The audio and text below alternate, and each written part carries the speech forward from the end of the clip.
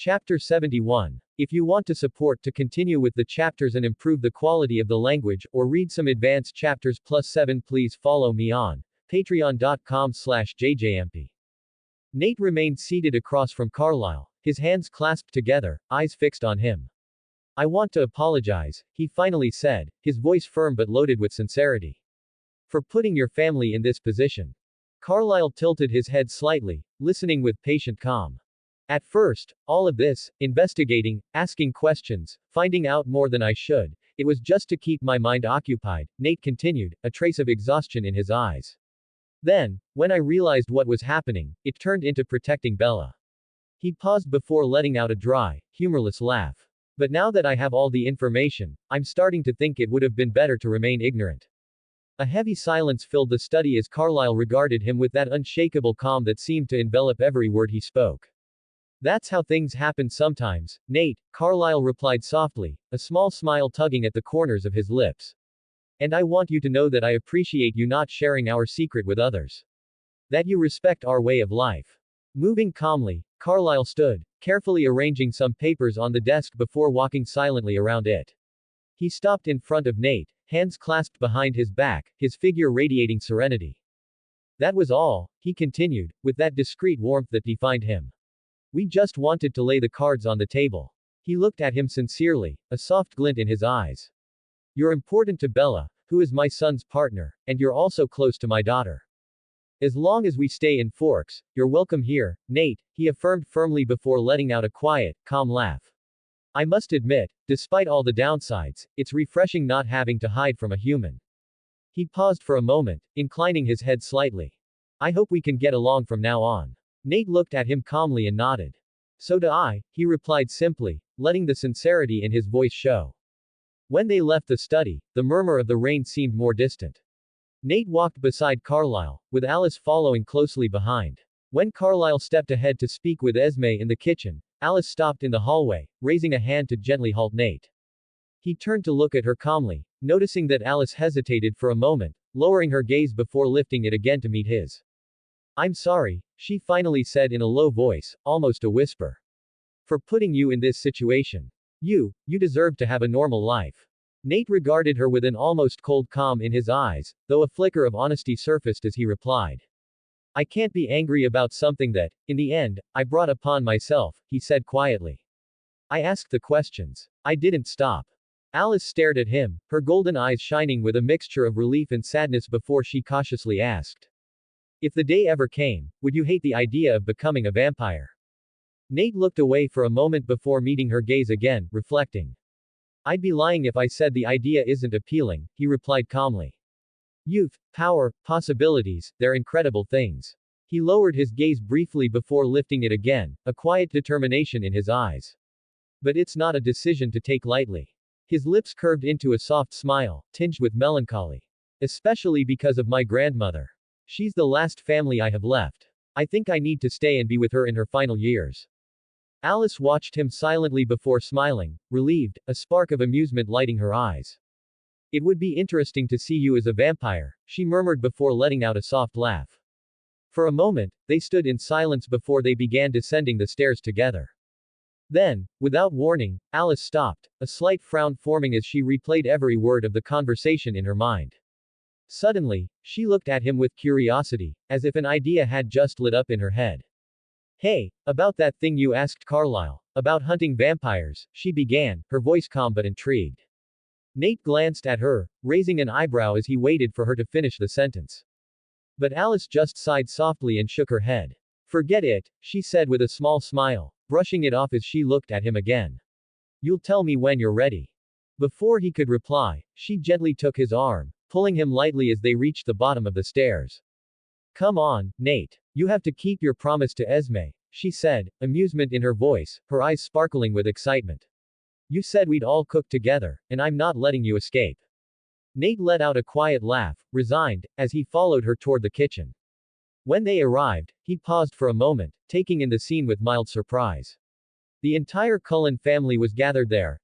Esme was arranging utensils with barely contained excitement while Carlyle watched her with a smile, On the other side, Emmett and Jasper were speaking in low voices. Rosalie gazed distractedly out the window, and Edward, arms crossed, observed calmly. Bella stood nearby, her hands folded, her eyes sparkling with anticipation. As soon as Esme saw him, her eyes lit up, and she approached with a warm smile, gently taking his arm. Come on, Nate. I need your help to refresh my memory on how to do this, she said humorously as she pulled him toward the counter, which was covered with fresh ingredients. Amid the activity, some of the Cullens watched him with curiosity, though with relaxed smiles. Even Rosalie, from her corner, raised an eyebrow, interested in the scene. Bella stepped forward with a smile, grabbing a knife decisively. I want to help, she announced, grabbing a carrot to start cutting it. Nate looked at her with a mix of amusement and alarm, raising an eyebrow.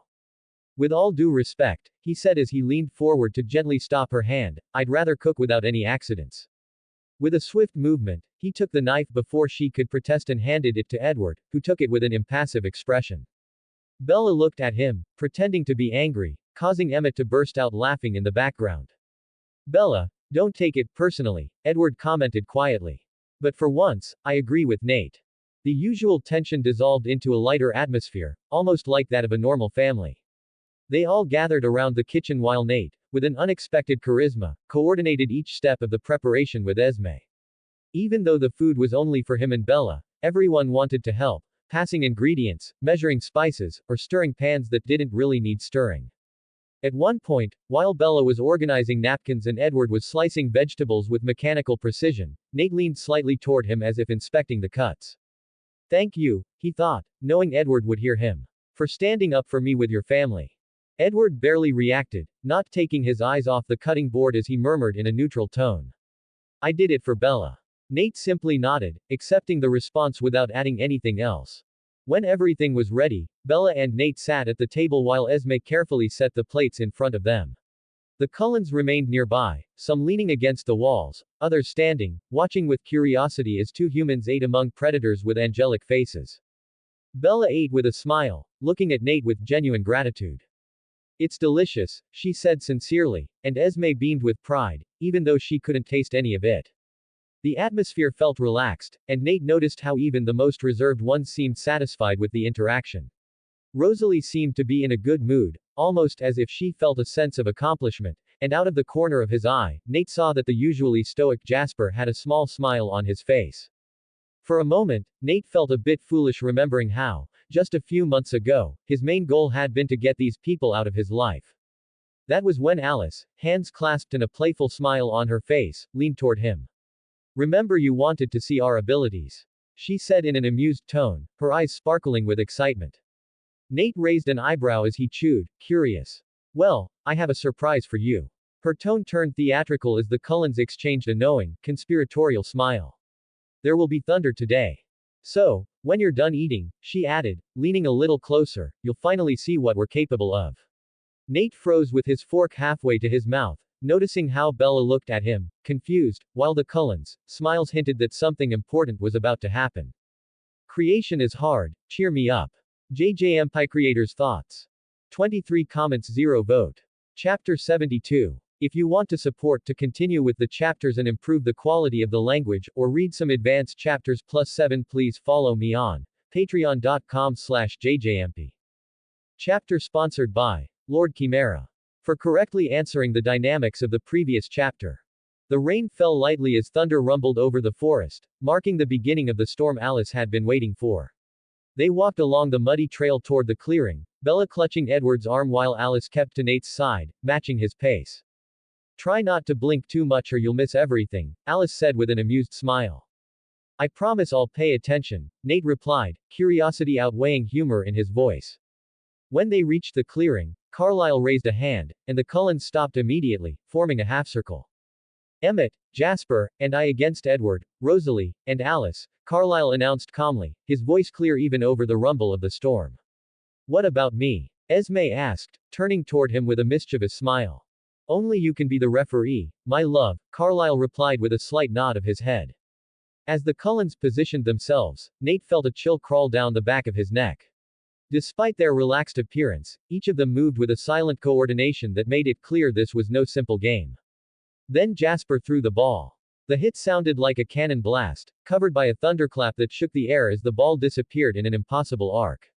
Nate blinked, trying to follow it, but all he saw was a blurred streak before Rosalie shot after it, moving so fast her feet barely seemed to touch the wet ground. Emmett let out a victorious yell as he ran between bases that didn't exist, Carlisle following with calm strides that didn't match the speed at which he crossed the field. Nate felt his throat dry as he watched, unable to fully track the Cullens' movements. He couldn't follow them with his eyes, he barely caught a glimpse before they were already in another part of the clearing. Yet with each play, he began to recognize patterns, the way Emmett tended to hit diagonally, how Rosalie moved forward on every throw, how Jasper tilted his shoulders just before a fast pitch. Little by little, Nate began to predict some of their movements. And here I thought baseball was kind of boring, he murmured to himself. Alice let out a soft laugh as she passed by him. Now you see why we need the storm, she said, returning to the game with renewed excitement. During one of Edward's turns, Nate saw the steel bat bend slightly at the moment of impact before the ball disappeared with a buzz that split the air. The hit was so brutal that the echo thudded in Nate's chest, blending with the crash of lightning. God, Nate exhaled, letting out an incredulous laugh as he shook his head. If they really wanted to, they could smash a house apart with that. The game continued for several minutes that felt like seconds to Nate. Though he still couldn't anticipate every trajectory, each time he watched, he noticed that precise dance between them, like pieces of a brutally efficient machine.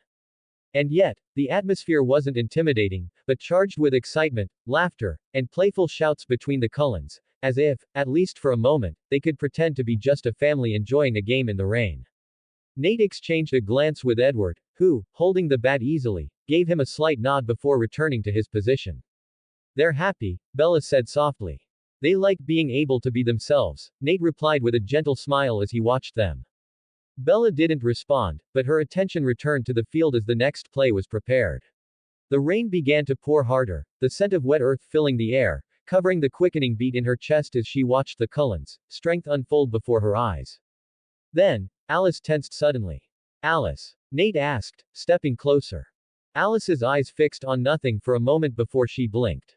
They're coming, she said calmly, clutching Nate's sleeve. Edward immediately turned toward her, his gaze hardening. The rest of the Cullens stopped, and silence fell over the clearing, broken only by the whisper of the rain and distant thunder. The wind shifted, bringing a metallic scent that Nate couldn't identify, but that made all the Cullens lift their heads in unison. Bella, standing close to Edward, looked up at him with wide eyes. What is it? Edward squeezed her hand gently. Don't move. The rain fell harder as the Cullens regrouped, forming a protective line in front of Bella and Nate. The clearing, lit intermittently by lightning, felt smaller, as if the forest were closing in around them. Nate noticed how Alice tensed, her hand gripping his arm as her eyes drifted into the future for a moment before returning. They're close, she said quietly. Then Nate saw them. 3 figures emerged from between the trees with silent steps, moving with an unsettling fluidity that reminded him of the Cullens but with something different, a rougher energy, a wilder aura, the scent of wet earth trailing behind them. The first was tall, dark-skinned, with braided hair down to his shoulders. His eyes scanned the clearing with feline calm as he walked barefoot over the wet grass. Though his clothes were intact, there was something predatory in the way he moved, like a hunter surveying territory. Beside him, a lean man advanced with elastic steps, dirty blonde hair falling in messy strands around a pale, sharp face. His eyes never stopped moving, analyzing every detail and breath, a crooked smile on his lips showing a hint of arrogance. Behind them, a woman moved with almost dancing steps, her bare feet leaving barely a trace in the mud. Her tangled, wet red hair clung to her face, and her eyes stayed fixed on the group with an intensity that sent a chill through Nate. His breath caught for a second. He had seen the Cullens move with speed and strength, but these vampires were different, wilder, rawer. Their bodies leaned forward with each step as if they were holding back an instinct ready to break free. The difference was clear, even to a human. Lightning lit up the clearing, revealing the wet shine in their eyes and the raindrops sliding down their pale skin. Without shoes, without the calm civility of the Cullens, each of them was a living reminder that, no matter how beautiful they were still predators. The thunder that followed rumbled in Nate's chest as he watched the Cullens shift carefully, closing the space between Bella and the threat without turning their backs. Nate swallowed, eyes fixed on the figures stopping a few meters away, sniffing, evaluating, each gaze carrying a different reaction. The first to step forward was the tall, dark-skinned vampire with the wet braids stuck to his shoulders. His eyes calmly scanned each Cullen before stopping, with a curious glint, on Nate. A calm smile spread across his lips as he raised a hand in a friendly gesture. "Sorry for the interruption," he said in a deep but surprisingly cordial voice that echoed softly over the rain. "I'm Laurent." He took another step into the clearing, and for a moment, Nate thought he was addressing him directly. Laurent inclined his head slightly, as if studying him with a mix of curiosity and respect, his red eyes scanning him carefully. "These are James and Victoria," he continued, turning his head slightly to indicate his companions. That was when Nate shifted his attention to the lean, blonde-haired vampire who remained a few steps back. There was a strange glint in his eyes as he looked at Alice, a spark of recognition, almost of challenge, before his gaze darkened and slowly moved toward Bella. The change was almost imperceptible, but Nate felt it in the air, like a cold current running down his spine. At that moment, a breeze lifted between the group, moving Bella's wet hair and carrying her scent with the wind. The blonde vampire tensed, his nostrils flaring as the crooked smile vanished from his face, replaced by a predatory, focused expression. His eyes, once intrigued by Alice, locked onto Bella with an intensity that made Nate's chest pound heavily. Edward's growl rumbled, low and deep, a warning that cut through the damp air of the clearing as he instantly positioned himself in front of Bella with a movement so quick Nate could barely track it. The Cullens reacted instantly, closing ranks around them, their stances firm as their gazes sharpened, their golden eyes flashing cold each time the lightning lit up the forest. Laurent raised both hands calmly, stepping back a couple of paces, with visible confusion in his eyes as he looked first at James and then at Carlyle, as if trying to diffuse the tension growing around them. The red-haired woman, Victoria, slid to stand beside the blonde vampire, her bare feet leaving faint prints in the mud. Her eyes locked onto the Cullens, her posture leaning forward, ready to strike if her companion did. Thunder crashed violently, lighting up the clearing with a flash that made the raindrops shine on the marble-like skin of the three vampires. For an instant, everything was silent, broken only by Nate's measured breathing as he forced himself to stay steady, analyzing every glance, every tension in their shoulders, every muscle vibrating with the promise of imminent conflict. Nate focused on the blonde vampire. He didn't seem nervous or uncomfortable. If anything, he looked excited. His pale eyes shifted between Bella and Edward with a predatory glint, as if he savored every drop of tension in the air, every heartbeat vibrating in the clearing under the rain. Then he spoke, with a lightness that sounded crueler than casual, his voice projecting effortlessly over the murmur of the storm. "Well, with 2 snacks, you could share one." Those words ignited something in Nate. For a moment, he didn't see a vampire in front of him, but the men in Port Angeles, those cowards who had tried to take advantage of Bella. He felt anger rise in his throat, cold and controlled, but firm. Edward reacted instantly, a low growl escaping him as he leaned forward, ready to spring. "No." Carlyle intervened, raising his hand, his calm barely trembling in his voice. Laurent, his hands still raised, stepped back, visible confusion on his face as he looked first at James and then at Carlyle, as if trying to stop the tension rising around them. Victoria also began to step back, each step measured, never turning her back on the group, her eyes shining, ready to pounce at the slightest change. But James didn't move. Nate noticed it. The way his stance shifted forward, the way his feet planted firmly in the mud, his gaze fixed on Edward and Bella, just a flicker of calculation in his eyes. He was preparing himself. Like an animal watching, choosing the exact moment to strike. A chill ran through Nate. This wasn't going to end here. He thought then, with intention, with force, hoping Edward would hear him. Provoke him. If he leaves now, he'll come back for Bella. I'm sure he's already planning it. Edward didn't take his eyes off James, but they flickered just slightly, finding Nate for an instant, and a spark of understanding crossed his gaze. James smiled, that crooked smile growing with the tension in the air, as he began to step back. Then another. His movements seemed almost relaxed, but Nate recognized the deception, the way his body stayed crouched, his gaze measuring angles, studying distances. Now, Nate thought again, firmly. They're at a disadvantage. One of them won't intervene. You have your whole family here. Thunder shook the air, vibrating in Nate's chest. And in that instant, Edward reacted. A flash in his eyes, like a spark igniting his whole body in a single heartbeat. With a low roar that cut through the rain's murmur, Edward lunged at James. I expect several power stones. 29 comments 0 vote. Chapter 73. If you want to support to continue with the chapters and improve the quality of the language, or read some advanced chapters +7, please follow me on patreon.com/jayjayempi. Edward's roar sliced through the murmur of the rain as he lunged at James. The impact was brutal, sending up an arc of water and mud as Edward slammed into James with all his strength. But James spun with unsettling agility, using Edward's own momentum to hurl him aside. Edward's body flew several meters before crashing to the ground with a dull thud, mud and stones scattering as he skidded to a stop. James smirked arrogantly, straightening as he shook the dirty blonde hair out of his eyes, which glowed with a dark fire. But he barely had a second to breathe before Jasper and Emmett charged in, their roars shaking the air.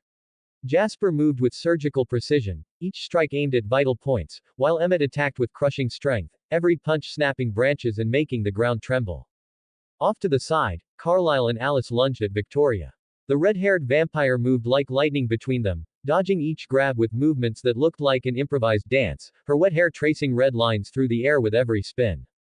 Laurent, eyes wide, watched the chaos for a second longer before slowly backing away.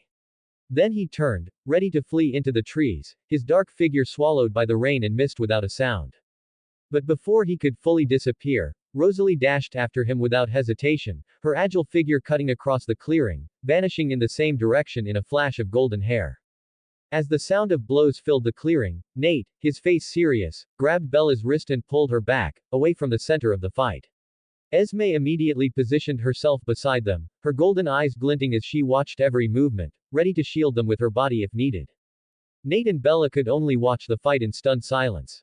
James blocked and dodged, but he could no longer do it with elegance. His movements grew more frantic as he retreated, his feet sinking into the mud with every blow he barely managed to deflect.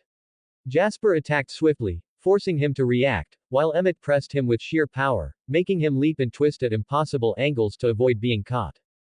A flash of lightning lit up the clearing, revealing James's face, no longer full of confidence, but tense. His eyes darted quickly, searching for an escape as he panted, his crooked grin twisting into a strained grimace. Edward rose from the mud with a growl, sludge dripping from his clothes as his golden eyes burned with fury. In a heartbeat, he launched himself back into the fight, joining Jasper and Emmett as they closed in on James completely. Now it was 3 against 1, and it showed. Jasper set the pace, anticipating James's every dodge, while Emmett threw punches that forced him back, and Edward moved like a whip, cutting off his escape routes. James kept blocking, his agility keeping him on his feet, but his reactions were starting to falter, his movements becoming increasingly desperate. Each flash of lightning illuminated the frustration and anger in his eyes as he realized he was seconds away from being taken down, overwhelmed by Emmett's brute strength and Jasper's lethal strategy. It was then that James understood he wasn't going to win. With a glint in his eyes, he barely turned his head, searching for Victoria in the chaos. A near imperceptible gesture, a quick hand signal. Victoria, who had been facing off against Carlisle and Alice in a constant dance of dodges, caught the message instantly. With a move that even surprised Alice, Victoria spun, launching herself off a fallen log to change direction. She landed crouched in the rain, digging her hand into the mud and throwing up a cloud of dirt and water that covered Jasper and Emmett for an instant. That single moment of distraction was enough. James pushed back with a growl, narrowly dodging Edward's grasp before bolting toward the forest, disappearing into the mist with desperate speed. Emmett and Jasper roared and took off after him, vanishing into the thicket in pursuit. Edward and Alice immediately turned toward Victoria, blocking her escape, their stances tense and ready to capture her. Carlisle positioned himself behind her, waiting for the right moment to intervene. Victoria smirked with a mocking glint, dodging with movements that seemed purely improvised, each spin and leap an instinctive reaction. Nate, watching closely, noticed how she reacted with surprise to certain feints, her body shifting before her eyes even registered the threat. He couldn't see every blow or dodge, but he began recognizing patterns, the way her shoulders tilted before a spin, how her feet planted before launching in a direction. For an instant, Edward glanced slightly at Nate, his brow furrowed in concentration. At that exact moment, Edward turned his body, throwing a punch at an empty space, that stopped being empty when Victoria instinctively dodged right into it. The punch connected hard, sending her flying back with a crash that echoed through the clearing. Victoria got up immediately, eyes wide and fury flashing across her face. For a second, fear flickered in her expression. Then, with a low growl and eyes locked on Edward, She turned and shot into the forest after James, her red figure vanishing among the trees and mist. Edward and Alice sped after her, leaving only the echo of their departure in the electricity-charged air. For a moment, everything fell silent, broken only by Nate's heavy breathing as he kept Bella behind him. Carlyle stepped forward, taking his wife's hand with a worried expression, his eyes scanning the clearing to ensure everyone was safe. His gaze rested on Bella, then on Nate, before he nodded calmly, though his face remained tense and alert. Bella slipped out of Nate's grasp the moment the tension eased, her eyes scanning the forest desperately. Is Edward okay? She asked, her voice breaking with worry as she looked at Nate, waiting for an answer. Carlyle took a deep breath before nodding, his eyes fixed on the spot where Edward had disappeared into the rain. He's with his brothers. They look out for each other. Bella pressed her lips together, her hands trembling as Esme wrapped an arm around her shoulders in a comforting gesture, keeping her watchful gaze on the forest. A moment later, the sound of quick footsteps broke through the rain's murmur, and Edward emerged from the forest with Alice at his side. They both stopped as they reached the clearing, their clothes stained with mud, raindrops sliding down their stone-like faces. Edward walked straight to Bella, his expression hardened, eyes still burning with the fury of the fight. Without thinking, Bella threw herself into his arms, hugging him desperately as the rain soaked her hair. Edward looked down at her, closing his eyes as he wrapped his arms around her, his chest rising and falling with tense breaths. This is all my fault, he murmured, barely audible, his lips brushing against Bella's wet hair. Bella pulled back just enough to look into his eyes. Don't say that.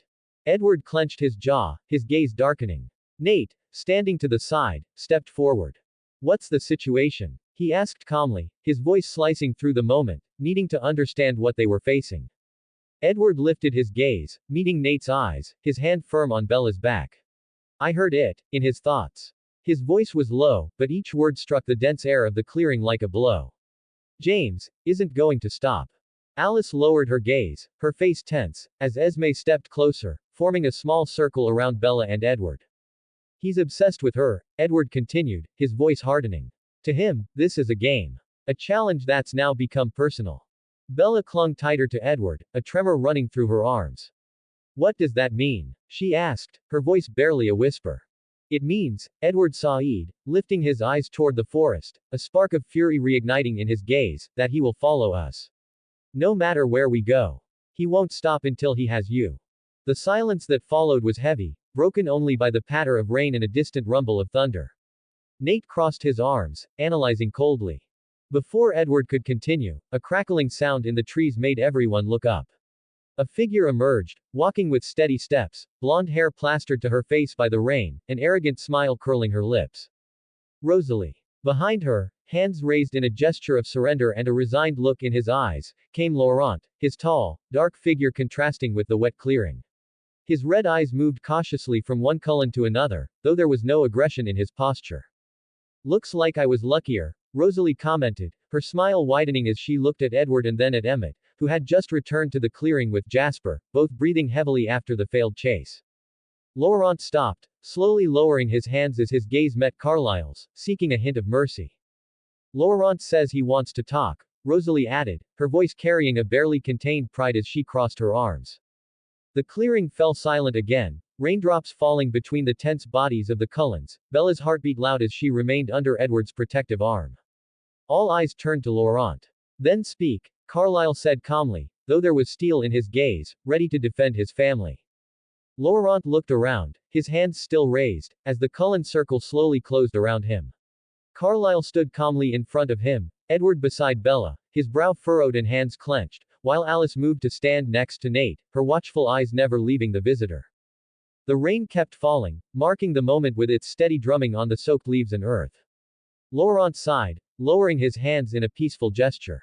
James will not stop, he began in a deep voice, his red eyes sweeping over each Cullen. He's a hunter, when he chooses prey, there is no reason or plea that will convince him otherwise. He is relentless. Bella trembled, her fingers gripping Edward's sleeve, while Nate kept his eyes fixed on Laurent, evaluating him. And Victoria? Carlyle asked calmly, though his posture remained firm. Laurent turned his head slightly, letting the rain slide down his face. Victoria is more loyal to James than you can imagine. She's not as violent, but her cunning makes up for what she lacks in strength, and she's nearly impossible to catch. She's persistent, and if James wants something, she will help him get it. Nate frowned before speaking up. Why didn't you keep running? You could have escaped. Laurent turned to him, a resigned smile on his lips as he ran a hand through his wet hair. Rosalie is faster than she looks. He glanced at Rosalie, who raised an eyebrow with a cold smile. Besides, being honest here seemed more convenient. I didn't help James in the fight, so when he's done with, his gaze slid toward Bella. The girl, he'll come for me too. He doesn't forgive what he sees as betrayal. A heavy silence followed, broken only by distant thunder. Bella froze, the color draining from her face as Edward clenched his jaw in fury, lowering his eyes to hide the desperation within them. Nate stepped away from the group, frowning as he processed each of Laurent's words, mentally analyzing escape routes and possibilities, feeling the weight of every passing second. Laurent, oblivious to the tension, turned to Carlyle, sudden curiosity in his red eyes. Your family, your lifestyle is interesting, he commented, inclining his head respectfully. I've never seen a coven so organized, so integrated with humans. How did you manage it? Carlyle nodded calmly. We feed on animals. It's not enough to fully quench the thirst, but it's enough to lessen it. It has taken years of discipline, but it's possible. Laurent raised an intrigued eyebrow. And there are others like you. In Alaska, Carlyle replied, a hopeful light in his eyes. The Denali are friends. They share our way of life. If you truly seek a change. Laurent lowered his gaze, thoughtful, before sighing. Maybe, I'll consider it. He turned, ready to leave, but before taking a step, his eyes lingered on Nate, a curious glint in his red eyes. And you, Laurent said, his tone lighter, are you planning to become one of us? Silence fell over the clearing like a hammer, even Bella, trapped in her own shock, looking up at Nate, while Alice turned with a flash of surprise and tension in her eyes. Nate raised an eyebrow, his gaze fixed on Laurent, not answering, letting the silence speak for him. Laurent smiled, flashing his white fangs for a brief moment. If you wish, I could help you with that. The tension grew so thick it could be felt in every raindrop that fell. Alice frowned, her gaze shifting from Laurent to Nate, while Rosalie let out a dry chuckle, crossing her arms. Nate tilted his head slightly, analyzing Laurent's every move. There was no malice, only an intent to ingratiate himself, to appear cooperative. What unsettled Nate wasn't the offer itself, but the sense that Laurent was trying to curry favor with him. I appreciate the offer, Nate replied neutrally, but it won't be necessary for now. Laurent shrugged indifferently, though his smile remained. The offer stands. With one last glance at Carlyle, Laurent turned and walked into the forest with silent steps until his figure vanished into the rain and mist. The group fell silent for a moment. Bella, breathing heavily, snapped out of her shock, looking at Edward in desperation. What are we going to do? Edward opened his mouth to reply, but at that moment, Alice lifted a hand to her temple, her eyes going glassy and distant. Alice, Nate murmured, stepping closer. Alice blinked, water running down her face, before looking directly at Edward, her voice so low it seemed to break the air. James is headed to the Swan house. Thunder rumbled, shattering the silence with a roar, as fear painted itself across Bella's eyes. Creation is hard, cheer me up. Jayjayempi creators' thoughts. 43 comments 0 vote. Chapter 74. If you want to support to continue with the chapters and improve the quality of the language, or read some advanced chapters +7, please follow me on patreon.com/jjmp. Take me home. Bella screamed, drenched, her eyes wide with panic as she clung to Edward's arm. Edward, please, take me home now. No. Edward's voice came out firm, though the tension in his jaw betrayed his internal struggle. Bella, I can't. Charlie's there. She shrieked, her voice cracking as water streamed down her face, mixing with tears she couldn't control. If James goes to my house, Charlie will be in danger. Edward, please. Edward shut his eyes tightly, his hands trembling as his breathing quickened, desperation flashing across his face as he saw her pleading. Take me. Bella screamed again, her voice echoing through the clearing as the rain kept falling, heavy like a heartbeat. Nate stepped forward, his face serious, his gaze cold, cutting through the moment. Alice, he said calmly, not looking at Bella, did you see Charlie in your vision? Alice, frowning, shook her head as raindrops slid down her dark hair. No, I only saw James. He was at Bella's house, searching every room, but I didn't see Charlie. Bella turned to her, her trembling hands reaching out toward Edward, begging. That doesn't mean he won't come back. Charlie could return at any moment, Edward.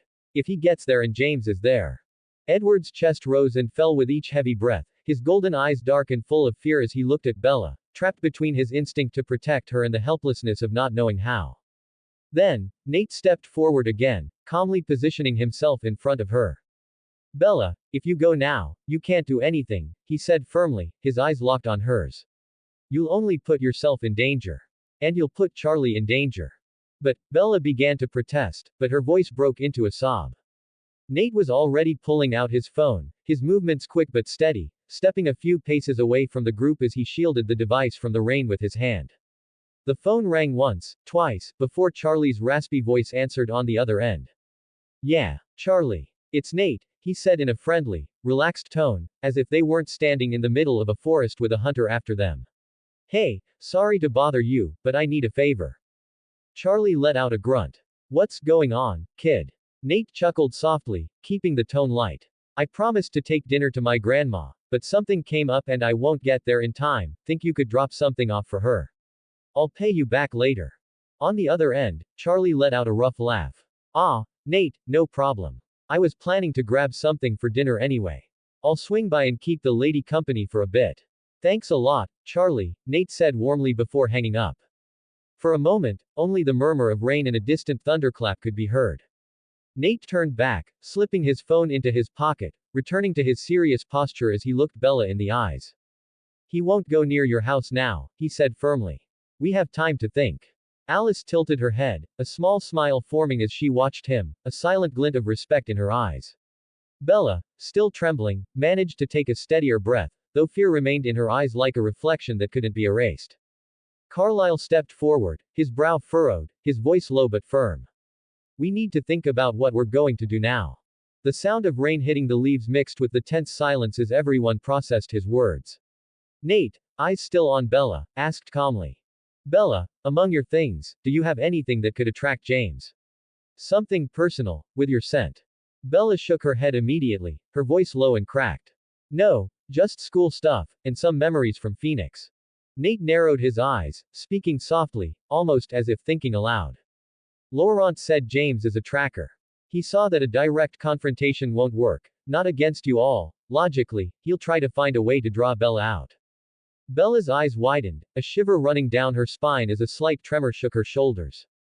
You think he'll go after my dad? Edward, brow furrowed and jaw clenched, crossed his arms as he thought. The most practical move would be to go after Charlie. It's the quickest way to force you to give yourself up, Bella. His gaze hardened. But staying in town would be dangerous for James, we know the terrain better. We'd find him before he could do anything. Nate nodded, eyes fixed on the ground.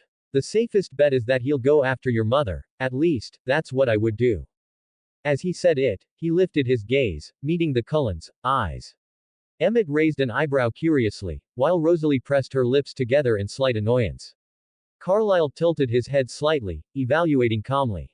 Bella hugged herself, panic returning to her eyes. My mom, she's in Jacksonville. He wouldn't know how to find her, would he?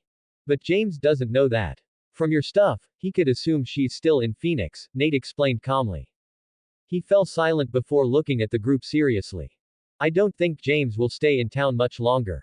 He must think you're tracking him.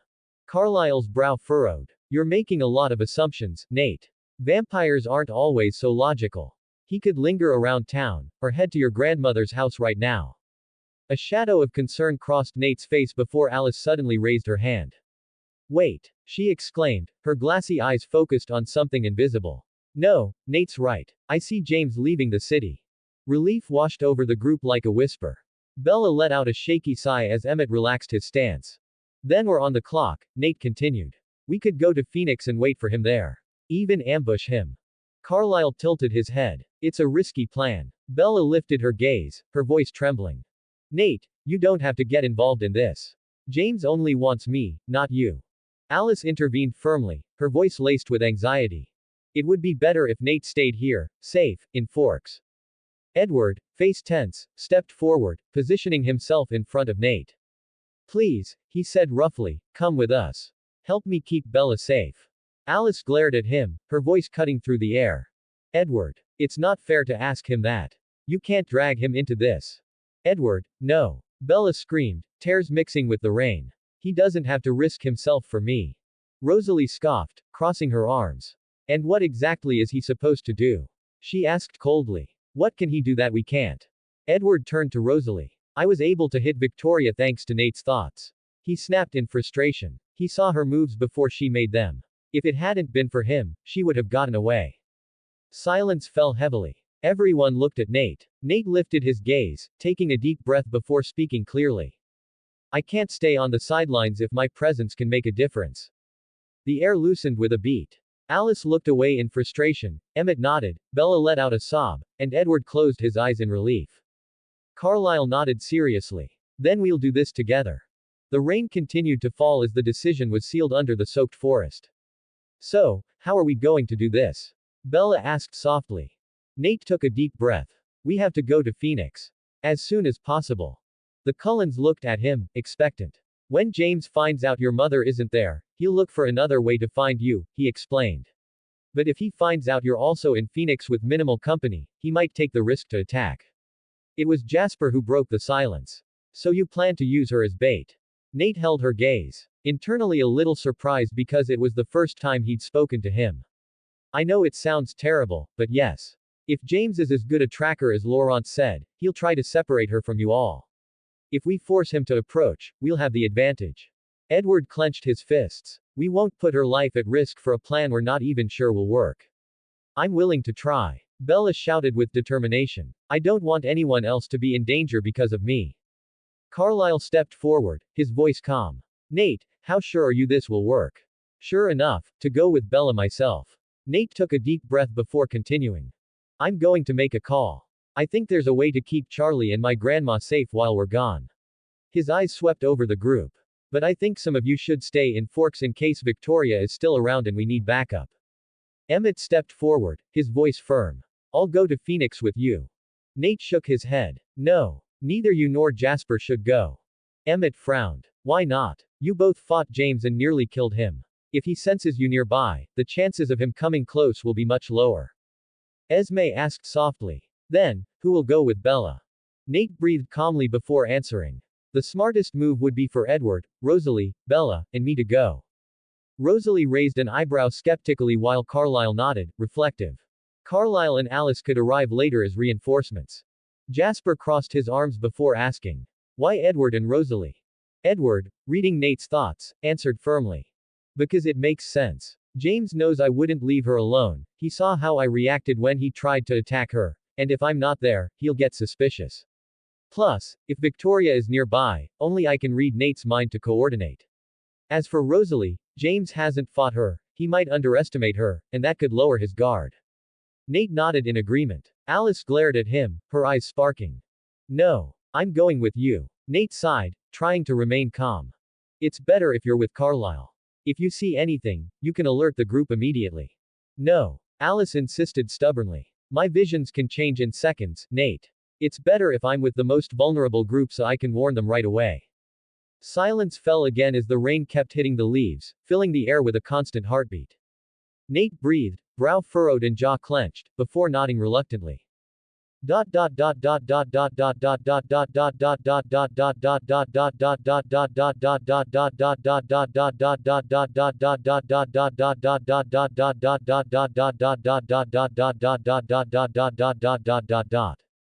Bella stared out the backseat window, her hands trembling in her lap as Nate's car moved along the wet road.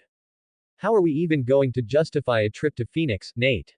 She asked in a low, anxious voice. It's Saturday night. There's no way we can leave without Charlie or your grandma getting suspicious. Nate, one hand steady on the wheel, glanced at Bella before returning his eyes to the road. We'll have to lie, Bella. I don't think James will wait long if he senses an opportunity. Besides, if we need to stay longer, we can always say we missed a flight or something. Bella shook her head, frustration creeping into her voice. Charlie will never agree to let me leave just like that. She sighed with resignation. If your lie doesn't convince him, he'll put himself and the Cullens' secret at risk. Nate let out a short sigh, his gaze hardening as his fingers drummed lightly on the steering wheel. Leave it to me. I'll do the talking. You all just need to pretend to be happy. Bella swallowed, glancing at Edward, who squeezed her hand gently, trying to calm her. Alice, sitting in the front passenger seat, kept her eyes fixed ahead, hands clasped in silence. When they arrived at Nate's house, they saw the lights on and Charlie's patrol car parked by the curb, glistening under the rain. The group paused for a moment before going inside, tension hanging between them like a cold mist. Nate took a deep breath, forcing a smile as he turned to them. Just follow my lead, okay? He took Alice's hand, intertwining his fingers with hers naturally. Alice gave him a calm smile, understanding the role she needed to play. Edward draped an arm around Bella's shoulders as they walked behind them, maintaining a polite smile while Bella, stomach twisted in knots, tried to force a smile of her own, but she knew she was a terrible actress. The door creaked softly as Nate turned the knob, and the smell of warm soup and coffee filled the air. Inside, they saw Charlie sitting at the table with a mug in hand, chatting with Nate's grandmother, who was quietly knitting. Both looked up when the group entered. Charlie's eyes landed on Bella first, then Edward, and finally on Nate and Alice's intertwined hands, raising an eyebrow with caution. Nate's grandmother squinted, setting down her needles as she leaned forward with curiosity. It didn't take her long to approach the young people, poorly hiding her curiosity, tilting her head as she took a closer look at Alice. Then, with a quick motion, she leaned toward Bella, whispering with a mischievous glint in her eyes. Is this the girl you mentioned? Bella, her heart pounding in her throat, forced a clumsy nod with a shaky smile. The grandmother moved closer to Alice, looking her up and down with almost ceremonial seriousness, as if inspecting every inch. Alice held her gaze with elegance, offering a small, polite smile. Good evening, Mrs. Winter. My name is Alice Cullen. It's a pleasure to meet you. Her voice was soft, controlled. The grandmother nodded slowly before turning to Nate with a cunning smile. She's pretty and polite, huh? No wonder you never talked about girls, boy, if your standards were this high. Nate let out a small laugh, though his pulse pounded in his temples. Please don't overwhelm her, Grandma, we're just starting to date. The grandmother burst into delighted laughter while Alice dipped her head in a graceful nod, playing along discreetly. Meanwhile, Charlie set his mug down and stood up calmly, though his eyes watched every move of the young people carefully. Crossing his arms, he shot a quick glance at Edward and then at Bella. Seems like Dr. Cullen's a lucky man if he managed to get his kids to date my Bella and now Nate too. Nate seized the moment naturally, raising an eyebrow with humor. He's actually quite pleased. Alice took me to meet him today. Edward, catching on immediately, added with a polite smile while reading Nate's thoughts. Actually, we came to talk to you to ask for your permission, Mr. Swan. You see, my father bought a beautiful painting in Phoenix and planned to take a flight to pick it up and spend a day there with my mother, but when he found out Alice and I are dating, and that Bella is from Phoenix, he offered to pay for our tickets so we could pick it up and spend a day there. Charlie raised an eyebrow, frowning with that familiar suspicious cop expression. A Saturday night, with school on Monday. Bella, her voice trembling, forced herself to speak, swallowing before she did. Yeah, it's just, I mentioned I live there, and, I still have the house key. I thought I could grab a few things I left behind. Charlie rubbed his chin, looking at Bella with concern. I don't know, Bells, sounds too sudden. It's late, and I don't like the idea of you traveling just like that. Nate raised his hands in a conciliatory gesture, his tone firm but friendly. Don't worry, Charlie. Alice and I are going too. The boys and girls will have separate rooms, and if I see Edward trying to cross the line with Bella, I'll put him in his place. Edward let out a brief, polite laugh, though internally, everyone felt the tension. Charlie's frown deepened as he turned his gaze to Bella. You know I trust you, Nate, to look after Bella, but I still think this is a bad idea. It was then that Nate's grandmother stepped in, her broad smile and sparkling eyes warm as she placed a hand on Charlie's arm. Oh, come on, Charlie, don't you remember what it's like to be young and in love? They're good kids, and my Nathaniel will take care of your daughter, you can be sure of that. Even Dr. Cullen is okay with letting his daughter go. You have to admit, this town can be a bit stifling for young people. For a moment, a spark of memory crossed Charlie's eyes, his posture relaxing slightly, as if for a second he saw himself in Edward and Nate's shoes. Charlie let out a long sigh, dropping his gaze to the floor as he ran a hand through his hair in exhaustion. I don't like this, he muttered before looking up at Bella with that mix of concerned father and suspicious cop in his frown. But I know that if I say no, you'll be mad at me for days. Bella forced a trembling smile, her stomach twisting, as Edward gently squeezed her shoulder in reassurance. Charlie took a deep breath. All right, You can go, but, he pointed a firm finger at Bella, you're going to call me the moment you get there, and again when you're about to leave. I don't care if it's late, I want to know you're okay. Bella nodded quickly, her eyes tearing up as she managed a nervous smile. Yes, Dad, I promise. And all of you, he glanced at Edward, Alice, and Nate with a warning look, have to promise you'll bring her back by tomorrow night at the latest. Bella has school on Monday, and I don't want her to miss it. I promise, Mr. Swan, Edward said calmly. We promise, Alice added with a soft smile. Nate nodded seriously. You can count on it, Charlie. Charlie exhaled, his shoulders dropping as his gaze softened slightly while looking at Bella. Then he looked at Nate with resignation. I trust you, kid. Thank you, Charlie. Nate gave him a small smile before turning toward the stairs. I'm going to run up and grab some clothes real quick. Won't be long. Charlie sat back down, muttering a soft, kids, under his breath while Nate's grandmother patted his shoulder with an amused smile. Bella let out a breath of relief, her smile still trembling as Edward gently caressed her hand. Alice, standing beside Bella, glanced uncertainly toward Nate as he climbed the stairs, debating whether she should follow him or not. Creation is hard, cheer me up. Jayjayempi creators thoughts. 48 comments 0 vote. Chapter 75. If you want to support to continue with the chapters and improve the quality of the language, or read some advanced chapters +7, please follow me on patreon.com/jjmp. Nate opened his bedroom door and, the moment he closed it behind him, let out the breath he'd been holding. He slipped off his jacket, tossed it onto the bed, and walked over to his closet, pulling out a somewhat worn black backpack. He unzipped it on the bed and began stuffing in t-shirts, a couple of pairs of jeans, and some underwear, moving quickly but methodically. As he searched for a charger and rummaged through his drawers, he heard the soft creak of the door. He looked up just as Alice stepped inside, her small silhouette framed by the hallway light. Alice's lips were pressed into a tight line, a rare frown on her face. She closed the door behind her and walked forward slowly, as if weighing each step. Nate, she said quietly, her golden eyes locking onto his. Is it really necessary for you to go? Nate sighed, dropping a pair of socks into the backpack before turning to face her, bracing his hands on the bed. I know physically I'll just be in the way, Alice, he said bluntly. But I trust what I can think. I'm not letting you all risk everything without me there. My mind is the best thing I've got, and I want to be where I can use it. Alice nodded, though her eyes remained sad. She lowered her gaze, fidgeting with her fingers, uncomfortable. Nate let out another breath, stepped closer, and gently took her hand in his.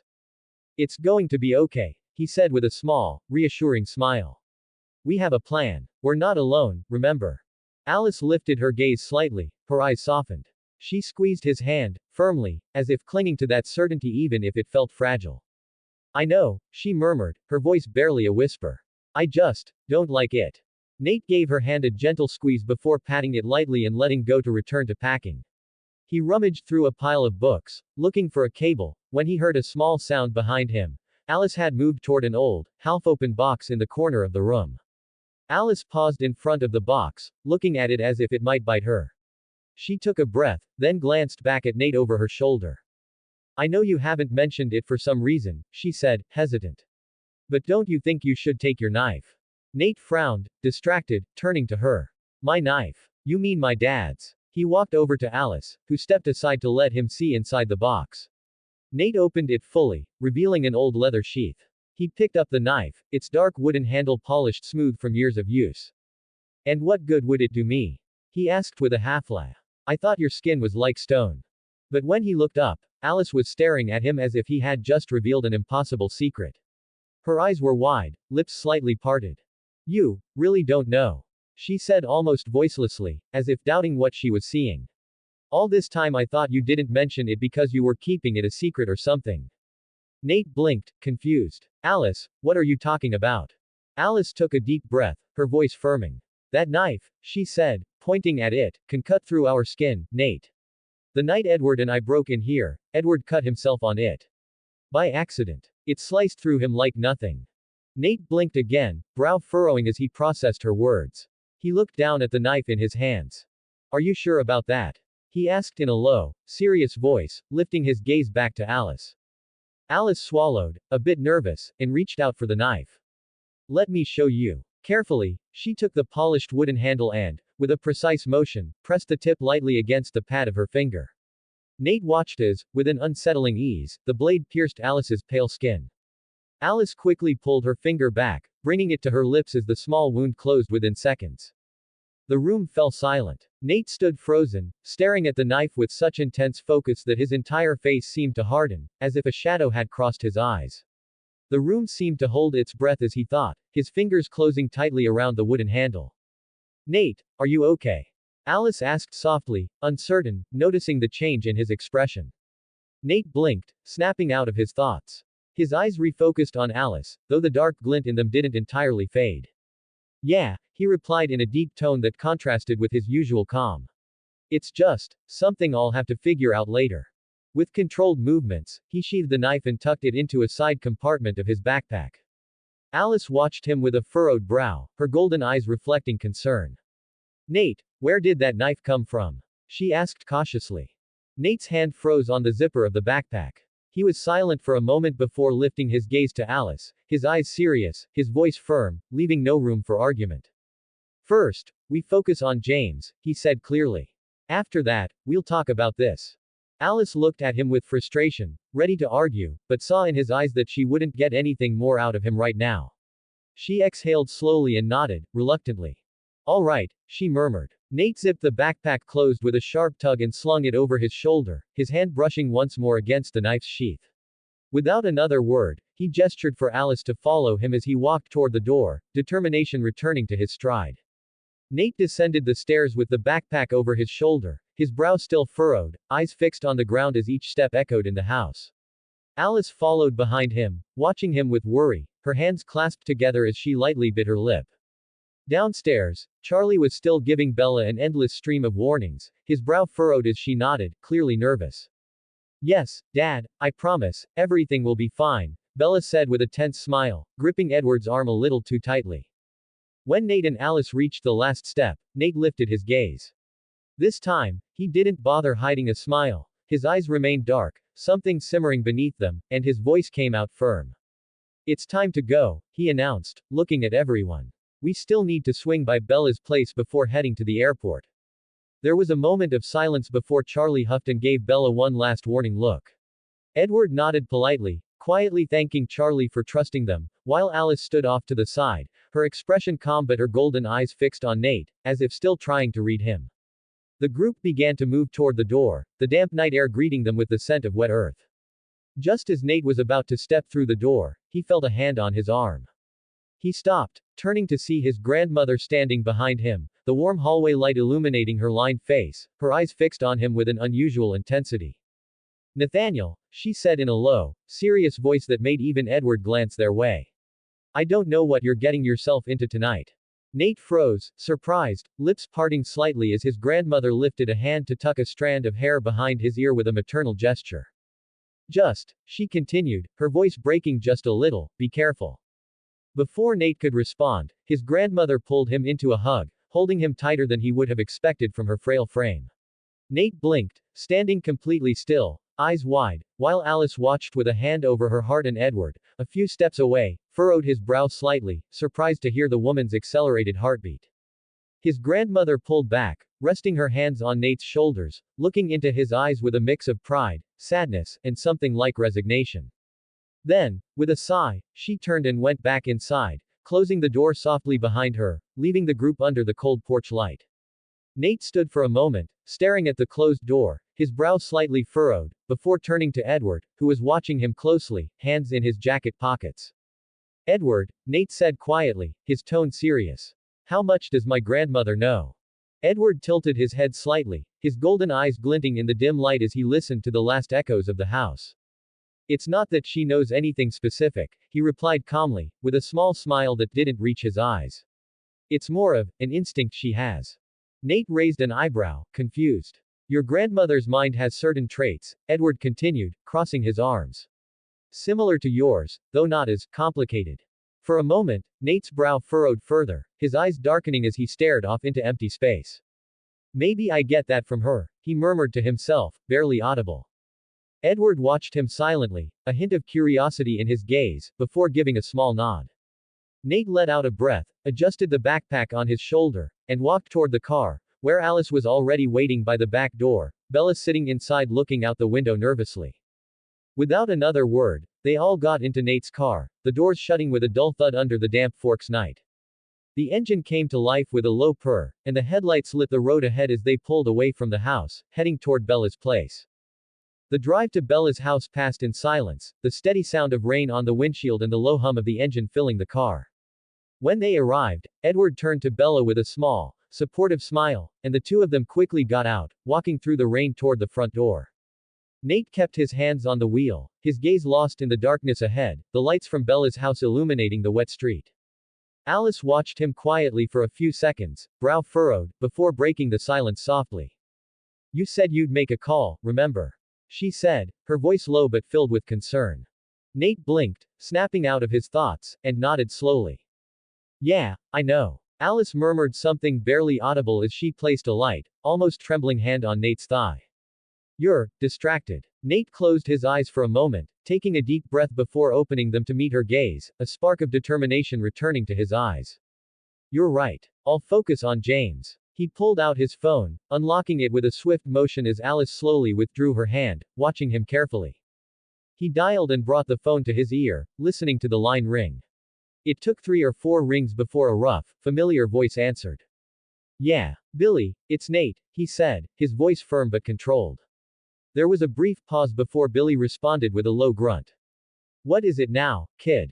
Nate glanced out the window, seeing glimpses of Edward and Bella moving behind the curtains. "I can't explain everything right now, but there are 2 cold ones sniffing around Forks," Nate continued in a low tone, choosing his words carefully. "I don't want to alarm you, but my grandma and Charlie might be in their sights." Billy let out a heavy snort on the line, the sound of an old TV playing in the background. "And what the hell am I supposed to do with that, Nate?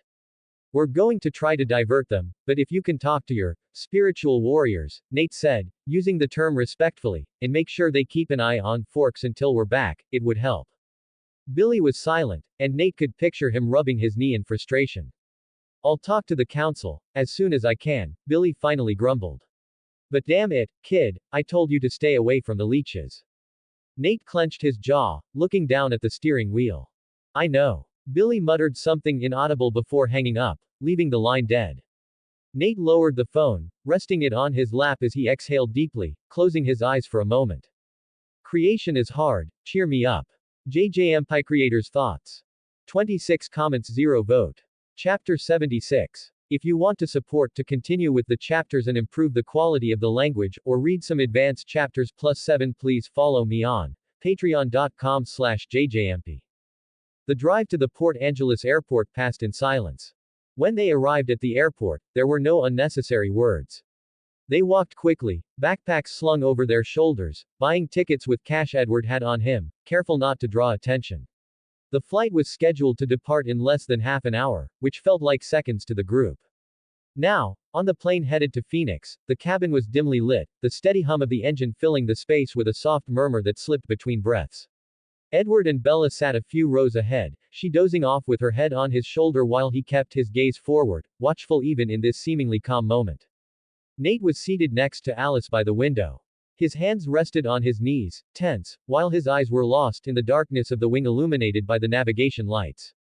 For a moment, Alice watched him, her legs crossed, hands resting on her lap. Her golden eyes moved carefully, reading every micro-expression on Nate's face, every line of worry marking his brow.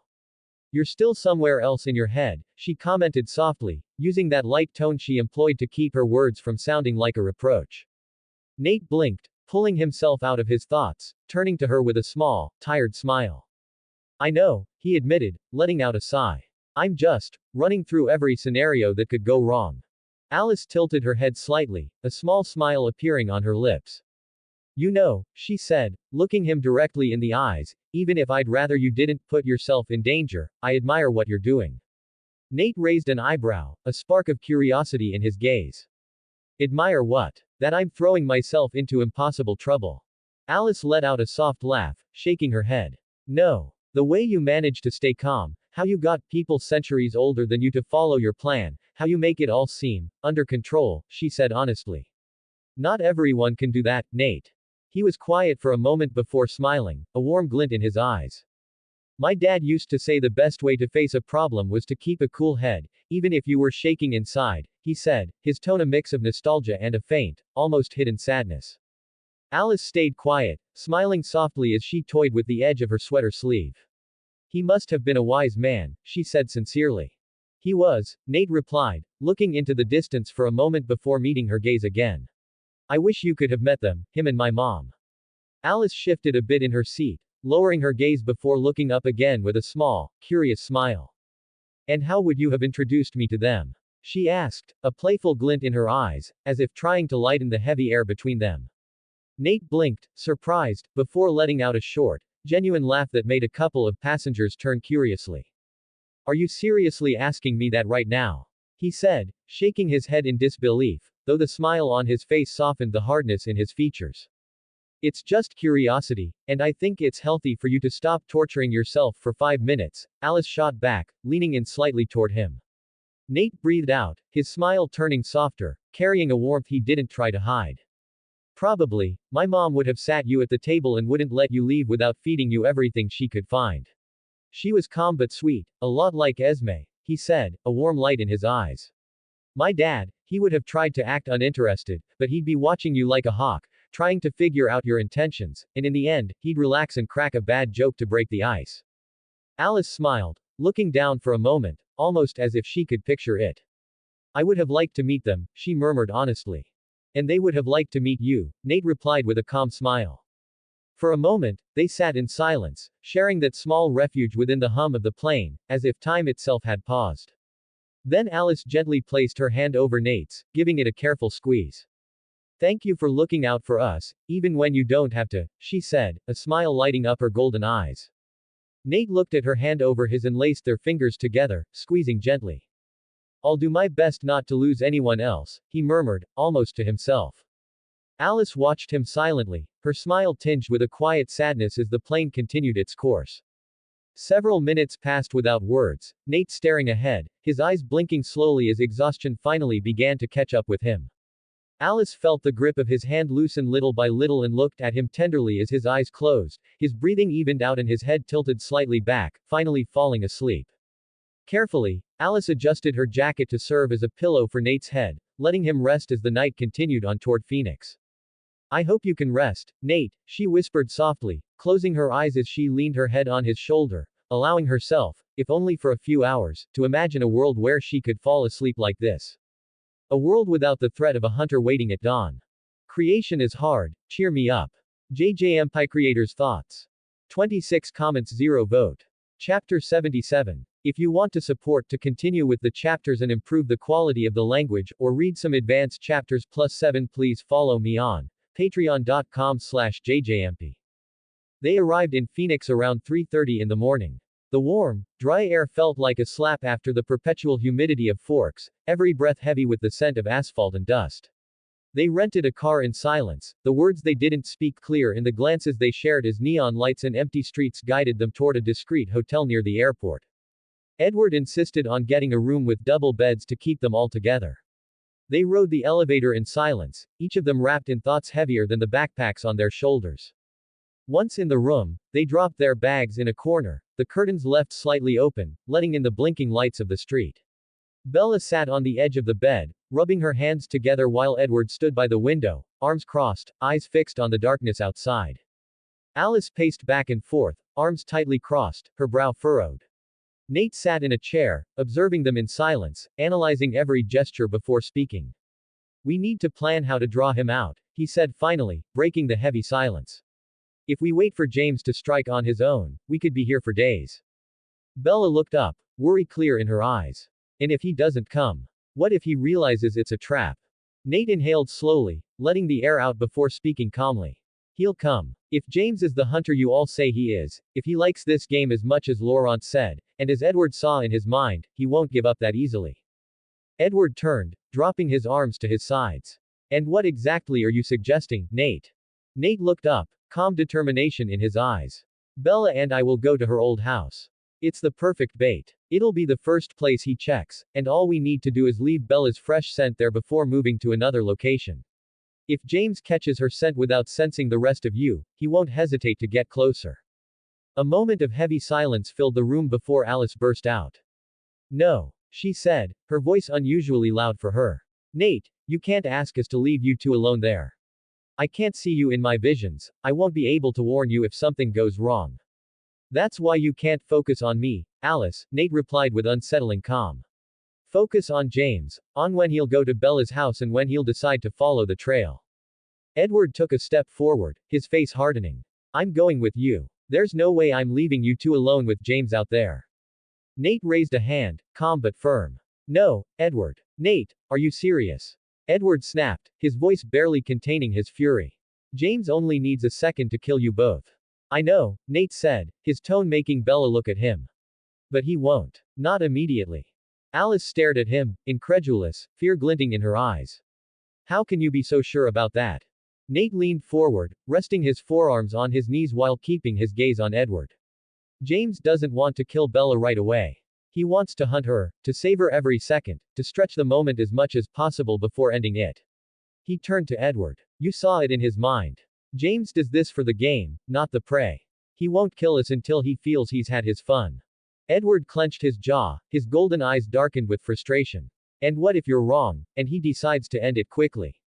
If I'm wrong, Nate replied, his voice deep but calm, then we'll have to trust that you'll get there in time. Alice shook her head, breathing unevenly. This is insane. Nate stood up and approached Alice. Alice, if we don't do this, James will stay hidden, waiting, or he'll get tired and go back to Forks, putting Charlie, my grandma, or even Bella's mom at risk. If we don't force his hand here, he'll keep the advantage. This is our best chance to ambush him. Edward clenched his fists. I'm not staying far from Bella's house. I need to be able to get there quickly.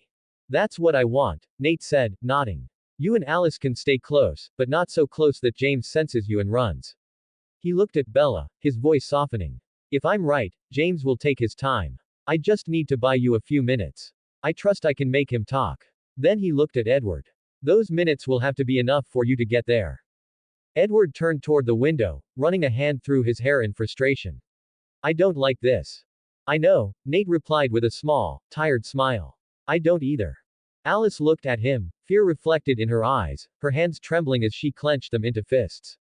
You have to promise me that everything will be okay, Nate. I promise, he said with surprising calm. Trust me. Just like I trust you to get there in time. Bella took a deep breath, moving to stand next to Nate.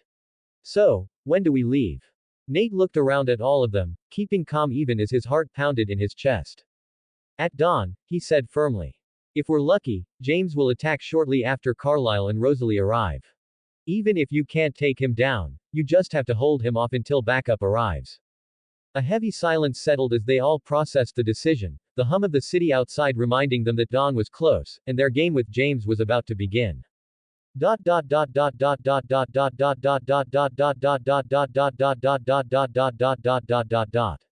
Nate and Bella barely slept for a few hours. When the sun began to tint the Phoenix streets orange, the room filled with the soft light that marked the start of their plan. They prepared in silence, checking their backpacks one last time to ensure nothing was left behind. Bella tied her hair back with trembling hands, taking a deep breath before turning to Edward. He looked at her with a mix of pain and determination in his golden eyes. He took her hands, pulling her closer as he brushed her cheek with his thumb. Please, be careful, Edward murmured, leaning down to press his forehead to hers. I will, Bella replied, her voice cracking a little before she met his eyes. I love you, Edward sighed before leaning in and kissing her, a slow kiss filled with promises and fears neither of them dared to name. Standing by the door, Nate looked away out of respect, though the tension in his jaw made it clear he felt the urgency of the time ticking away. As Bella and Edward sighed their goodbye, Nate walked over to Alice, who had stayed in the corner, hugging herself as she watched the scene silently. Remember, Alice, Nate said firmly, lowering his voice so only she could hear, this entire plan depends on you and your gift. You need to keep track of everyone's timing. Even if Carlisle and Rosalie arrive before James, remind them to stay at the airport, blending their scent with the crowd, so they don't scare him off. Alice looked up at him, her golden eyes reflecting uncertainty, but she nodded. Okay. I'll try to focus on the visions and keep them clear. She took a deep breath before adding, a hint of vulnerability in her voice, I promise we'll get there in time. Nate held her gaze, analyzing every flicker of emotion before nodding seriously. I believe you, he said, taking her hand gently and giving it a reassuring squeeze. Alice glanced toward Bella and Edward, who were holding hands once more before parting, then back at Nate, as if she wanted to say something else. For a second, her mouth opened, but Nate gave her a small, tired yet genuine smile. Anything we need to talk about, he murmured, can wait until we deal with this first. Alice let out a short, ironic laugh, shaking her head slightly. I wish I had your confidence, Nate. I'll lend you some for now, he replied softly, not letting go of her hand until he saw a small smile forming on her lips. Alice took a deep breath and nodded, letting her hand slip away slowly, as if reluctant to let go. Nate turned to Bella. Ready. Bella slipped her backpack over her shoulders, glancing at Edward once more before nodding firmly. Ready. Edward brushed Bella's hand one last time, his expression rigid as his eyes shone with the fear of losing her. Nate and Bella exchanged a final look with Alice and Edward before stepping out the door, the click of the lock echoing in the room as a reminder of the imminent danger. They went down to the hotel lobby and walked toward the rented car under the morning Phoenix sun, rising in a clear blue sky so different from Forks that it felt like another world.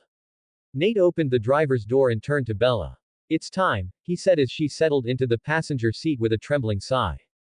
Following Bella's directions, they drove through the quiet Phoenix streets until they reached her old house, a modest structure with slightly worn paint but a front yard still cared for, with a few flowers resisting the dry heat. Bella paused on the sidewalk, looking at the house with a small, nostalgia-filled smile.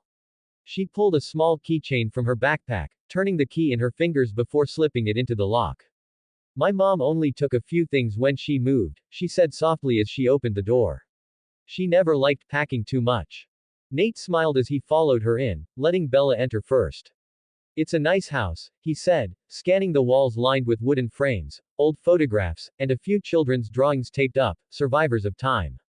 Bella walked slowly through the living room, brushing her fingertips along the back of a chair, her eyes tracing each corner as if memorizing it one last time. Nate watched her in silence, letting her have that moment before clearing his throat softly. Bella, we need you to leave something with your scent, but subtly. Something James can find, but that looks natural. She blinked, pulling herself out of her thoughts. She reached up to her hair, pulling out the tie holding it in a loose ponytail. She looked at it for a second before setting it down on the mantel next to a picture frame. This will do, she said. Perfect, Nate nodded. Something else with your scent will help strengthen the trail. Bella nodded with a small blink, taking off the jacket she wore. She held it for a second in her hands, taking a deep breath before rubbing it against the couch cushions, the backrest, and a few pillows, leaving her scent on every surface.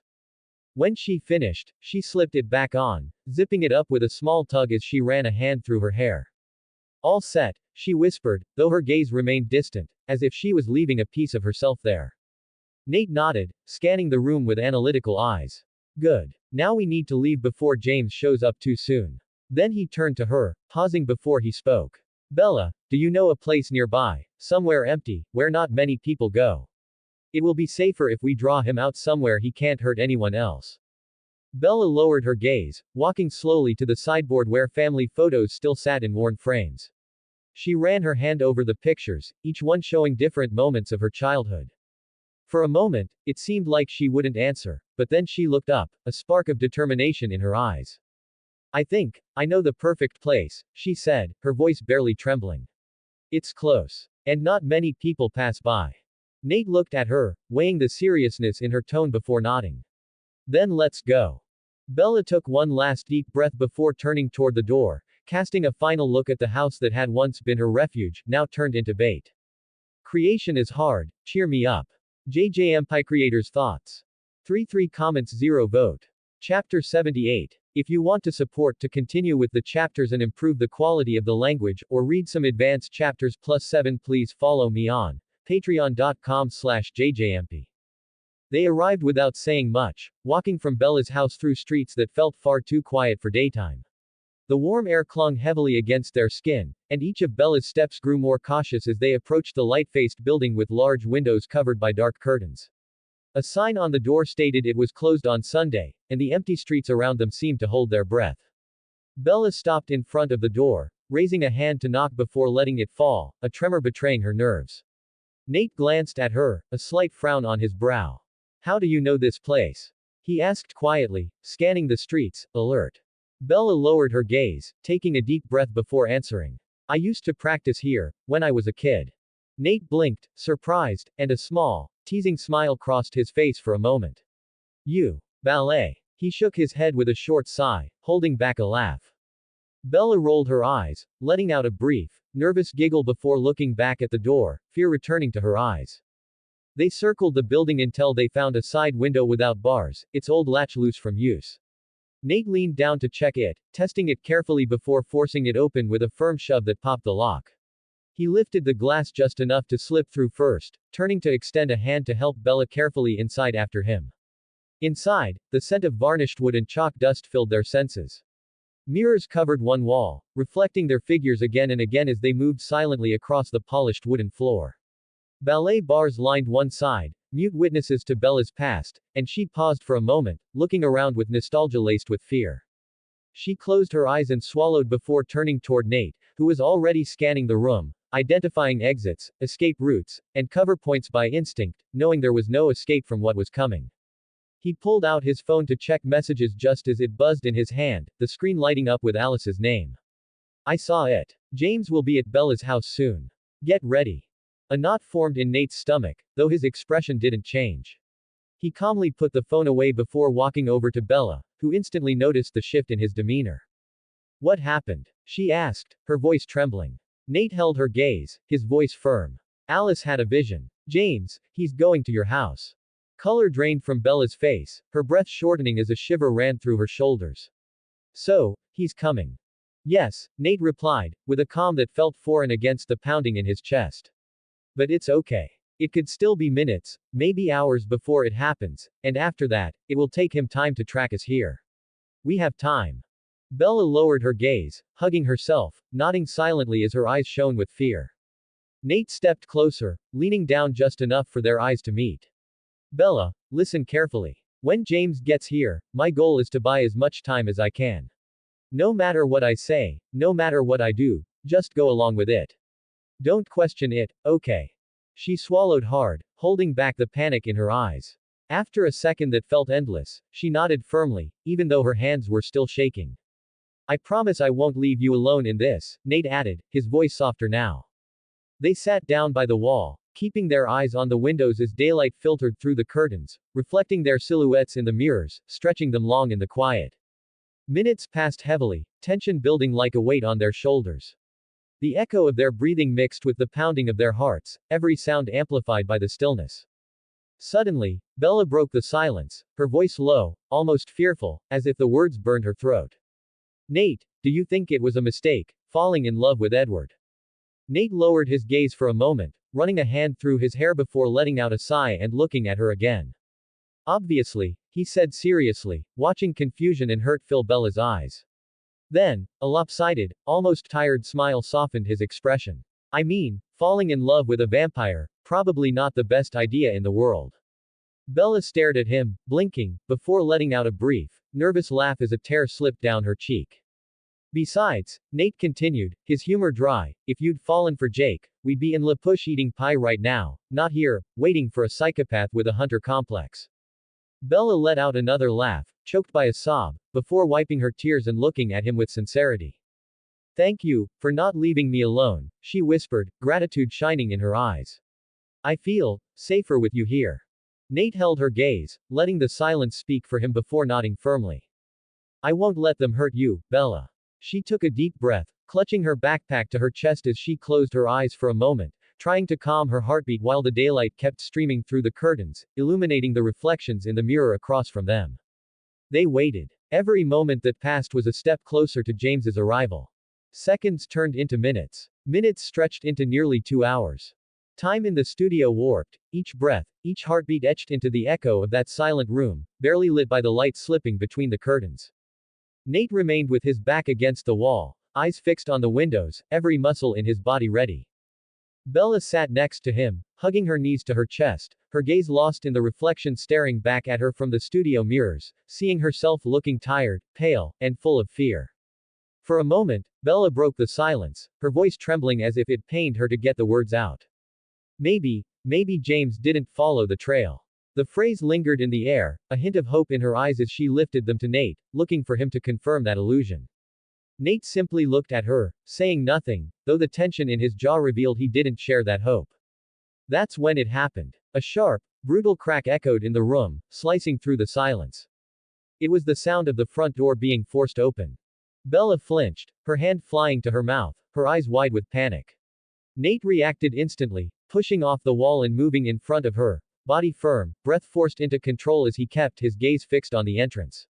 Seconds stretched into eternity. The slow creak of the door opening sounded like a blade tearing through the air, followed by the echo of footsteps, slow and deliberate, tapping softly against the wooden floor. From the shadows of the entrance, a tall, lean figure appeared.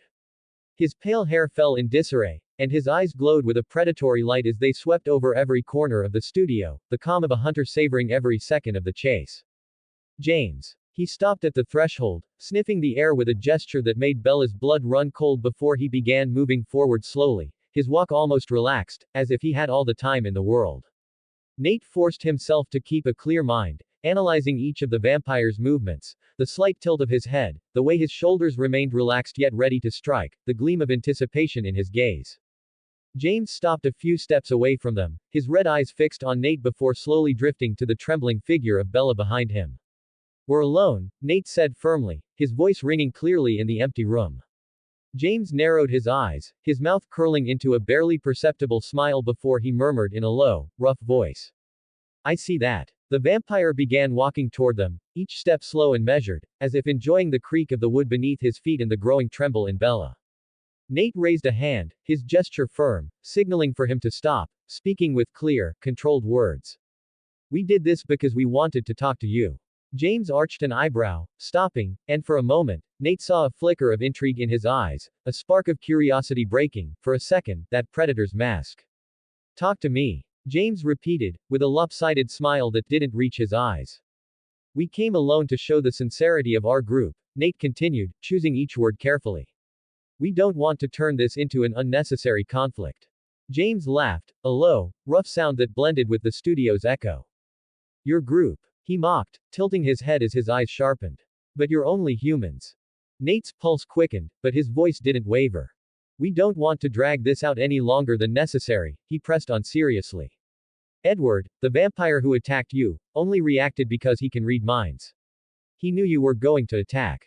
James paused, tilting his head slightly as a glint of interest lit his eyes. "Ah," he murmured, as if savoring that piece of information, licking his lips as his gaze returned to Bella, who was breathing rapidly behind Nate. "This conflict is pointless," Nate insisted, maintaining his firm stance.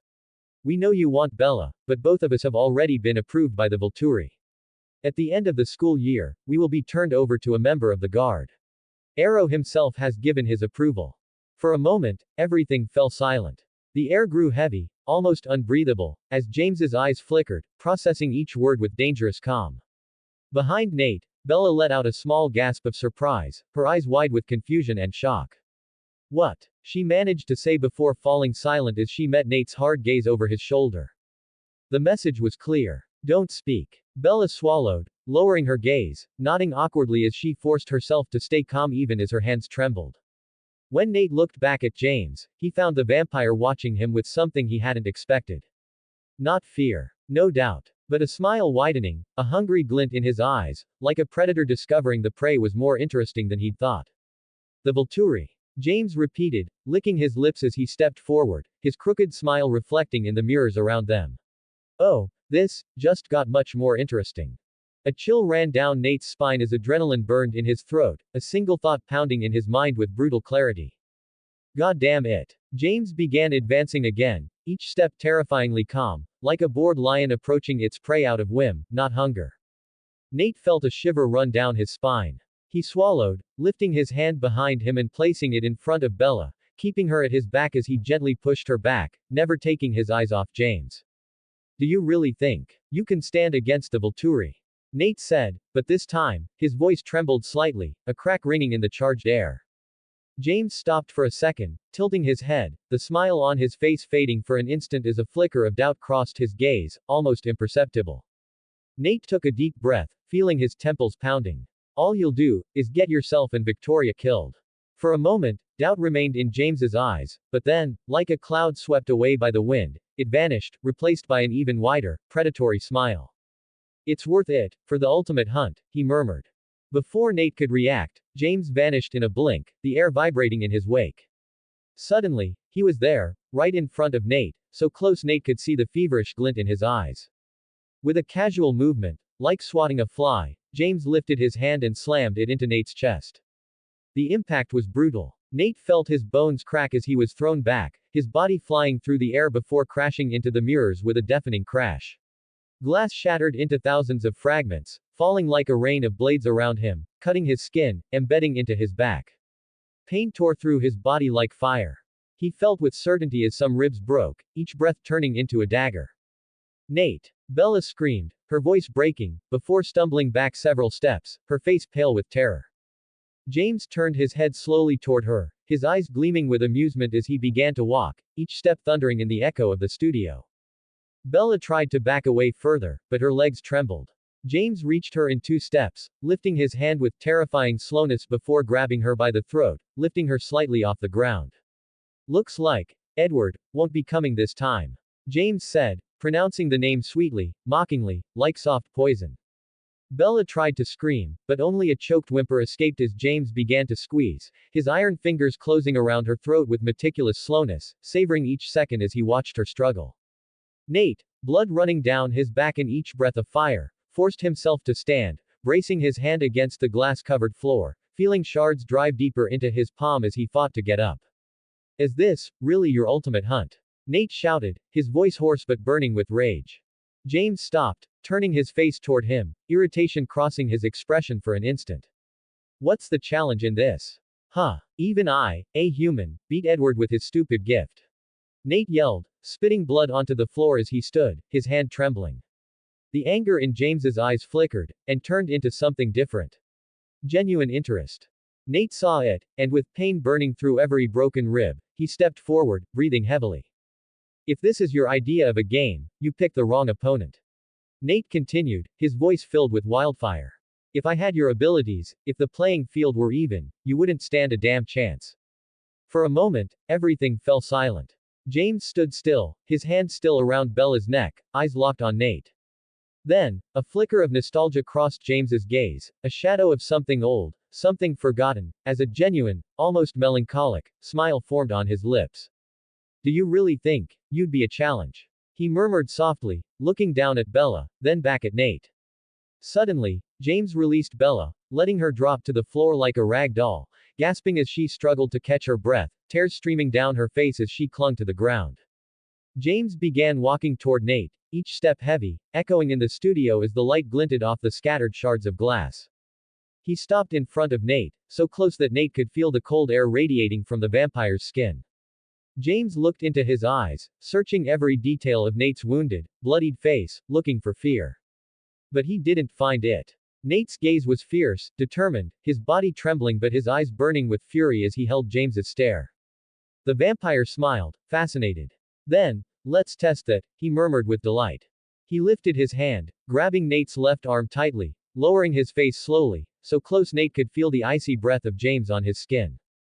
James opened his mouth, letting his fangs barely graze the skin of Nate's arm, sliding down slowly until they rested over the vein, preparing for the final bite. Then, he froze. His gaze locked, eyes widening in disbelief. He looked down at his chest. There, Nate's right hand was buried deep, firm and unwavering, holding a black-handled knife plunged directly into his heart.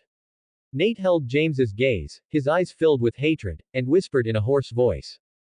I told you. Creation is hard, cheer me up. Jayjayempi creators' thoughts.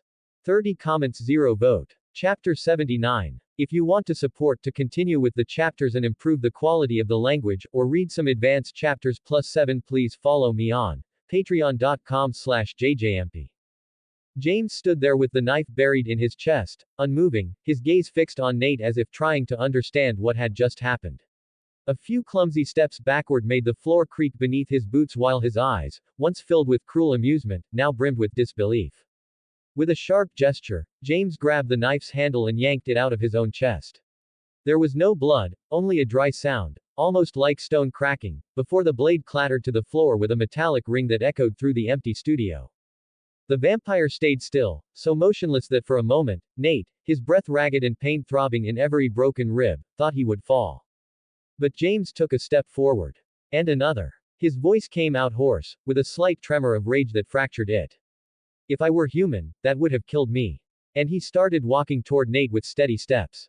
Across the studio, Bella, her face soaked in tears and her back pressed against the wall, watched in panic as James advanced on Nate. A scream caught in her throat as her eyes darted desperately for an escape, for something she could do. Her hands closed around her backpack, which had fallen beside her during the chaos.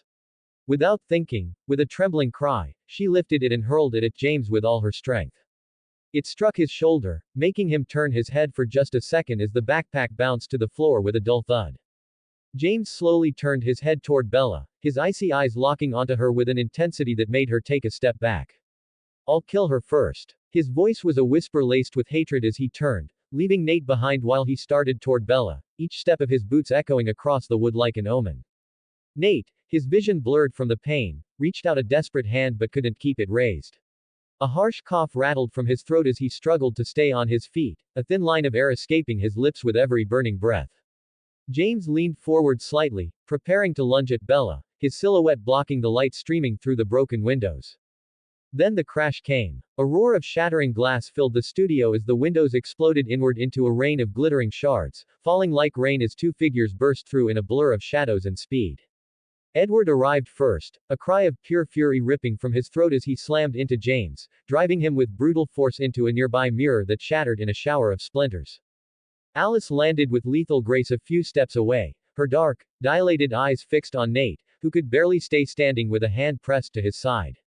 For a second, instinct made her want to run to him, but the scent of blood burned in her throat, forcing her to stop with a shudder. A low growl rumbled in her chest as she turned with fury toward James. James, after crashing into the mirror, rose swiftly, shaking the glass from his clothes. His face, once impassive, now twisted into a savage smile as his gaze flicked between Edward and Alice. In a low voice, heavy with eager hatred, he murmured. The prey that got away, and the greatest challenge I've ever had. A broken, dry laugh escaped his throat as if it pained him to contain the dark excitement rising in him. I couldn't ask for more. And then, in a blink, he launched himself at Edward and Alice, unleashing the true hunt in that room littered with shattered mirrors and crystal dust.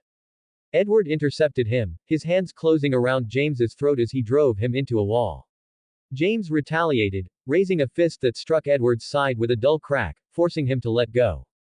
Alice moved like a flash, grabbing James from behind to break his balance, but James spun with a roar, hurling her into one of the ballet bars, which snapped with a burst of splintering wood. Bella, on the floor, watched it all with wide eyes, her fingers digging into the floorboards as fear froze her in place. And Nate, each breath a reminder of his frailty, pressed a trembling hand to the ground, his eyes fixed on James, his mind burning with a single thought. James cannot leave here alive. James moved with such speed that his figure was a blur, striking with lethal precision that Edward barely managed to block. Each clash of fists and forearms produced a dull crack that vibrated through the walls, making the glass shards on the floor tremble. Alice moved like a flicker around him, searching for openings. She managed to land quick kicks into James's ribs, spinning with feline agility before dodging counterstrikes that cut through the air like whips. But James did not relent. He broke through Edward's guard with a brutal punch that drove him back several steps, slamming him into a mirror that was already cracked, shattering it with a burst of glittering shards. Edward growled, lunging forward again with a hook aimed at James's face, which James barely deflected with a shoulder shift before retaliating with a knee to Edward's stomach that doubled him over momentarily. Alice appeared behind James in a blink, trying to grab his arm to twist it, but James spun with such violent speed that he caught her by the neck and threw her against a ballet bar, which broke under her weight with a snap of splintering wood. Bella screamed as she saw Alice hit the floor, surrounded by dust and wood splinters. Nate, gasping, each breath like a knife in his ribs, braced a trembling arm against the floor, trying to stand. A wave of dizziness blurred his vision, and for a moment, his knees buckled. Nate! Bella screamed, running toward him with tears streaming down her face. She knelt down, wrapping an arm around his waist to help him stay upright as he pressed a bloodied hand to her shoulder. His eyes fell on the knife on the floor, catching the light among the mirror fragments. Nate let out a groan of pain as he bent down to grab it, feeling his pulse pounding in his temples as the cold metal became stained with his blood. He knew he couldn't do much, but he couldn't just stand by. The battle raged on. Edward lunged at James, both of them crashing into a wall that groaned under the impact. James laughed with a growl, grabbing Edward by the throat and lifting him off the floor, his fingers digging into his skin like claws. Alice reappeared beside James, kicking the back of his leg, forcing him to release Edward for a second. Edward landed on his feet, delivering a punch to James's jaw that snapped his head to the side as Alice clung to his arm, trying to restrain him. James roared, an animalistic sound, trying to shake Alice off, but Edward lunged again, grabbing the other arm. It was a brutal struggle, each using all their strength to keep him pinned. James dropped to one knee for a moment, only to surge up again, lifting Edward off the ground as Alice tried to hold him down, veins bulging in their necks from the effort. The studio was a chaos of glass, dust, and splinters, light streaming through the broken windows illuminating the battle like a war stage. Bella, with trembling hands, held onto Nate as he struggled to breathe. Her gaze fell on Alice and Edward, who were slowly forcing James's knees back down until he was kneeling, each gripping an arm, pulling with all their strength as James thrashed with snarls, his face twisted with rage, his neck straining like steel cables. Nate tightened his grip on the knife. "Let me," he said hoarsely, pulling away from Bella with a staggering step. Bella tried to hold him back, but he broke free, dragging one foot after the other, leaving drops of blood on the floor as he approached, each step a burning agony in his side. James looked up, his eyes burning with rage and confusion, trying to wrench free from Edward and Alice while still kneeling. His growls were primal, every muscle in his body trembling with the effort. "No!" James roared, trying to raise an arm, but Alice and Edward forced it down, their grip like iron. Nate stood before him, the knife raised, his arm trembling as every nerve screamed for him to stop, but his will burned hotter than the pain. James opened his mouth to spit out another threat, but there was no time. With a scream of fury, Nate drove the knife into his forehead. The blade pierced James's marble-like skin with a dull crack, sinking in up to the hilt. James's eyes flew wide open, unseeing, as his breath caught. His lips parted as if to speak, but no sound came out. His body shuddered, every muscle seizing for a final moment before falling completely still. The studio fell into a heavy silence, broken only by Nate's ragged breathing as he took a few steps to the side and collapsed to the floor. James remained on his knees, the knife protruding grotesquely from his forehead, his eyes unfocused on nothing, his body frozen like a broken statue.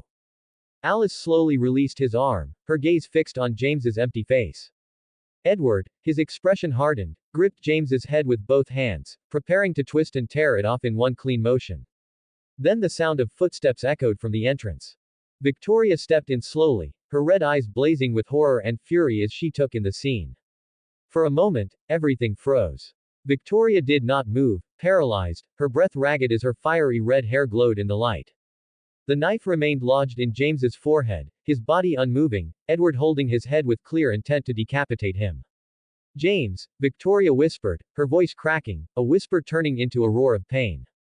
A heart-wrenching scream tore from her lips as her red hair fell over her face, hiding the fury burning behind each venomous sob. Pain transformed into pure rage. With a shriek of fury, Victoria rose in a flash of fire and lunged at Edward, her nails turned to claws, her face twisted by hatred. Nate felt the world spin, his vision a sea of dark spots, but he forced every cell in his mind to scream in desperation, focusing a single thought on Edward. "Do it now." Edward's golden eyes flicked to Nate for an instant, understanding. Without hesitation, with a savage roar, Edward twisted his hands violently on James's head and ripped it off.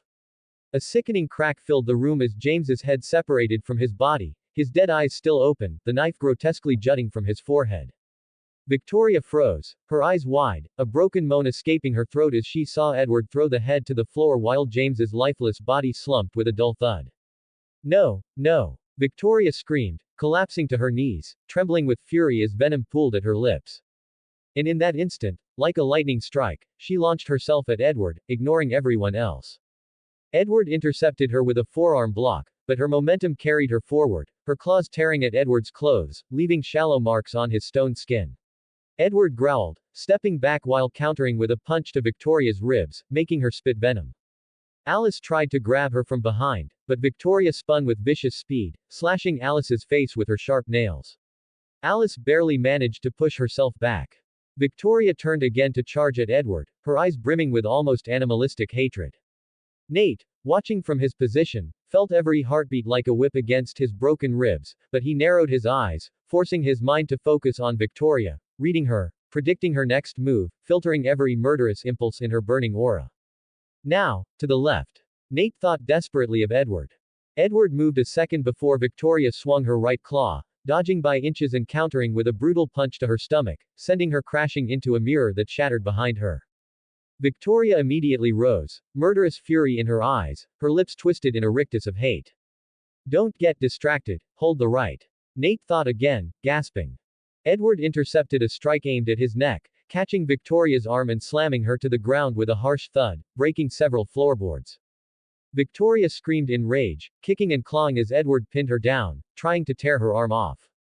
Alice recovered and joined in, grabbing Victoria's other wrist tightly as her body arched with fury, moving like a wild animal. For a moment, Victoria managed to free her hand from Alice's grip, driving her nails into Edward's shoulder, leaving a trail of marks as she tried to sink her fangs into his neck, roaring with hatred. With a shout of fury, Edward punched Victoria in the face, sending her flying several feet back, crashing against the wall, falling among debris and glass shards. Victoria slowly got back up, staggering, her breathing fast, each exhale a hiss of venom as her chest heaved desperately.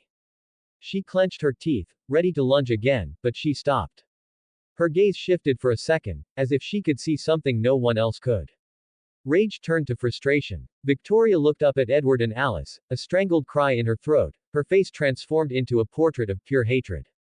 And then, with a roar of desperation, Victoria spun on her heel and shot toward the broken window, disappearing in a blur of red hair and fury, fleeing the scene. Silence spread like a shroud over the room, broken only by the sound of shattered glass and Bella's ragged breathing as she moved closer to Nate, helping him stay upright while blood soaked through his clothes. At that moment, two new figures burst through the shattered door, Rosalie and Carlyle, their eyes scanning the scene urgently. Carlyle's gaze filled with horror as he saw Nate covered in blood, pale and trembling. Nate, Carlyle murmured, quickly moving to check his wounds. Nate felt the adrenaline drain away, the threat momentarily gone, his eyes clouding as he let himself fall completely to the floor. Bella tried to hold him up, tears streaming down her face as she murmured his name. It's over, Nate managed to whisper with a faint thread of voice as darkness swallowed him. And finally, he passed out, leaving the chaos and pain behind for a moment of unconsciousness. Creation is hard, cheer me up. Jayjayempi creators' thoughts. 48 comments 0 vote. Chapter 80. If you want to support to continue with the chapters and improve the quality of the language, or read some advanced chapters +7, please follow me on patreon.com/jjmp. Nate woke up feeling like his body weighed a ton. Each breath was a rough pull against his bandaged ribs, and the smell of disinfectant burned his nose. He blinked, confused, as the white hospital light scratched at his eyes, the monitor beside him marking a steady rhythm. He turned his head carefully, a crack of pain forcing a groan out of him. Alice was sitting in the chair next to the bed, legs crossed, her short, messy hair falling over her forehead as she watched him with those golden eyes that seemed too bright for a hospital room. She was looking at him with a calm intensity, though her fingers kept twisting the sleeve of Nate's shirt over and over. Nate took a ragged breath, forcing a tired smile. So, is this your vigil? For a second, Alice looked surprised, as if he'd pulled her out of a deep thought. Then, a small, tired smile formed on her lips, easing the tension in her posture. Something like that. Her voice was soft, barely a whisper, carrying a relief she couldn't quite hide.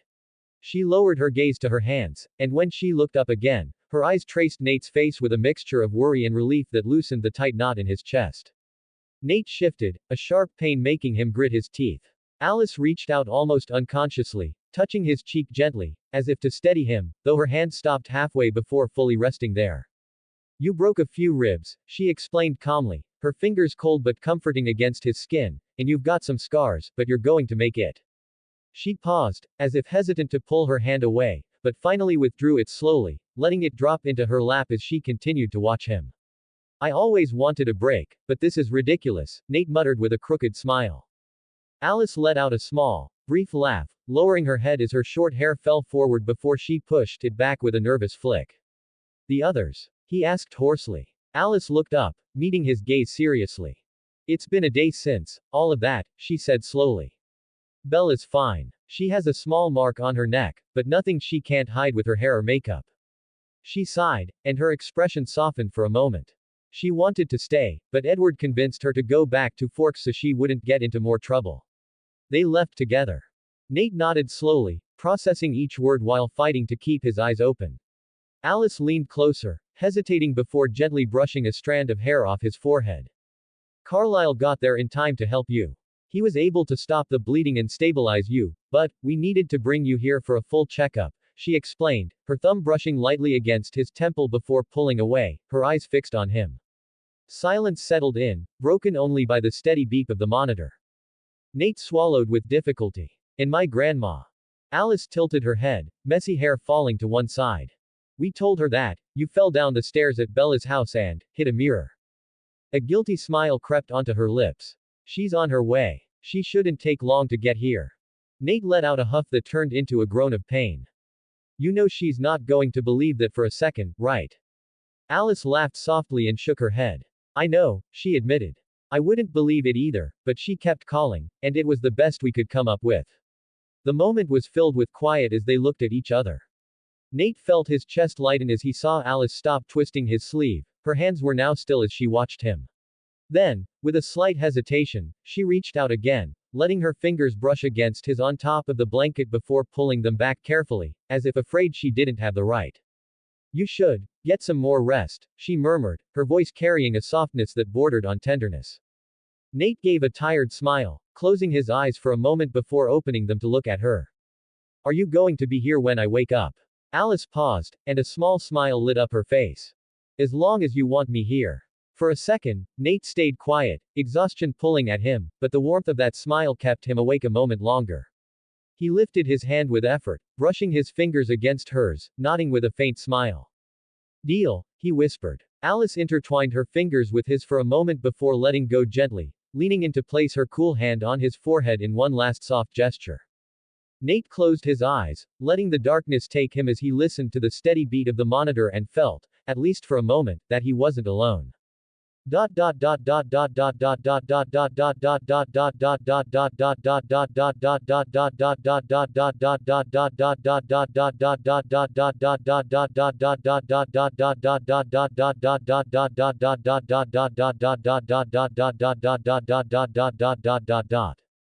Nate slept for a few more hours, a heavy sleep that kept him trapped in the dimness until a soft murmur in the hallway began to pull him back.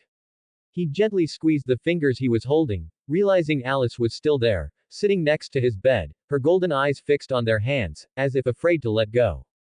When the door opened, a soft cough broke the silence. Alice lifted her gaze slowly. Standing in the doorway was Nate's grandmother, her coat draped over one arm, her hair tied back, and her clear eyes watching them calmly. Nate cleared his throat, glancing at Alice, forcing a tired smile. Maybe you should go grab yourself a coffee or something. Alice raised an eyebrow with a small smile, as if holding back a comment, but nodded softly. I'll be back in a few minutes. She carefully released Nate's hand, giving it a final squeeze before standing up. As she left, she gave Nate's grandmother a slight nod, which she returned with a small smile as she watched Alice leave. As soon as the door closed, his grandmother let out a sigh, shaking her head as she adjusted the coat on her arm. You've got yourself a good girlfriend, she remarked dryly. The nurses said she sat there like a statue all night. Nate let out a small laugh that turned into a groan, clutching his side. His grandmother raised an eyebrow, a smile of amusement on her lips. How are you feeling? Could be worse, Nate replied honestly, shifting carefully on the pillow. His grandmother looked at him closely, her clear eyes locked on his. Are you going to tell me what really happened? Nate held her gaze but stayed silent, his lips forming a firm line. His grandmother sighed, though her eyes softened with a hint of melancholy. You're like a better version of your father, she said with a crooked smile. Even in the worst things, with that stubbornness and insistence on keeping quiet. Nate looked down for a moment before lifting his gaze again, smiling faintly.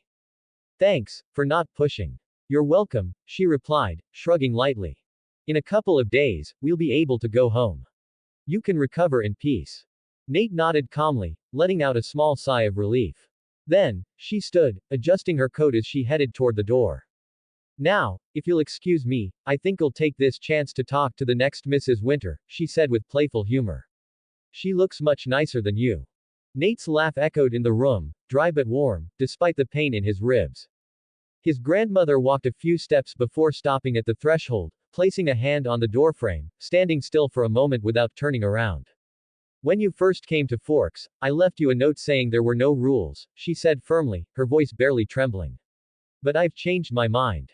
She paused, breathing slowly. It's strictly forbidden for you to die before I do.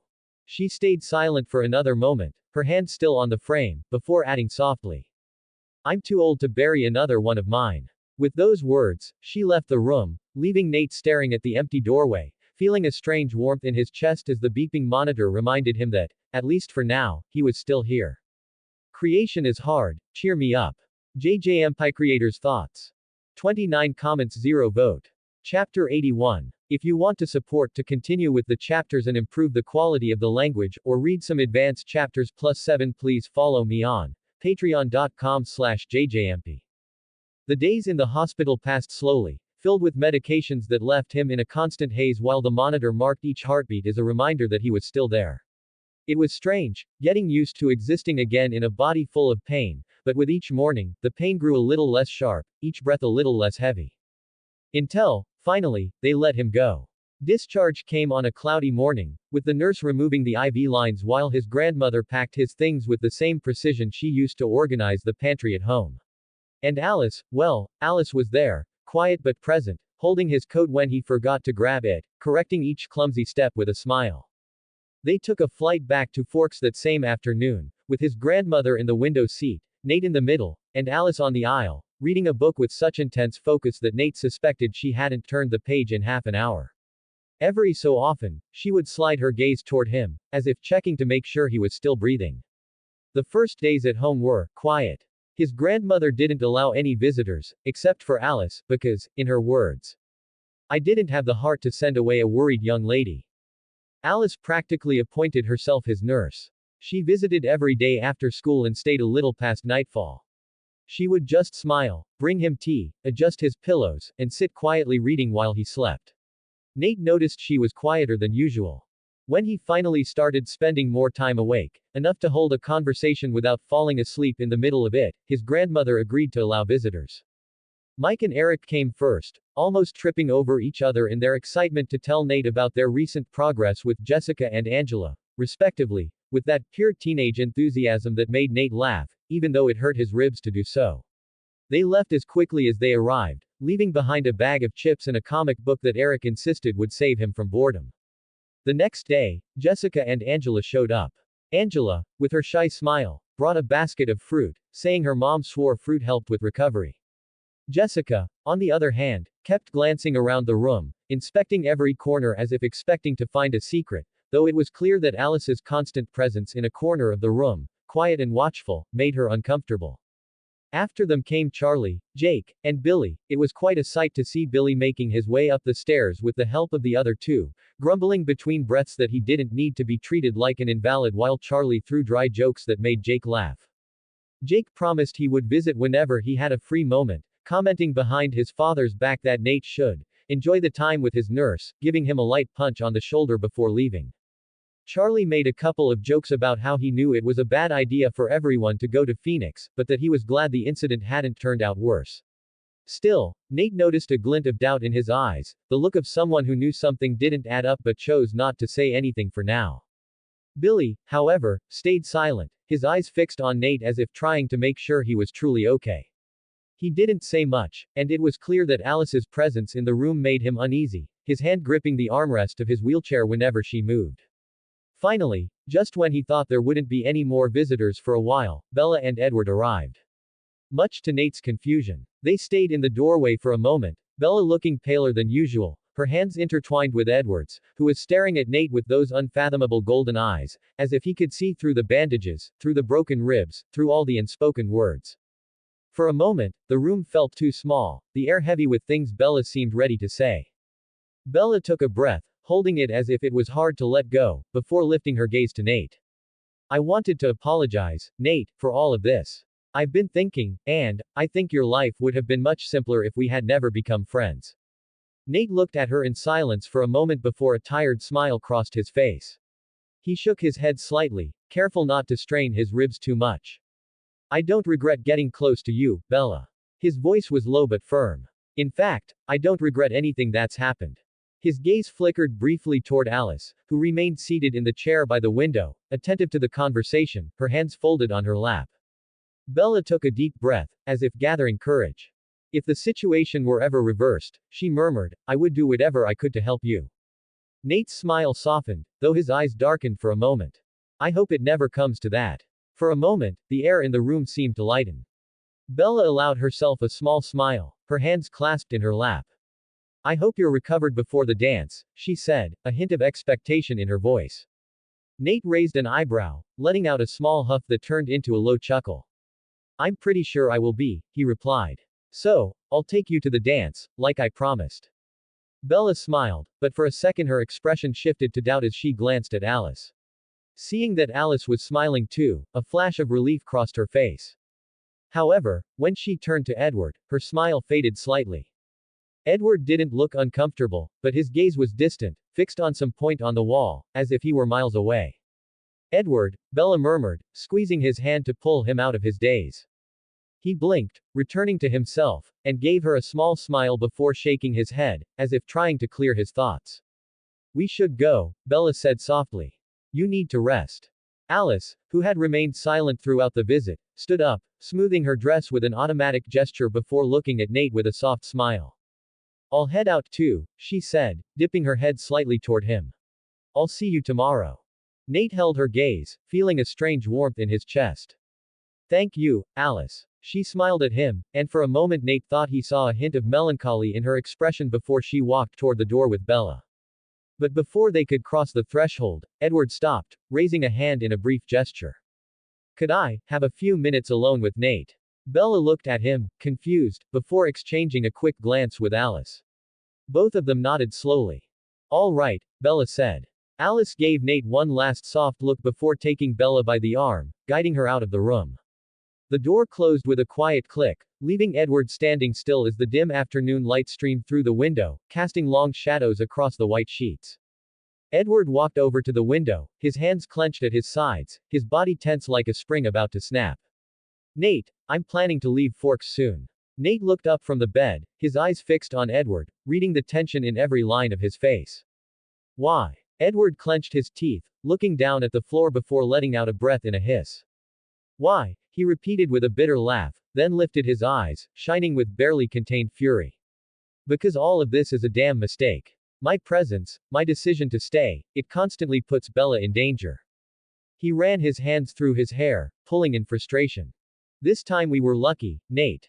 But what about next time if I can't save her? If I don't get there in time? His rage clouded his voice as he took a step forward, his eyes blazing. I can't bear the thought of her dying because of me. Suddenly, he stopped, the tremor in his voice revealing the fear behind his anger. I'm asking you, when I leave, take care of her. Make sure Bella is safe.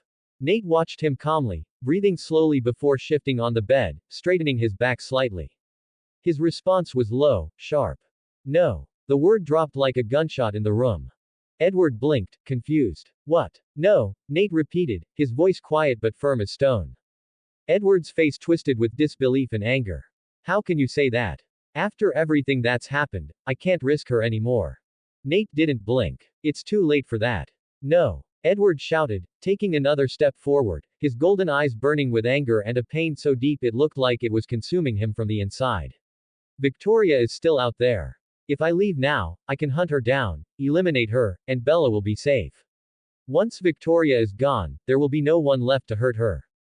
Edward's breathing grew faster, his body trembling with the urgency to escape, to act. Nate shook his head, his calm voice resonating stronger than any yell. Even if you manage to catch her, you've already brought Bella into your world, Edward. It's no longer about what you want or what you think is best. Edward opened his mouth to protest, but Nate raised a hand calmly, stopping him. Now it's about responsibility. You don't understand what it's like to carry that guilt. Edward roared, his voice breaking. You don't understand what it's like to live every second afraid of losing her. Nate looked at him, his expression so serene it was disconcerting. Do you really think I don't know what it's like to fear losing someone you love? Edward stopped, the tremor in his shoulders easing as his anger turned into painful confusion. You chose to be with her despite my warnings, Nate continued, lowering his voice slightly. At this point, I can't blame you. He leaned forward a little, locking eyes with Edward. But now it's up to you, and only you, to keep her safe. Edward dropped into the nearby chair with a heavy thud, his trembling hands covering his face as silence spread. What if, staying close to her, only seals her fate faster? He whispered, barely audible. Nate watched him for a moment, and a small, warm smile softened his tired face. Then you'll have to fight with everything you've got to stop it. Edward slowly lowered his hands, breathing heavily, letting the words sink in. For the first time, the storm in his eyes seemed to calm, leaving behind only a profound exhaustion. At least, his voice was a whisper, at least I know with you around, it will be easier to protect her. Nate looked at him for a long moment before turning his gaze toward the window, where the rain was beginning to patter softly against the glass. Remember the clearing, he said quietly. When you asked for my help to protect Bella from James. Edward didn't respond, but he lifted his head, meeting Nate's eyes. I risked my life and kept my promise. I gave everything to keep Bella safe. Nate took a deep breath, closing his eyes for a second before opening them again. His voice, when he spoke, was so low that Edward had to lean in to hear. I need you to do me a favor, Edward. Edward looked up, confused. What favor? Silence settled in the room, leaving Edward waiting for Nate to finish his request. But Nate simply looked him in the eye, a spark of resolve in his gaze. Creation is hard, cheer me up. Jayjayempi Creators Thoughts. 26 comments 0 vote. Chapter 82. If you want to support to continue with the chapters and improve the quality of the language, or read some advanced chapters +7, please follow me on patreon.com/jjmp. The days passed. With them, the weeks began to take shape, until 2 months had gone by since the incident with James. During that time, Alice continued taking care of him, showing up every afternoon with a thermos of tea and a book under her arm. However, Nate began to notice a trace of sadness in her, something she tried to hide with soft smiles and sudden changes of subject whenever her eyes lingered on him for too long. Nate, though aware, had his mind elsewhere. At least one of his worries, Victoria, hadn't come near Forks again, not even close. Alice mentioned, with a forced calm, that she'd had a vision of Victoria fleeing, running toward Seattle, but it didn't seem like she had any intention of returning soon.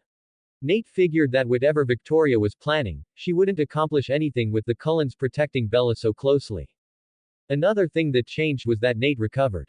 He still occasionally felt a phantom pain in his ribs, a brief pull when he bent over too quickly or when he sneezed, but he could move without trouble now.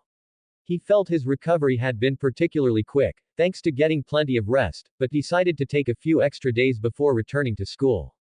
There were things he needed to think about. Decisions to make. Once he was fully recovered, Alice stopped visiting his house, only after confirming Nate was truly okay.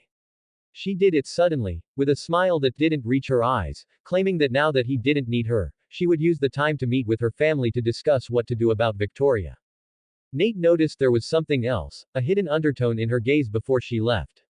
An unspoken goodbye. But he chose not to press her, not out of a lack of interest, but because he believed they were both thinking the same thing. Although, fortunately, something would distract him from his own mind, the day of the Forks High School dance had arrived. Remembering his promise, Nate made plans with Bella. They agreed he would pick her up that evening, and they would go together to the dance. Nate was surprised Bella didn't mention Edward, with whom she spent every day, every lunch, every free moment, glued to his side. But he understood that, perhaps, Bella had her reasons. That afternoon, he sat at the dining table, a cup of coffee in one hand while, under the table, he held his father's knife, sheathed, feeling the weight of what it meant. His gaze was lost on the window as the rain drummed steadily against the glass. His reflection returned a slightly disheveled image, with longer hair than before and eyes staring into nothing. He was so deep in thought that he barely noticed when his grandmother sat down across from him, placing a warm hand on the table. What are you thinking about, Nathaniel? Nate discreetly hid the knife in his pocket, making sure his grandmother didn't see it, before answering. I'm thinking about the past, and a few things about the future, Nate replied with surprising honesty. His grandmother, noticing the real weight in his words, shifted slightly, leaning in to listen closely. And which one worries you more? Nate focused his eyes on her, holding her gaze before continuing. I think both. I know the past can't be changed, and there's no point in clinging to it because it only distracts me from the future. But, I feel like I won't have a future until I get that weight off my shoulders. Even if I don't know where it will take me. His grandmother smiled a little. That's pretty cryptic, son. Nate smiled back, though a bit tiredly. I want to focus on what I have now. I think, I have something good, something worth it. But something inside me, my nature, keeps me from moving forward before I resolve what's bothering me. Nate sighed deeply before asking, "What do you think I should do?" His grandmother thought for a few moments before replying calmly. "One thing that has helped me in life is focusing on the future, on the good, on what I can change. I know it's ironic for someone my age not to live longing for the past, but, I believe in what tomorrow can bring." She paused briefly before continuing, her voice touched with serenity. "For a long time, I felt bad about how my relationship with my son cooled off. When he was little, we were so close, that was the past I missed. But the future brought me something good, Nate. It brought me my grandson. Maybe not under the circumstances I would have liked, but, it was something good." Her gaze softened before concluding. "But that's what worked for me. I think you already know the answer to your problem." With a caring gesture, she ruffled his hair before calmly getting up to return to her tasks. Nate remained at the table for a few minutes longer, silent, with the now cold coffee cup in his hands, listening to the gentle patter of the rain on the window while reflecting on his grandmother's words.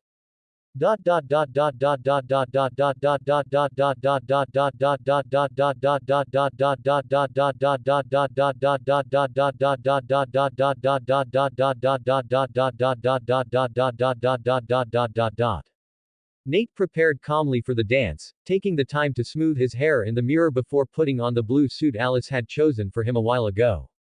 As he slid the jacket over his shoulders, a spark of amusement crossed his face as he remembered that day.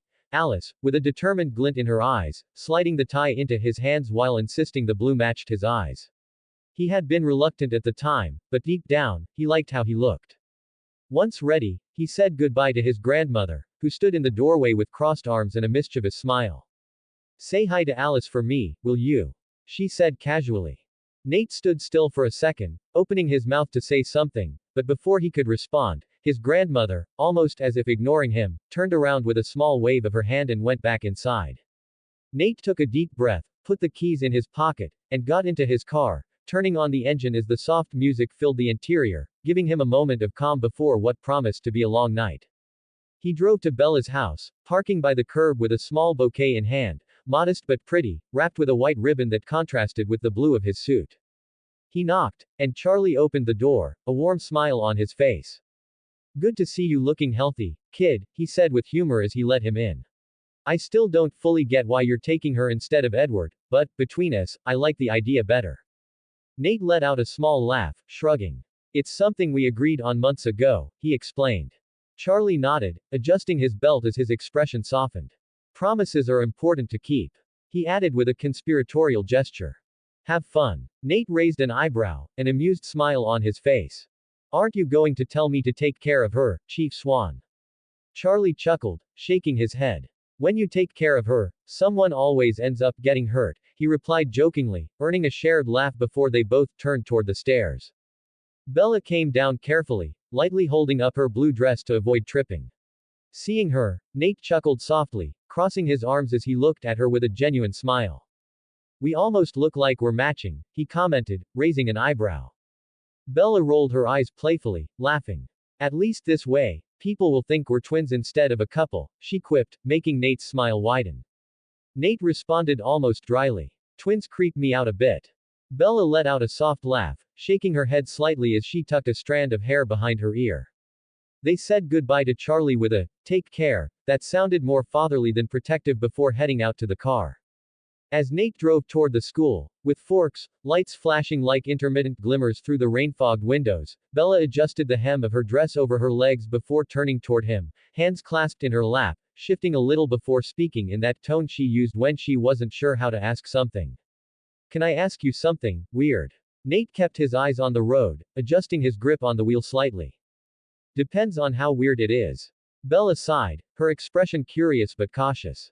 "Why did you decide not to go with Alice in the end?" The rhythm of the windshield wipers seemed to mark a slow heartbeat before Nate replied. Because I had already promised you, he answered calmly, not taking his eyes off the road. Besides, Alice told me a while ago that she didn't plan on going to the dance. Bella raised an eyebrow, a small smirk on her lips. Maybe she was just waiting for you to ask her. A flicker of uncertainty passed through Nate's eyes, and he sighed before replying. Things have been a little weird with her. Bella tilted her head, frowning gently. You haven't been together long enough to have a fight, right? Nate simply answered in a low tone. We're not together. Bella's eyes widened in surprise. What do you mean you're not? All this time, you've been together, Alice spent your entire recovery taking care of you, and, when we were in Phoenix, you two were basically holding hands the whole time. Nate chuckled softly, a brief, tired sound. Things aren't that simple, Bella. There are things I need to resolve first. For a moment, the atmosphere in the car grew heavier, as if both remembered how close they'd come to losing everything in Phoenix. At that moment, part of me considered the possibility of dying, Nate continued honestly. Bella looked at him intently, her reflection trembling in the fogged-up window. That's exactly why, Nate. We almost died, and you don't know when it could happen again. Do you really want to live with that regret? Nate glanced at her sideways, raising an eyebrow. I don't know what's up with all of you today, being wiser than usual. Bella smiled slightly, stifling a laugh. Come on, you know you like it. Why not give it a shot? Nate kept his eyes on the road, the lights of the highway reflecting in his eyes as he pressed the accelerator gently. Bella laughed, shaking her head. Who would have thought the same guy who killed a vampire with a knife to the head would be too shy to tell his best friend he likes a girl? Nate hummed dismissively. Who says you're my best friend? Bella feigned indignation, placing a hand on her chest. Who else could it be? Nate smirked. Obviously, my grandma. Bella looked at him blankly for a second before blurting out. That would be pretty sad, coming from anyone else. They both laughed, letting the atmosphere relax a little. Bella turned to look out the window, letting the rain trace paths down the glass before speaking in a softer tone. Tell me something, Nate, do you regret coming to Forks? Nate was silent for a moment, the murmur of the engine and the patter of the rain filling the space. He thought about all the people he'd met, everything he'd lived through in that time, the laughter, the fights, the promises made. The things he still wanted to protect. Not one bit, he finally replied, his tone low, almost intimate. Bella smiled, satisfied, as she settled back in her seat. Whatever's holding you back, you can handle it. You can resolve whatever it is, and still be with the person you want. Nate smiled in response, saying nothing else as the rain continued to fall. They drove the rest of the way in silence, a momentary peace settling between them, until the lights of the school parking lot appeared ahead.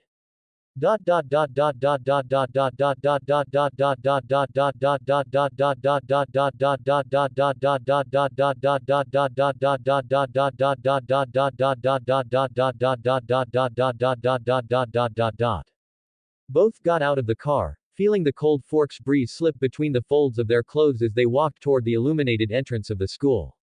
Before going in, Nate pulled out his phone and sent a couple of quick messages, his fingers moving precisely across the screen. Bella, curious, tilted her head while carefully holding up her dress. What's up? Nate shook his head, slipping the phone into the inside pocket of his jacket. Nothing important. Bella raised an eyebrow, with that smile that said she didn't quite believe him, but chose not to push it. Entering the gym, they were greeted by a sea of colorful lights, metallic balloons hanging from the ceiling, and music that was loud but pleasant, vibrating through the floor. Teenagers filled the space, some dancing awkwardly, others laughing by the punch table. Eric and Mike, standing with their dates, spotted Nate as soon as he walked in and came over excitedly. Nate, glad you recovered in time to come. Eric exclaimed, raising his hand. Nate watched them, noticing the genuine joy on their faces. He smiled back, raising his hand to high-five both of them, a gesture that caught them off guard but made them smile even more. Good to see you guys, Nate said sincerely. Nearby, Angela and Jessica joined Bella, chatting excitedly about their dresses and the music, while the dance's atmosphere was filled with laughter and youthful energy. The DJ switched to an upbeat song, and Eric, with a huge grin, took Angela's hand. Come on, it's time to dance. He started moving with a somewhat uncoordinated rhythm, but with so much energy it was impossible not to smile watching him. Angela, instead of feeling embarrassed, smiled and began dancing at a calmer pace beside him. Soon, everyone joined in a small, improvised circle on the dance floor. Rather than dancing with their dates, it became a group where they laughed and gently bumped into each other while following the music. Even Nate joined in, with calm but elegant steps, moving his shoulders easily while his shoes reflected the gym lights. Bella, unsure of what to do, moved her feet and arms awkwardly, trying to imitate Jessica. Nate let out a soft laugh at the sight, causing the group to laugh as well, including Bella, who ended up shrugging as she continued to try to dance. They stayed like that for a while, laughing and enjoying the music until Bella started to lose her breath a little, bringing a hand to her chest while laughing. Nate approached, leaning in so she could hear him over the music. Want to grab something to drink? Bella nodded gratefully, and they headed to the punch table. Nate poured a glass for Bella before filling his own, bringing it to his lips as he distractedly glanced toward the entrance. Bella, curiosity clear in her eyes, watched him as she drank.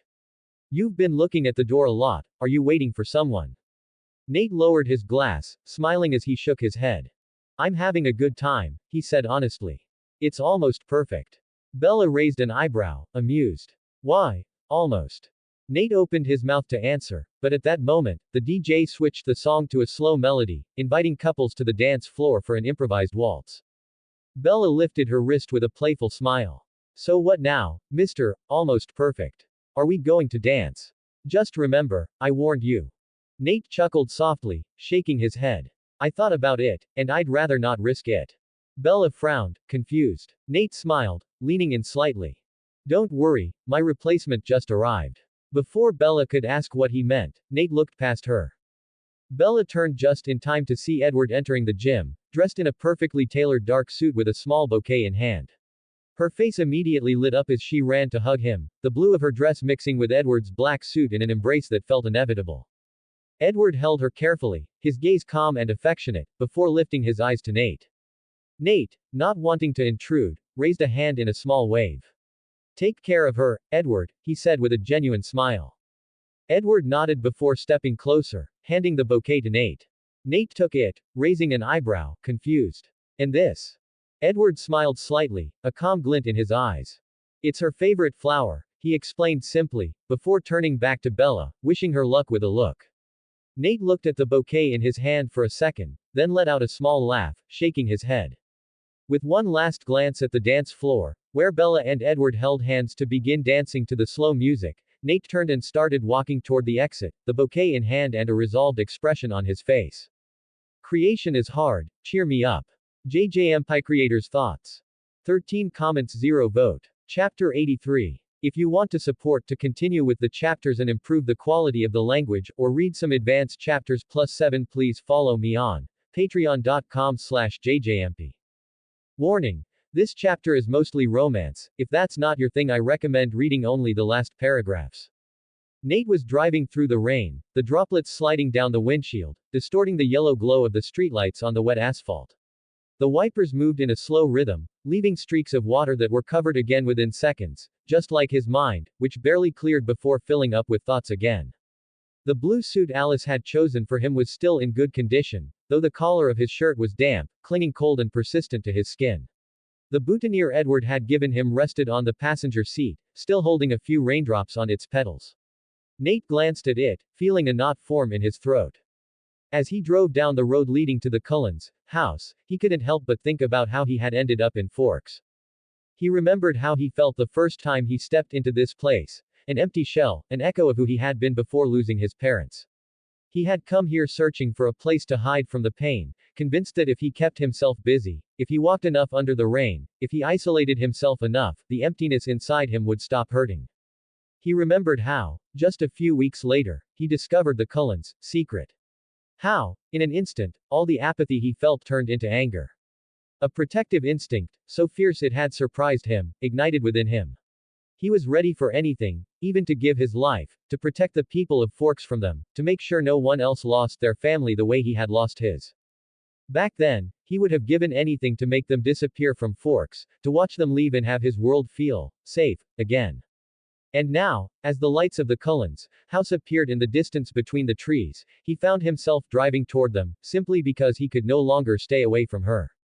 A brief, dry laugh escaped him, heavy with irony, as he slowed down, turning onto the gravel driveway.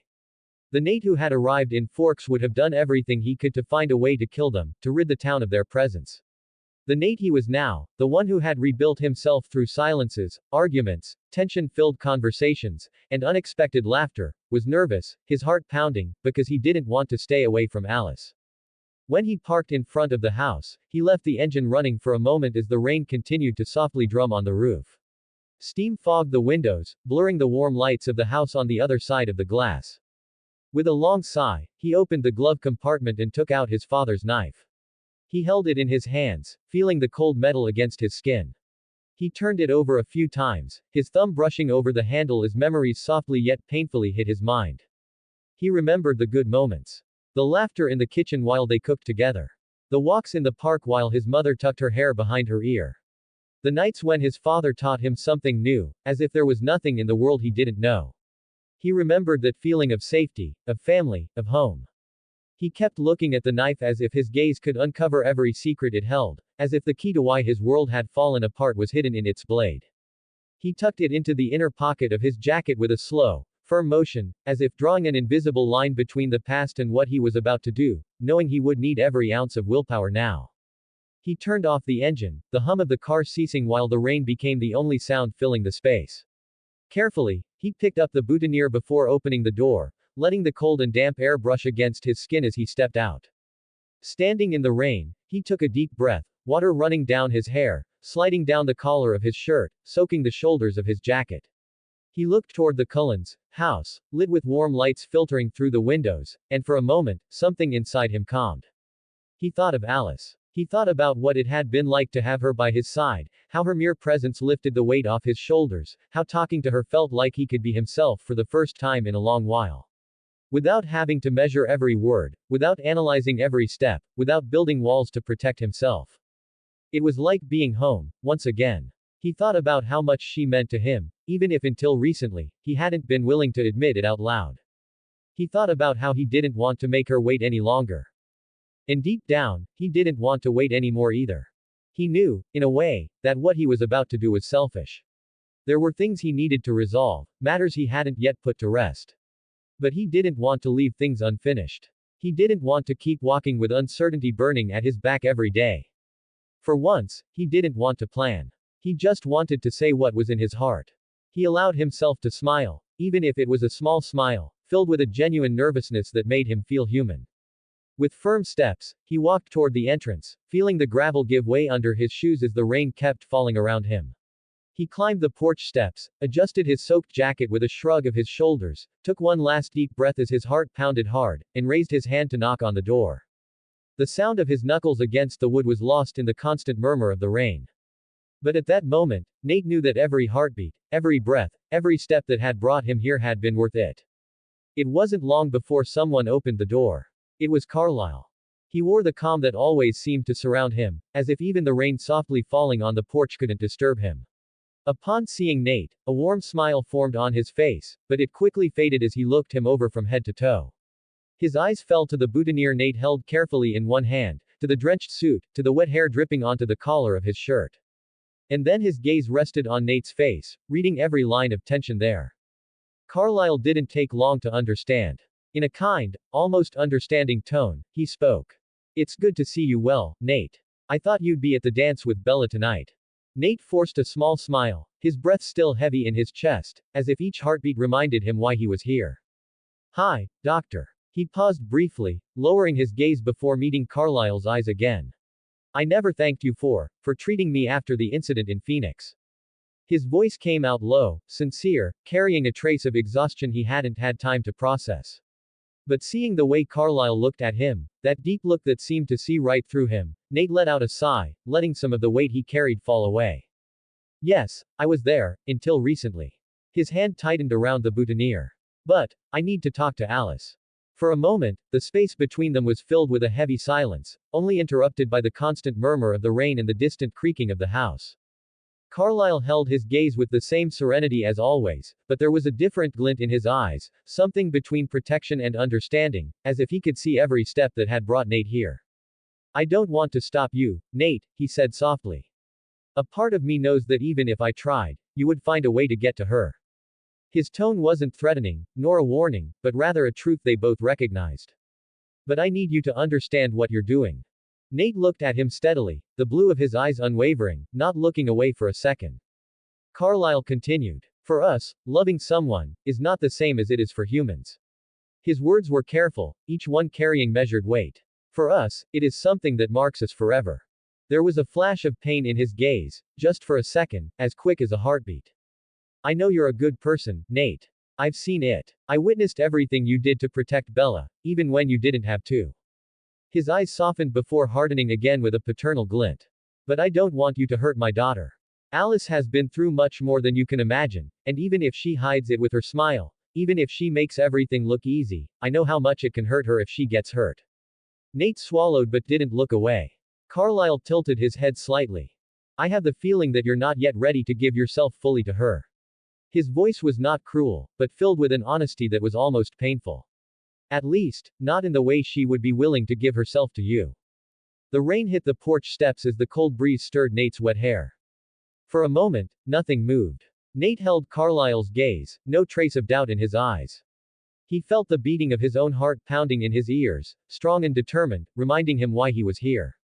He took a deep breath, letting the cold air fill his lungs before speaking, his voice clear and calm. I know. His hand gripped the boutonniere a bit tighter as water continued to drip down his neck. I truly hope you do, Carlyle murmured with a tired sigh before shifting his gaze to the darkness behind Nate. Nate turned around. There, leaning against the side of his car, arms crossed as if trying to hold herself together, was Alice. The rain fell on her hair, soaking the dark strands that clung to her pale cheeks. She had her arms crossed, as if hugging herself, and her gaze was fixed on the ground, unable to lift, as if the mere act of doing so could break her. Nate's heart tightened, each beat ringing in his ears as he looked at her. For a moment, everything stopped. The rain, the cold, the night itself. A soft creak snapped him out of the moment as Carlyle stepped back before turning and quietly closing the door behind him. Nate stood there, in the rain, letting the water run down his face and neck. He took a deep breath and began walking toward her. Alice didn't look up until he was just a few steps away. Her golden eyes shone with something different, with a storm she couldn't hide, even if she wanted to. Why did you come, Nate? Her voice was low, barely a whisper blending with the sound of the rain. I thought tonight was the dance. Nate let out a soft, tired laugh.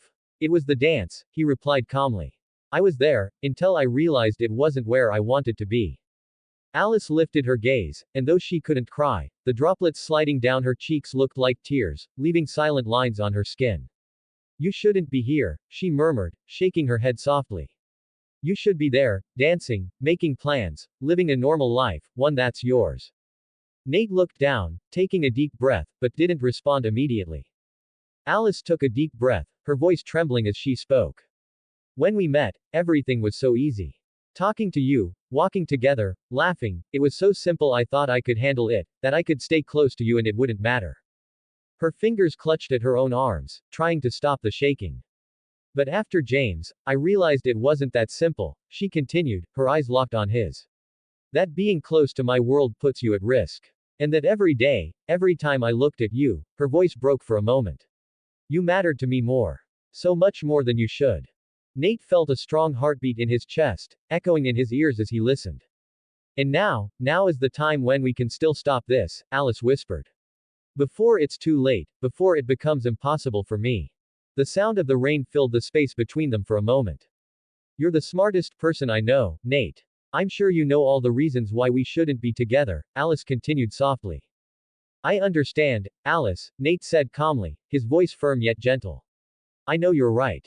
Alice looked at him, surprised by his words, holding her breath. I should walk away, he continued honestly. I should pretend that none of this matters, that nothing happened. His gaze softened, and for a moment, he let the water hit his face without moving. But I don't want to. Alice closed her eyes tightly, trembling, her shoulders shaking.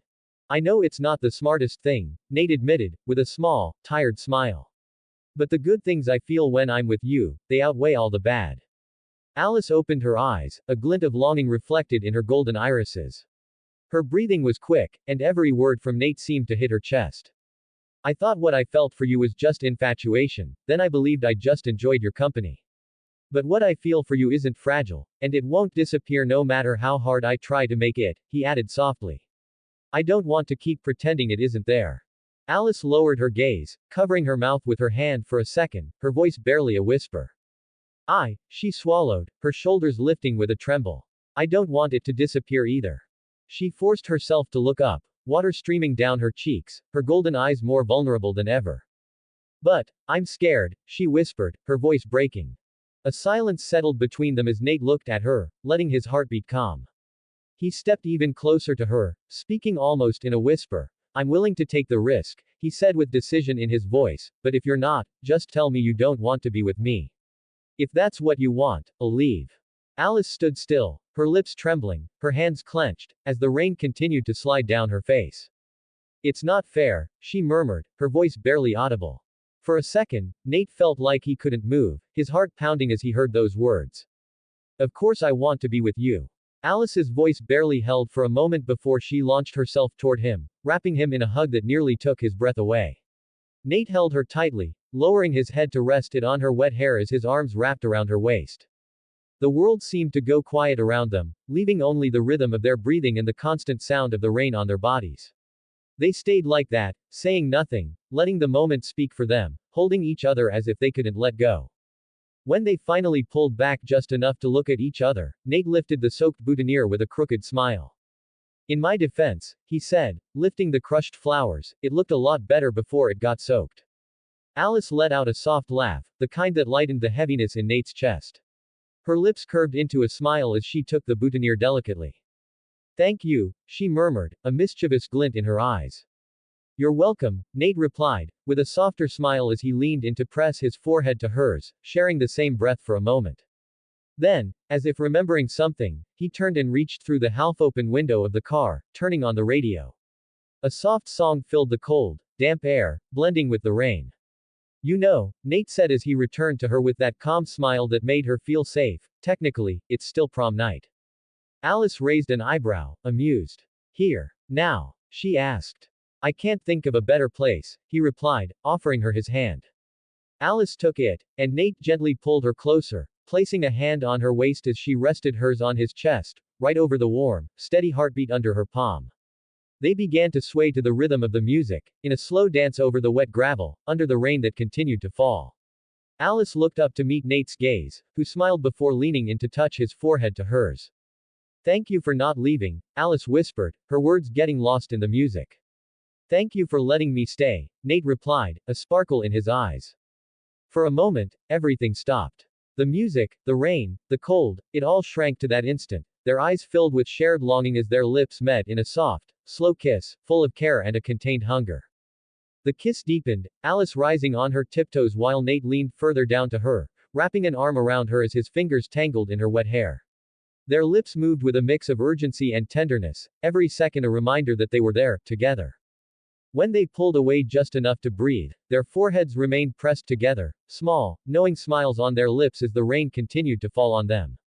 In that moment, under the storm, dancing in the night, they both knew that nothing would ever be the same again. And for the first time, neither of them wanted it to be.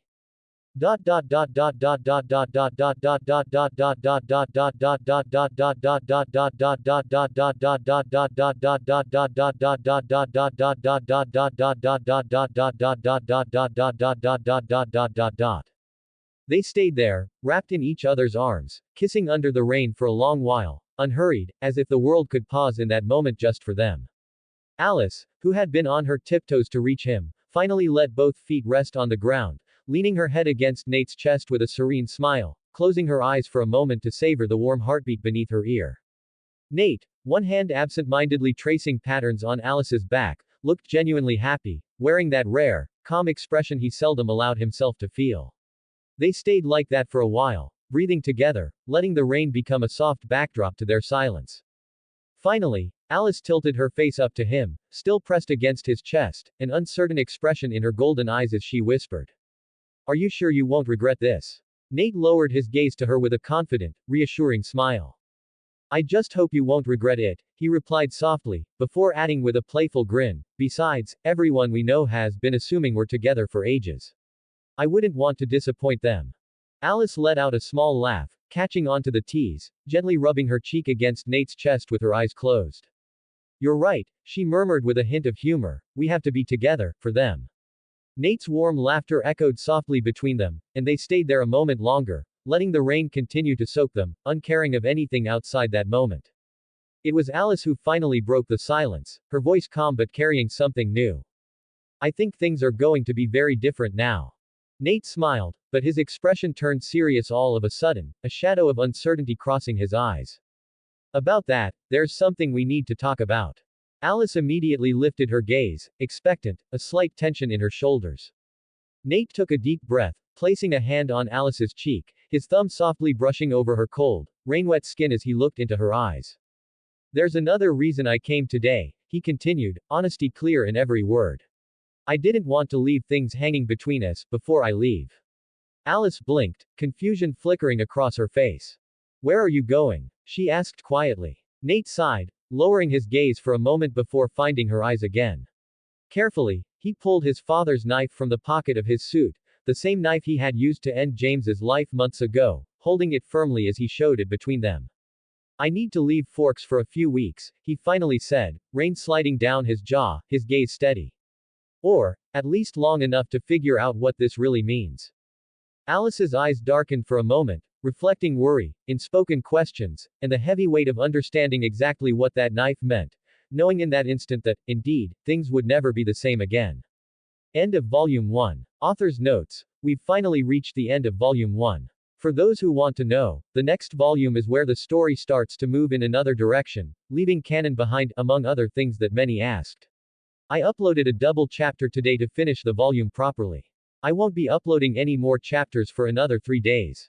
When I finish this volume on Patreon, I'll take a 2-day break, so I have to close the gap. See you. If I see too many Power Stones, I might regret it and upload the next chapters. Creation is hard, cheer me up.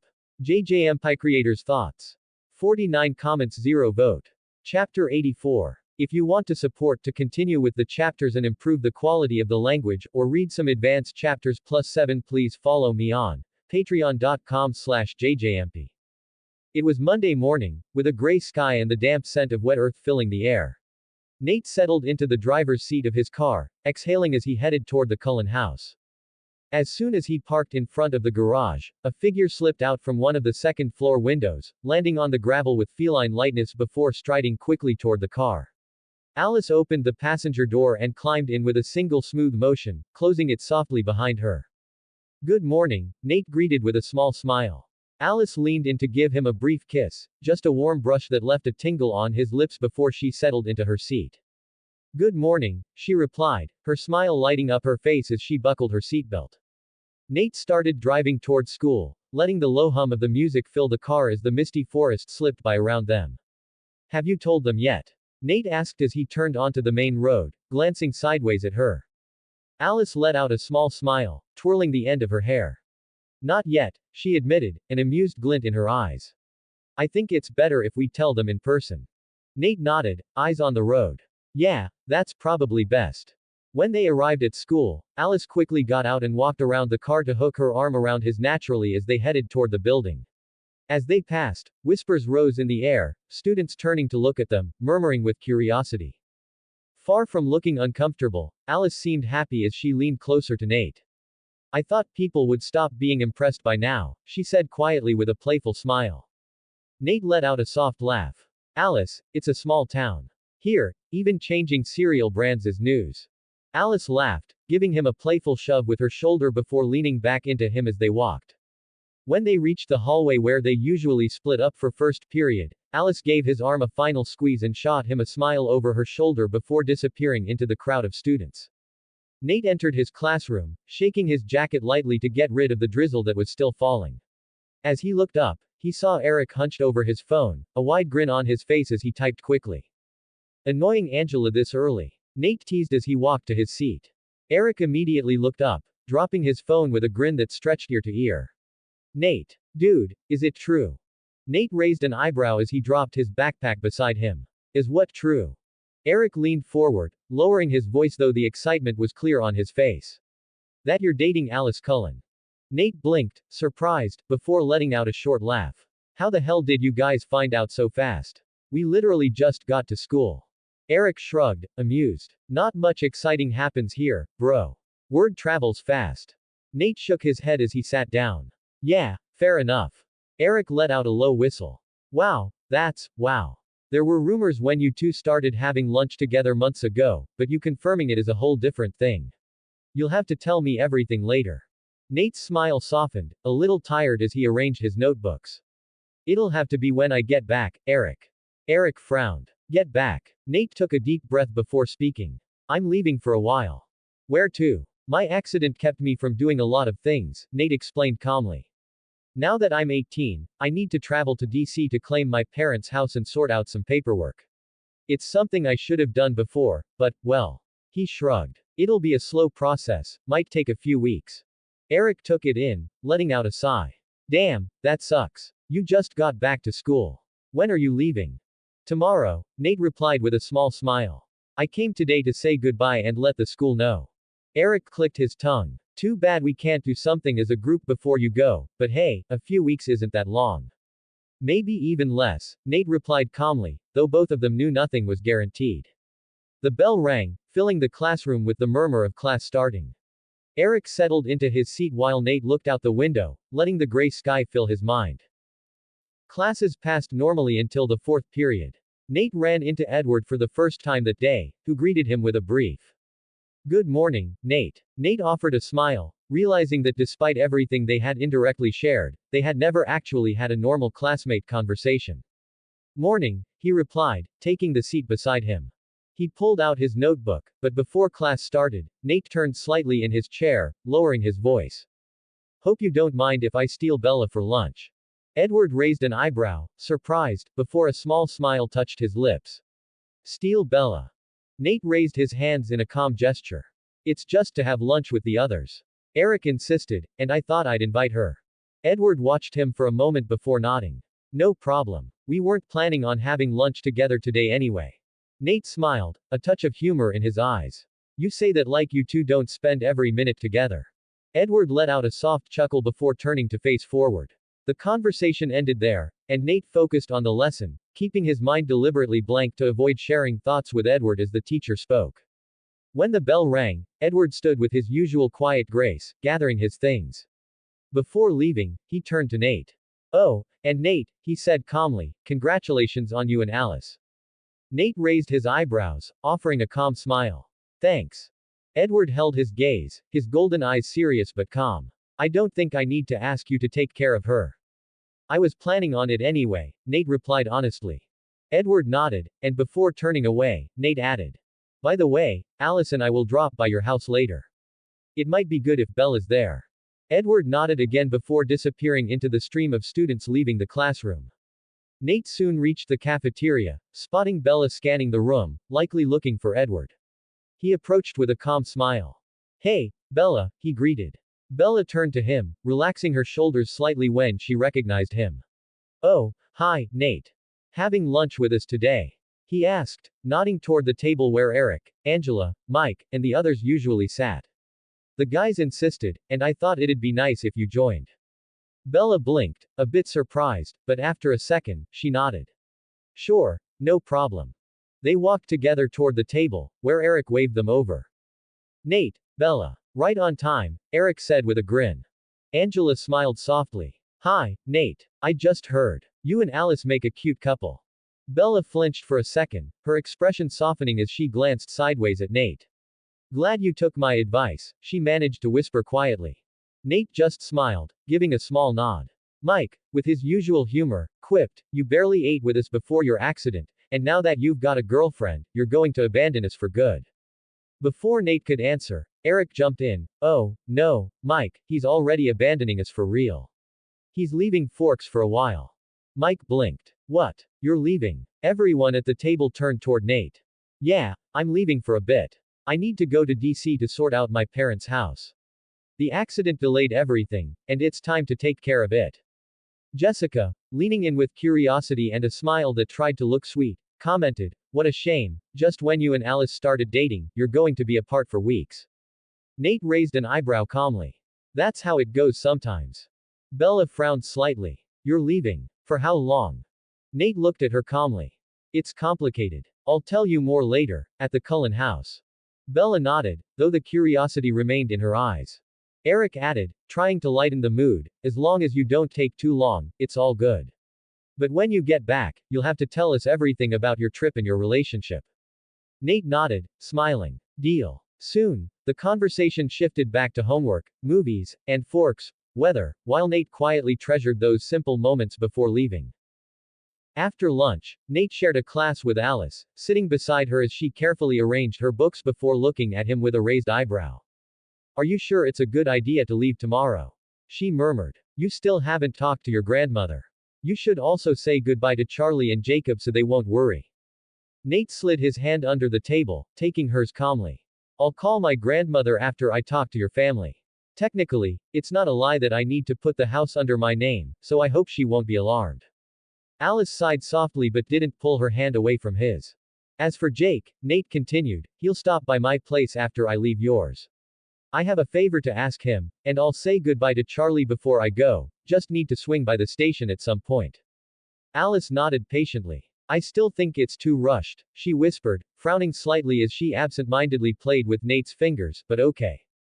Nate watched her calmly, leaning in a bit to whisper near her ear. You're still in time to change your mind.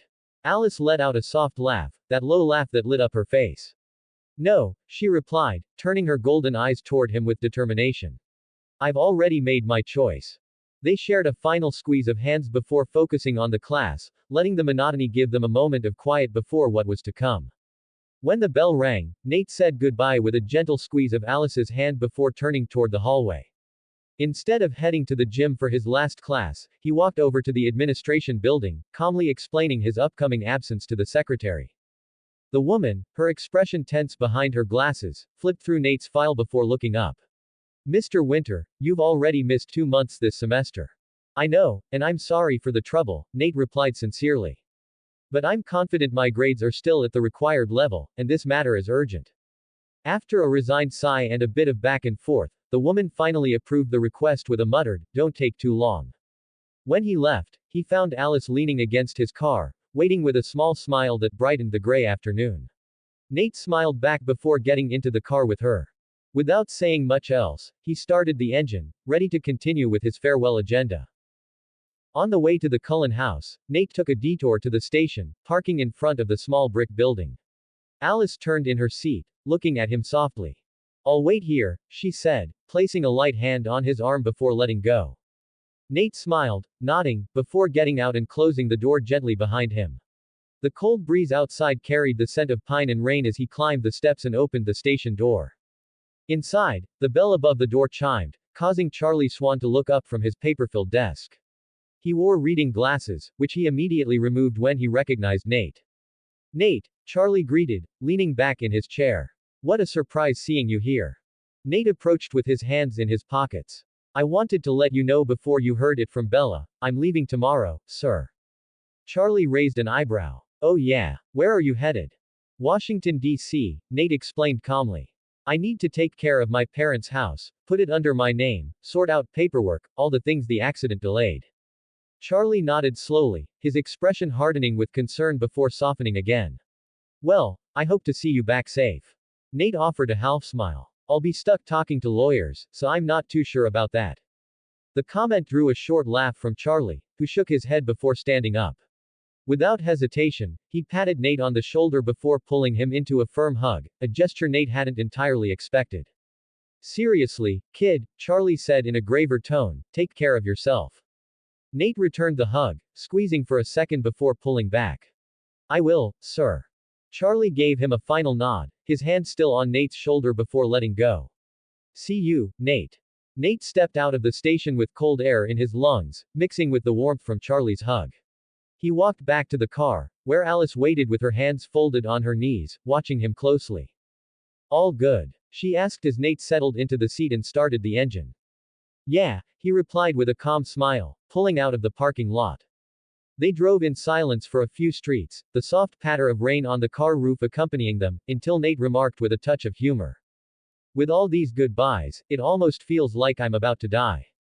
Alice let out a soft laugh, turning her face toward him with that expression that blended amusement and tenderness. Better to do this than to leave without warning, she replied softly, resting her hand over his as he kept his grip on the wheel steady. When they arrived at the Cullen house, Nate turned off the engine, observing the large wooden and stone facade blurred in the forest mist. Alice turned to him, tucking a strand of hair behind her ear. They're all here, she said calmly, though there was a hint of expectation in her voice. Nate raised an eyebrow. I was just planning on telling Carlisle, Edward, and Bella. Alice shook her head gently with a patient smile. It's better if you tell everyone. This concerns the family. Nate let out a short sigh, a small resigned smile forming. All right. I'll make it an announcement then. Alice leaned in and gave him a quick kiss on the cheek before opening the door and stepping out. Nate took a deep breath and followed. They entered together, crossing the spacious hallway into the kitchen, where the entire family was gathered. Esme and Rosalie were arranging utensils while Emmett scrolled through his phone, visibly bored. Jasper stood near the window, arms crossed, while Edward and Bella spoke quietly off to the side. Carlisle, who had been focused on a book a moment earlier, looked up with a warm smile. Nate, Alice, welcome. Esme offered him a bright smile as she approached. It's good to see you, Nate, especially with my Alice. Nate returned the smile calmly, nodding as he thought of how to break the news. Well, Nate said, raising his voice slightly as he leaned against the kitchen island, there's something I need to tell you. Before he could continue, Emmett raised a hand, laughing. Yeah, we already know, little bro, remember we hear pretty much everything, he joked, imitating Nate's tone exaggeratedly. Just tell me you don't want to be with me, and I'll leave. He burst out laughing while Rosalie rolled her eyes. Nate narrowed his eyes, turning calmly toward Emmett with a steady gaze that slowly wiped the smile off Emmett's face. Silence settled until Emmett scratched his neck, muttering. I don't get why you scare me, man. Edward, arms crossed and a barely there smile on his lips, calmly added, you'd be more scared if you could read his thoughts. Nate took a breath, letting the silence mark the moment before he spoke. I'm leaving Forks for a few weeks. Emmett's laughter died off, leaving expectant silence. I need to investigate where my father's knife came from, and what it means. Every day that passes, any lead that exists goes cold. Carlisle's golden eyes blinked in surprise before his brow furrowed in thought. That knife, Nate, I have to be honest. As far as I know, there's no weapon that can injure a vampire like that. I didn't know something like that was even possible. Jasper lowered his gaze uncomfortably while Edward frowned slightly, thoughtful. I understand why you want answers, Carlisle continued, his voice tinged with concern, but Victoria is still out there, and she's a real threat. My advice would be to wait here until we can capture her or at least confirm she's no longer a danger. Nate held Carlisle's gaze, unshakably calm. I appreciate that, Carlisle, I really do. But I can't just sit around while the trail goes cold. Carlisle inhaled calmly, measuring his words. What you're planning could be dangerous. That was when Alice, who had remained beside Nate, slid her hand into his and stepped forward. Her gaze was firm, the kind of calm that only broke during truly important moments. That's exactly why I'm going with him. Her words hung in the air. Edward tilted his head in surprise, Bella's eyes widened, and Jasper turned to Alice in disbelief. Even Emmett, who always found something to joke about, fell silent. Alice, Carlisle said carefully, are you sure about this? I am. Her voice was soft, but the determination in her eyes was unwavering. He's my partner, Carlisle. I can't see him clearly in my visions if he leaves, and I'm not going to stay here without knowing if he's okay. Silence filled the kitchen again, broken only by the rain murmuring against the windows. Nate ran a hand over the back of his neck, letting out a sigh before giving a half smile. Believe me, I tried to talk her out of it all weekend. No luck. Alice lifted her chin proudly, softly brushing her hand along his arm. Edward let out a brief laugh, though his gaze was filled with brotherly concern. Doesn't surprise me. Jasper looked away, his shoulders tensing slightly, while Bella gave Alice a small smile with a silent nod. Carlisle finally nodded calmly, though the sadness in his eyes was evident. If you're going to do this, make sure you keep us informed. And if things get complicated, come back. We will, Nate said firmly. Besides, we're only leaving for a short time. There's a chance we won't find anything, he added, feeling Alice's hand intertwine with his again as the steady beat of their decision settled. Creation is hard, cheer me up. Jayjayempi Creators Thoughts. 20 comments 0 vote. Chapter 85. If you want to support to continue with the chapters and improve the quality of the language, or read some advanced chapters +10, please follow me on patreon.com/jjmp. At the Cullen house, the rain kept tapping against the windows while the scent of wet wood filled the air and the family chatted in the kitchen. If you want to be safer on your trip, Emmett said firmly, crossing his arms as he glanced at Nate and Alice, we should go hunt Victoria down right now.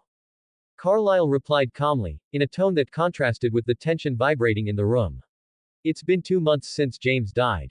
If Victoria hasn't come near us all this time, it's because she knows she doesn't stand a chance against us. Alice, standing beside Esme, furrowed her brow slightly. Honestly, I've been a little distracted until recently, she admitted, shooting a quick glance at Nate. Last time I saw her, she was in Seattle with a newly turned vampire. Bella frowned, uncomfortable. Maybe it's her new partner, maybe she's trying to settle down somehow. I mean, she hasn't made a move toward us. Rosalie let out a soft snort, a glint of disdain in her eyes. Vampires feel more intensely than humans do. I don't think Victoria would fall in love with someone else, especially not so quickly. Jasper, who had been silent with his arms crossed, turned his gaze toward the window before speaking, his voice controlled and cold. Maybe it's not love. Maybe she's building her own coven to protect herself.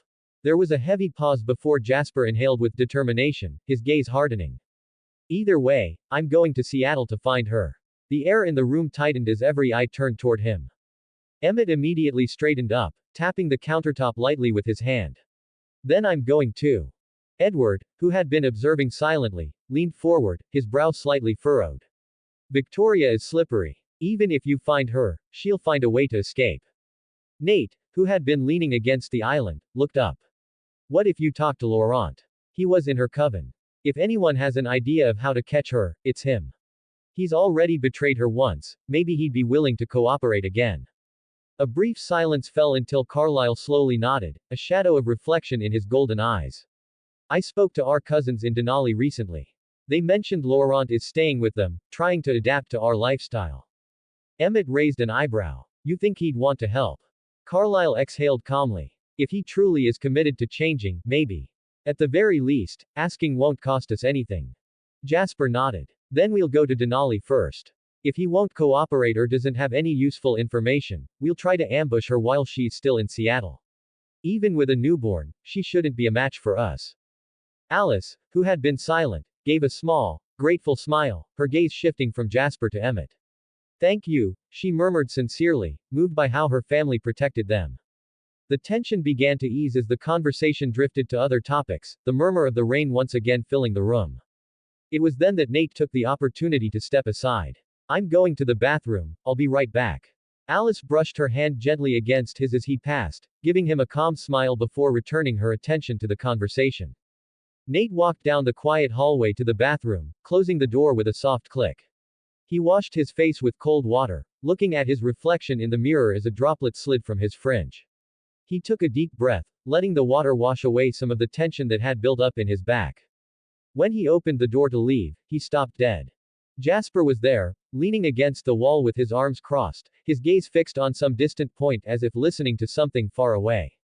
Nate was about to keep walking when Jasper spoke, his tone low and polite, carrying a coldness that couldn't fully hide a certain tension. Nate. The young man turned to look at him, noting the unyielding firmness in his posture. Jasper pulled a small folded piece of paper from his pocket and handed it to him calmly. I'll take care of Victoria. But if you get into any trouble, call me. I'll drop everything and come immediately. Nate held his gaze for a second before taking the paper and carefully slipping it into his jacket pocket. Thank you, he replied sincerely, though firmly. He was about to keep walking when Jasper spoke again, this time locking eyes with him. Please, take care of her. Jasper's voice didn't waver, but there was a note of sadness beneath the hardness in his gaze, something Nate recognized in the tension of his jaw. Nate studied his expression, understanding more than what was being said, but chose not to ask. He simply nodded. I will. Jasper held his gaze for a moment longer before shifting his eyes toward the living room, where Alice was laughing softly with Esme, and let out a brief sigh. Then, without saying anything else, he climbed the stairs, disappearing with the same quietness with which he had arrived. Nate returned to Alice's side, who looked up immediately, seeking his gaze before intertwining her fingers with his, giving him a soft, warm squeeze. The rest of the afternoon passed calmly until the clock signaled it was time to say goodbye. Alice walked him to the door as he put on his jacket. I'll see you tomorrow morning at the airport, she said, a spark in her eyes. I'm going to take the chance to hunt before we leave. Nate smiled softly. I get it, see you tomorrow. Alice leaned in to brush her lips against his in a short kiss, placing her hands gently on his chest before pulling away. And good luck with your grandma, she added with a small laugh. I hope it won't be an awkward conversation, Nate replied, drawing another light laugh from Alice. You'll be fine. With a final kiss on the cheek, Nate stepped away and got into his car while Alice watched him from the doorway, her arms crossed and a warm smile on her face. The engine purred softly as Nate headed home to finish his last preparations. Nate drove through the rain to his house, the road sliding past under the pale streetlights. As he turned onto his street, his gaze froze immediately. Jacob was sitting on the curb in front of the house, elbows resting on his knees, the hood of his gray sweatshirt partially covering his face as the drizzle softly drummed against the pavement. Nate smiled, a hint of guilt rising as he saw him waiting. He turned off the engine and stepped out of the car, closing the door with a quiet thump. Sorry for making you wait so long, Jake, he said, raising a hand in a relaxed greeting as he approached. Jacob looked up with a smile that mixed impatience and relief. So on top of asking me for a favor without telling me what it is, you make me wait in the rain. You're a great friend, Nate. Nate let out a low laugh, scratching the back of his neck as he stopped in front of him. I know. It's just, I'm leaving Forks tomorrow for a few weeks. I need to take care of some stuff with my old house. Jacob's smile faded just a touch, his gaze darkening slightly as he nodded slowly. I see, I get it, man. I hope it's nothing too complicated. Nate leaned toward him with a half smile, pulling his keys from his jacket and spinning them between his fingers. I don't think it will be, but just in case it is and I'm delayed, I wanted to ask you for a special favor. Jacob raised an eyebrow, waiting for Nate to continue. My dad's car, Nate nodded toward the parked car. It's a bit temperamental, and I don't trust anyone but you to take care of it. Jacob let out a brief laugh, a flash of amusement in his dark eyes. Dude, getting to drive such a sweet car isn't a favor. It's a gift. Nate chuckled softly, though there was a glint of nostalgia in his eyes. Well, just promise me you'll take care of it. If I could, I'd take it with me, but it would delay my trip too much. Jacob caught the keys with a smooth gesture, looking at them in his hand with a confident smile. I'll take care of it. I'll keep it maintained and clean, you can count on me. You know I do, Nate replied sincerely. And, if you can, stop by to visit my grandma every now and then. So she's not alone while I'm gone. Jacob adjusted his hood, letting a warm smile show. I'll keep her company when I have free time, I promise. They chatted for a while longer, standing in the drizzle that was slowly intensifying as the streetlights flickered softly. They talked about the car, how good the engine sounded, and how Jake planned to tune it to keep it in perfect condition. The conversation drifted to lighter topics, about Alice and the obvious happiness she brought to Nate, and about Jacob, who seemed to be gaining more muscle each week, something Nate pointed out with a teasing smile. Are you on a new weightlifting regimen? Nate joked. Jacob laughed, giving him a light punch on the shoulder. Man, it's called growing up. Soon you're going to have to watch out. Nate raised his hands, pretending to surrender as he laughed. The sky was beginning to darken, tinting the clouds a deep gray as the sound of the rain intensified on the pavement. Jacob looked at the car with a bit of nostalgia before turning his gaze back to Nate. I hope you don't take too long to come back, Jacob said, with a quiet seriousness that struck Nate in the chest. Nate took a deep breath before nodding with a small, sincere smile. Before you know it, I'll be back here beating you again at fishing. Jacob laughed, giving him one last friendly punch on the shoulder before getting into the car. The engine roared strongly, vibrant under the blanket of rain, before slowly driving away down the street. Nate stood there, watching the car's taillights disappear at the end of the street, the sound of the engine blending with the steady patter of the rain. He took a deep breath, feeling the weight of everything that was to come as he turned to climb the steps to his house. It was time to talk to his grandma. Nate closed the door with a gentle push and shook the rain from his hair as he set the keys on the shelf. As he stepped into the living room, his grandmother looked up from the crossword puzzle she was working on, pushing her glasses up the bridge of her nose. Well, look who's here, she quipped, with a crooked little smile. Did Alice have you kidnapped or what? Nate let out a low laugh as he dropped onto the couch across from her. Not exactly. She set her pencil aside and clasped her hands over the notebook. I like that girl. You should bring her over for dinner one of these days. So she knows she can come over even when you're not hurt. I know. I will. Nate leaned forward slightly, a calm seriousness in his eyes. Actually, I need to talk to you. She raised an eyebrow. I don't like that tone. I have to travel. Tomorrow. His grandmother looked at him for a moment, then let out a sigh, her lips pursed. So soon, Nathaniel. You've barely recovered. Nate nodded, with quiet firmness. I need to finally close out the inheritance stuff. I'll only be gone a few weeks. I'll also pick up anything I left at my old house. I want to have everything ready once and for all, so I can stay here. Settle down for real. She lowered her gaze, moving her lips as if mumbling something, then looked back up at him with a soft glint in her eyes. So, you want to settle down, huh? You really do like being here with me, don't you? In part, Nate said, with a hint of humor. Well, would you look at that? She leaned back in her chair, letting out a short puff of air, almost a laugh. I can't say I'm surprised, but it makes me happy. I promise, Grandma. This will be the last time I leave like this. It better be, she muttered, with a playful edge in her voice, though she couldn't quite hide her worry. She watched him for a moment before tilting her head with curiosity. And what does Alice think about you leaving so suddenly? Nate hesitated for a second before deciding to be honest. She's coming with me. His grandmother blinked, processing this, before bursting out laughing in disbelief. You know, I'm not one of those old-fashioned grandmas, Nathaniel, but I'm a little surprised. She waved a hand in the air. And her parents. They're just letting her run off with some boy. They trust us, Nate replied calmly. And, it's not like they could stop her. Good answer. She leaned forward, giving him a lopsided smile. She's a smart girl. She is. His grandmother watched him for a moment longer before clicking her tongue. All right then. She pointed a finger at him. But listen to me, when you get back, I don't want you running off again for a good long while, got it? Nate nodded, a small, sincere smile on his lips. Deal. Good. She leaned back again, letting out a soft huff. Just as he turned to head upstairs to pack, his grandmother's voice stopped him. Nathaniel. He turned back, raising an eyebrow. Yeah. Take care of yourself. She said it without unnecessary softness, but with all the weight of her love behind it. Creation is hard, cheer me up. Jayjayempi creators thoughts. 20 comments 0 vote. Chapter 86. If you want to support to continue with the chapters and improve the quality of the language, or read some advanced chapters plus 10, please follow me on patreon.com/jjmp. It was very early in the morning when Nate came down the stairs with his suitcase ready, the wheels softly bumping against each step as the scent of freshly brewed coffee filled the house. He paused for a moment when he saw his grandmother in the kitchen, sitting in her favorite chair with a cup in her hands, dressed in her gray flannel robe, her hair pulled back into a messy bun. Nate felt a warmth in his chest seeing her there, so familiar and present.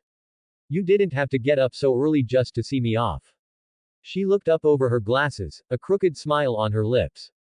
Old people get up early even if they don't want to. Nate left his suitcase by the door, holding back a smile as he adjusted the sleeve of his sweatshirt. Still, thank you. His grandmother settled back in her chair, taking a sip of her coffee before looking at him curiously. Are you picking up Alice in a taxi on the way to the airport?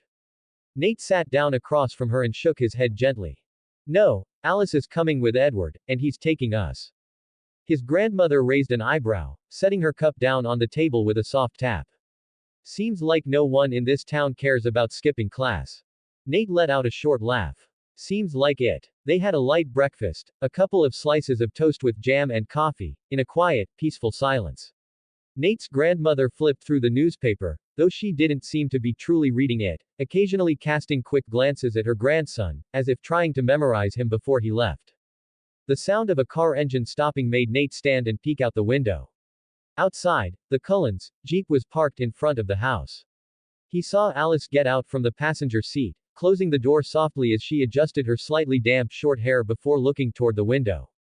When she met Nate's gaze, she gave him a small wave and a quiet smile that drew a smirk from him as he lifted his hand in return. Nate opened the door before they could knock.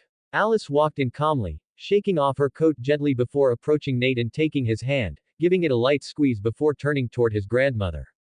Good morning, Mrs. Winter. I'm glad I get to say goodbye before we leave. Edward, who was coming in behind her, nodded with a polite smile. Good morning, Mrs. Winter.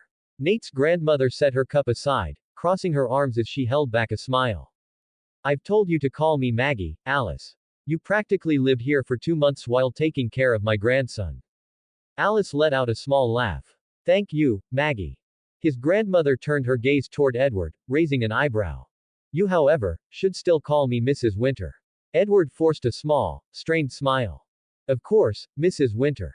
Nate chuckled softly before grabbing his suitcase and turning to his grandmother, leaning down to hug her tightly.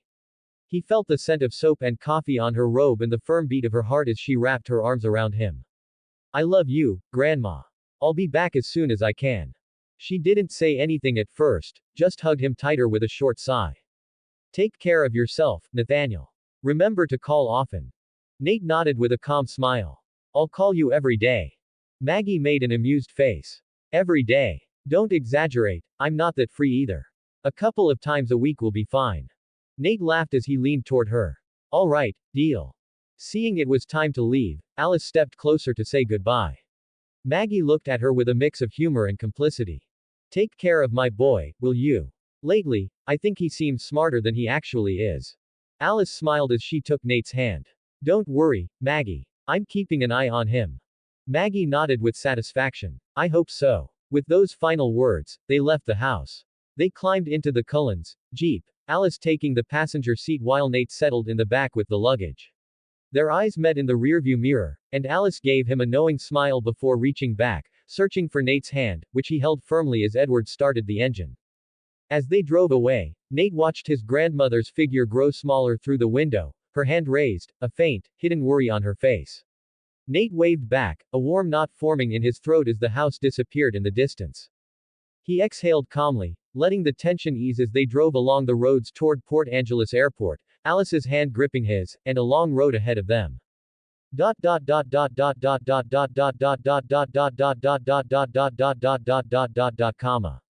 They didn't take long to reach Port Angeles. The hour-and-a-half drive felt brief, the gray sky accompanying them while the trees blurred in a damp green on either side of the road. Edward drove with his usual calm, while Alice sat in the passenger seat, at times quietly checking her phone, at times turning to give Nate quick smiles as he sat in the back next to the suitcases. Nate remained quiet, looking out the window as he mentally reviewed everything he was leaving behind in Forks, from his grandmother to the routine that, little by little, had started to feel like home. Upon arriving at the airport, Edward found a spot close to the drop-off area. He parked the Jeep smoothly, the engine cutting off as the hum of the airport reached them even inside the vehicle. Nate pushed the door open and got out first, stretching his arms discreetly to relieve the tension from the drive. He bent down to grab his medium suitcase as Edward opened the back door, and between the two of them, they carefully unloaded Alice's 2 large suitcases, lining them up next to the Jeep. Alice already had her carry-on bag secured over her shoulder, watching closely as they arranged the luggage. Nate glanced at the pile of suitcases, raising an eyebrow with a half smile as he scratched his neck. Are you sure we're only going for a couple of weeks? Looks like you're moving. Alice looked up, a flicker of surprise crossing her face as she adjusted one of the handles. I thought it was the essentials. Nate let out a short laugh, shaking his head lightly. Now I'm afraid to ask what would count as optional. Alice gave him a small shoulder bump, hiding a smile behind a resigned sigh. Just help me carry them, Mr. Unprepared. Nate smirked. Yes, Ms. Indispensable. Edward watched their exchange with a quiet smile as they grabbed the suitcase handles and headed toward the terminal. The airport buzzed with movement, rushing passengers, families saying goodbye, the rumble of suitcase wheels, and flight announcements filling the air as they walked through the crowd. When they reached the check-in line, Alice calmly checked her tickets and quickly peeked into her carry-on bag to make sure she hadn't forgotten anything. When their flight was announced, Alice turned toward her brother, ready for their final goodbye. He leaned in, giving her a brief hug, his hand resting on her shoulder in a contained but genuine gesture. I hope you find whatever it is you need to find, and come back soon. Alice pulled back slightly to look into his eyes, nodding. We will. I'll let you know if I see any sign of Victoria. If there's anything important, I'll call right away. Edward sighed, relaxing his shoulders with a flicker of concern in his eyes before nodding. With Jasper and Emmett tracking her, I'm not worried. Alice smiled softly, raising her hand to adjust the lapel of his jacket in a sisterly gesture. Take care of Bella while I'm gone. I will. Nate stayed close, giving them space to finish saying goodbye. When he saw that Alice was ready to head toward the boarding line, he nodded toward the security gate. Go ahead for a second, I'll catch up. Alice looked at him, a spark of trust in her eyes, her hand gripping the handle of her bag firmly. Don't take too long. With one last glance at Edward, Alice turned and began to walk toward the line, her short hair swaying softly with each step as she disappeared into the crowd. Nate turned to Edward, taking a deep breath as he held onto his suitcase firmly. Don't forget your promise. Edward looked at him, tilting his head seriously. I won't. I'll take care of your grandmother, the way you took care of Bella.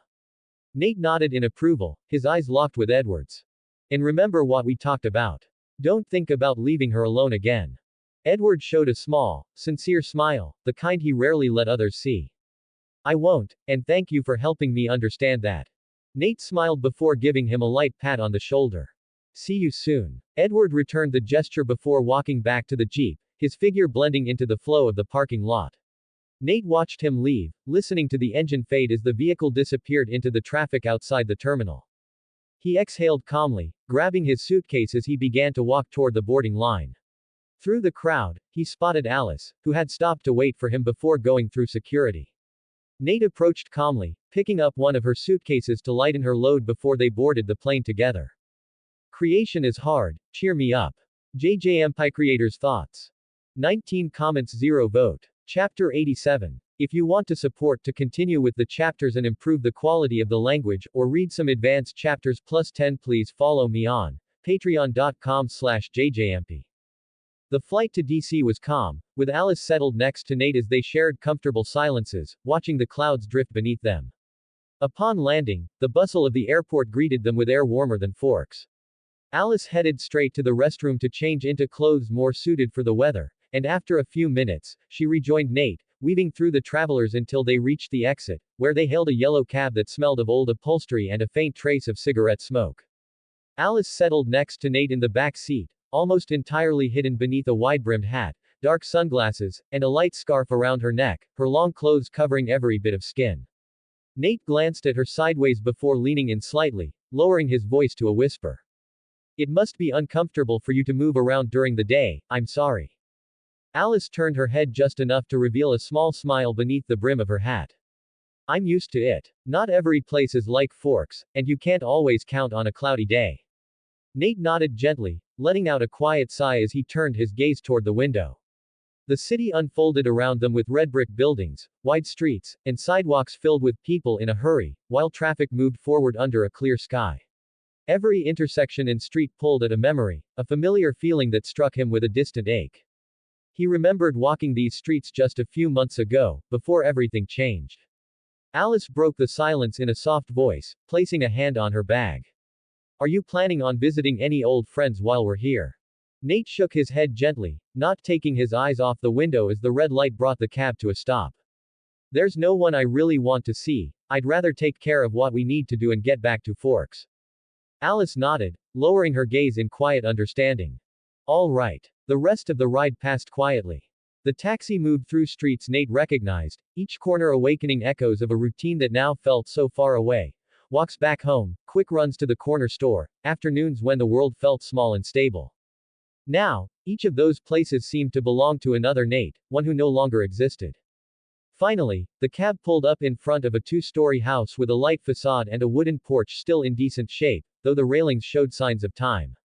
The windows were still covered with the same heavy curtains as before, and the front door stood firm, as if nothing had changed since the day he left. The only sign of neglect was the yard, with unevenly overgrown grass and a few dry branches in the planters. Nate paid the driver, feeling the weight of the key in his pocket as he stepped out of the cab. He closed the door softly and stood facing the house, hands in his jacket pockets, observing it in silence. For the first time in a long while, he felt clearly that no one was waiting for him there anymore. That house had once been a home filled with voices, footsteps, doors closing, and scattered laughter, the TV on at night, and the smell of breakfast in the mornings. Now it was just an empty structure, where the echoes of the past seemed to float through every room. Beside him, Alice adjusted the brim of her hat and lowered her sunglasses slightly to look at him calmly, her gaze steady and understanding. I'm here with you, Nate, she said softly, her voice barely a murmur that the breeze carried away. Nate took a deep breath, letting that certainty give him the push he needed. He pulled the key from his pocket, holding it for a moment before stepping up to the door. The porch creaked under his steps, and for a moment, a memory washed over him, himself, running down those same steps with his backpack hanging off one shoulder, waving with a smile before disappearing down the street. He squeezed the key between his fingers and inserted it into the lock. The click echoed softly as Nate turned the doorknob, pushing the door open. As soon as it opened, a dry scent of dust and old wood drifted toward them as daylight illuminated a room in disarray. The couch was out of place, its cushions scattered across the floor, the rug rolled up in a corner, and a dining chair lay broken by the wall. Drawers were open, books and papers strewn about, picture frames fallen, some shattered. Amid the mess were tiny shards of glass glinting in the light, mixed with tracks of dry dirt on the floor. Nate stood frozen in the doorway, his hand still on the knob, as his mind processed what he was seeing. A slow beat of disbelief thudded in his chest before turning into the weight of contained anger. He stepped inside, silently taking in each object, noting what was still there. The television remained, the stereo was untouched, and valuable ornaments still sat on the shelves. He ran a hand through his hair, forcing himself to breathe as he fought the urge to punch something. Behind him, Alice stepped in cautiously, her boots quiet against the dusty floor. She lowered the brim of her hat slightly, scanning the room as she covered her nose with a hand, murmuring, "This smells like wet dog. Maybe some vagrants broke in, or stayed here since it was empty." Nate turned his head slightly toward her, frowning as he inhaled the air. To him, it was just the smell of a closed house, dust, and dry wood. "I don't smell anything weird, and it doesn't look like a robbery." His voice was calm, though his jaw tightened as he moved further in, eyes sweeping over the chaos. The door was locked, the TV's still here, all the valuables too. His eyes moved slowly around the room. Someone was looking for something. Alice watched him quietly for a moment before lifting her gaze gently, her golden eyes reflecting concern. "You should check the whole house, Nate. Just in case." He nodded, leaving his backpack near the entrance before moving down the hallway. The kitchen was just as ransacked, cabinet doors hanging open, utensils scattered across the floor, and traces of dirt on the tiles. He climbed the stairs with measured steps, checking his room first, where the sheets had been pulled off the bed, the desk drawers emptied, and papers scattered everywhere. In his parents' room, the wardrobe was flung wide open, clothes littering the floor, wooden boxes overturned, photos and papers strewn among old garments. Finally, he stopped in front of his father's study door. He carefully turned the knob and pushed it open. The scent of paper and wood, mixed with dust, enveloped him immediately. The room was a wreck. Bookshelves emptied, books scattered across the floor, many left open with pages bent or torn. The large oak desk where his father used to spend hours working was covered in empty folders, opened envelopes, disorganized papers, and forced open drawers. Nate stood still, his gaze fixed on the chaos that had replaced the calm of this place. He could almost hear the clack of the keyboard and smell the coffee and tobacco that used to fill the air as his father worked late into the night. He closed his eyes for a moment, breathing deeply before heading back downstairs. Alice was still waiting by the front door, watching him patiently. As he came down, she raised an eyebrow, seeking an answer. "How is it upstairs?" Nate exhaled slowly before replying. "Same. Every room's been torn apart, even my dad's study, but nothing valuable was taken." Alice held his gaze before speaking softly. "Should we call the police, Nate? They could file a report, just in case." He shook his head, running a hand over the back of his neck to steady his frustration. "No. I don't think this was a normal break-in." He gestured calmly at the mess. "Someone came here looking for something, and I think it's better if we find whatever clues they left behind." Alice nodded firmly, her eyes glinting with determination as she adjusted her bag on her shoulder. "All right. I'll help however I can." Nate looked at her for a moment before nodding. "Thank you, Alice." Without another word, they began to search carefully, lifting books, opening drawers, sorting through papers, and exploring every corner for any hint of what the intruders had been after. As daylight slanted through the dusty windows, the old house filled with the creak of wood under their steps and the rustle of pages turning, as the two of them worked together to uncover the mystery that had come crashing into Nate's past. Creation is hard, cheer me up. Jayjayempi Creators Thoughts. 7 comments 0 vote. Chapter 88. If you want to support to continue with the chapters and improve the quality of the language, or read some advanced chapters +10, please follow me on patreon.com/jjmp. Nate and Alice continued searching the house in silence, moving fallen papers and books, lifting empty drawers, and carefully setting aside each object as the sunset light slanted through the dusty windows. The air smelled of old dust, wood, and something else, a hint of dampness that mixed with every step they took on the floor, which creaked softly under their weight. The echo of their movements filled the empty house, where every corner seemed to hold a secret waiting to be found. Alice had gone upstairs a few moments before, and when she returned, her soft footsteps barely creaked on the stairs as she paused in the doorway of the study. Upstairs, I found traces of dirt, she murmured, discreetly bringing a hand to her nose as her golden eyes lifted toward him, and a very faint trace of another vampire. But I can't be sure, the wet dog smell is stronger. Nate looked up from a pile of torn papers, frowning as he processed her words. For a second, everything else seemed to fade into the distant murmur of the street, leaving only the beat of his own pulse in his ears. Do you think? He started to say but stopped, taking a deep breath before speaking more calmly. If I had come back sooner, maybe that trail could have led us somewhere. He let the papers fall onto the desk, rubbing the back of his neck as his gaze swept over the chaos in the room, noticing the fallen books, the empty folders, and the tracks of dry dirt on the carpet. His eyes stopped on his father's oak desk, drawers open and folders torn on top of it, a silent symbol of everything that had fallen apart. My dad, he began, his voice lower, almost to himself, was a very smart man, but ordinary. A flicker of confusion and pain crossed his face before hardening as he spoke. He didn't seem like the type to get involved in anything supernatural, but now, after all this, it's impossible to ignore. He remembered his father sitting at that desk, going over contracts with a cup of coffee beside him, writing notes by hand with almost obsessive precision, saying every detail mattered, that everything had to be in its place. His figure seemed to overlay, for a moment, onto the empty study. It's no coincidence he had that knife, the one even Carlyle didn't know was possible to create, and now, with a vampire's scent here, I can't deny it anymore. Alice set her bag down on a fallen chair, her warm eyes holding Nate's gaze as she stepped closer. If he really knew something about this world, he must have left some kind of record, she said firmly, though her voice remained soft, as if careful not to break the fragile balance Nate was holding. We should search thoroughly, Nate. Maybe in your parents' room, or here, in the study. Nate remained silent, his breathing evening out as his gaze drifted for a moment into the lengthening shadows on the walls. He thought about it, picturing his father organizing papers, those nights when Nate would peek in and his father would tell him to go back to bed while he carefully filed each document into labeled folders. The study would be the best place, he said at last, with resolution. If my dad kept something important, it would have been here. He was meticulous about everything, always documenting every detail, everything that could help him. Alice tilted her head slightly, her short hair brushing against her cheek as she looked at him with understanding.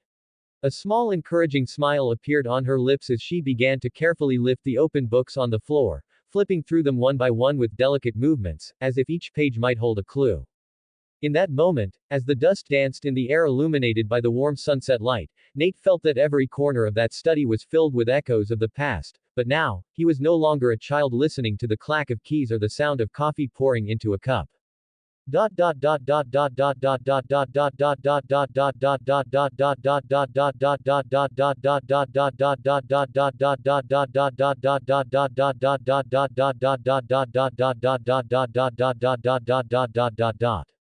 Hours passed in Nate's father's study without finding anything. Night had fully fallen, tinting the windows a deep blue as the desk lamp cast a cone of light over the scattered papers. They had checked every book, flipped through pages marked with old bookmarks that only led to underlined laws or unimportant work notes. Every folder turned out to be a case, a closed file, nothing that explained the mystery that had brought them there. Nate was starting to grow impatient. His hands moved from paper to paper with increasing haste, his breathing agitated, filling the dust-laden air. It was then that Alice, who had been checking a lower shelf, stood up softly and approached him. She placed a light hand on his arm, her warm touch a contrast to the cold air in the room. You need to keep your head clear, even if you're shaking inside, she murmured, using the exact phrase he had heard so many times from his father. Nate closed his eyes, letting the tension building in his chest ease just slightly at her words. He took a slow breath and nodded, letting the internal trembling settle under the calm Alice gave him. She looked at him seriously, though her voice remained gentle. You knew your father, Nate. If he really hid something important, where do you think he would have put it? Nate turned his gaze toward the desk, letting his shoulders drop as he analyzed calmly. He realized how much seeing his old home in this state, ransacked and reduced to chaos by unknown hands, had rattled him. He took another deep breath, forcing himself to reason. My dad and I, we were alike in many ways, he said quietly, thoughtfully. If it were me, and I had to hide something important, it would be somewhere within reach, but discreet. Somewhere you could check quickly without raising suspicion. His eyes scanned every corner. The lamp didn't have enough space, the bookshelf would be too obvious, and lifting floorboards would be too noticeable. Alice watched him patiently, arms crossed. Finally, Nate spoke, his voice firm. The most logical place would be the desk. It's always within reach, and once you dismiss the drawers, you'd think there's nothing left to look for. Alice nodded, tilting her head as she tried to understand. Do you want me to break it open to check if there's something inside? She asked calmly, ready to do it in an instant. Nate shook his head, determined. No. If it's a hiding spot, it has to be something you can open and close without moving it, so you can take things out or put them back in without drawing attention. He sat in the old wooden chair in front of his father's desk. For a moment, nostalgia washed over him. He remembered his father writing, the smell of coffee, the murmur of the TV playing in another room. But he pushed aside the knot in his throat, focusing his mind on the present. Carefully, he began to feel every inch of the desk, gently touching the corners, running his fingers underneath, pressing small spots as he checked patiently. He didn't want to move it too much or break anything. When he reached the last drawer, he felt something. He carefully pushed from underneath, noticing a slight movement, an almost imperceptible shift in the structure. Come on, he murmured, pressing a bit harder. With a subtle click, the base loosened and opened without force. From the hidden compartment, a dark-covered notebook fell with a soft thud. Nate caught it before it hit the floor, holding it with both hands as he examined it. It was a simple notebook, with bookmarks sticking out and colored sticky notes on the worn edges. As he flipped through it, he noticed it had far fewer pages than it should, but it didn't look like they had been torn out roughly. Everything inside was surprisingly organized. Alice, standing beside him, leaned in to get a better look as Nate opened the first page. She frowned in confusion. I don't understand any of this, she murmured, pointing at the lines of symbols and seemingly random words that filled the pages. Nate let out a low chuckle, shaking his head slightly as he ran his thumb over the precise handwriting. Looks like a cryptogram, he commented, with a mix of exasperation and a glint of pride in his eyes. My dad was more cautious than I was in some things. Alice gave him a small smile before sitting down beside him, watching intently. Then, let's decipher it, she said calmly, with the same determination he felt. Nate nodded, lowering his gaze to the notebook as he held it firmly. And there, in the stillness and dust of the house, Nate felt that, for the first time in a long while, he was about to uncover a fragment of his father's true world. Creation is hard, cheer me up. Jayjayempi Creators Thoughts. 7 comments 0 vote. Chapter 89. If you want to support to continue with the chapters and improve the quality of the language, or read some advanced chapters +10, please follow me on patreon.com/jjmp. The night had crept quietly through the house, wrapping every corner in the hushed murmur of the trees outside and the distant ticking of a clock still working somewhere in the dark.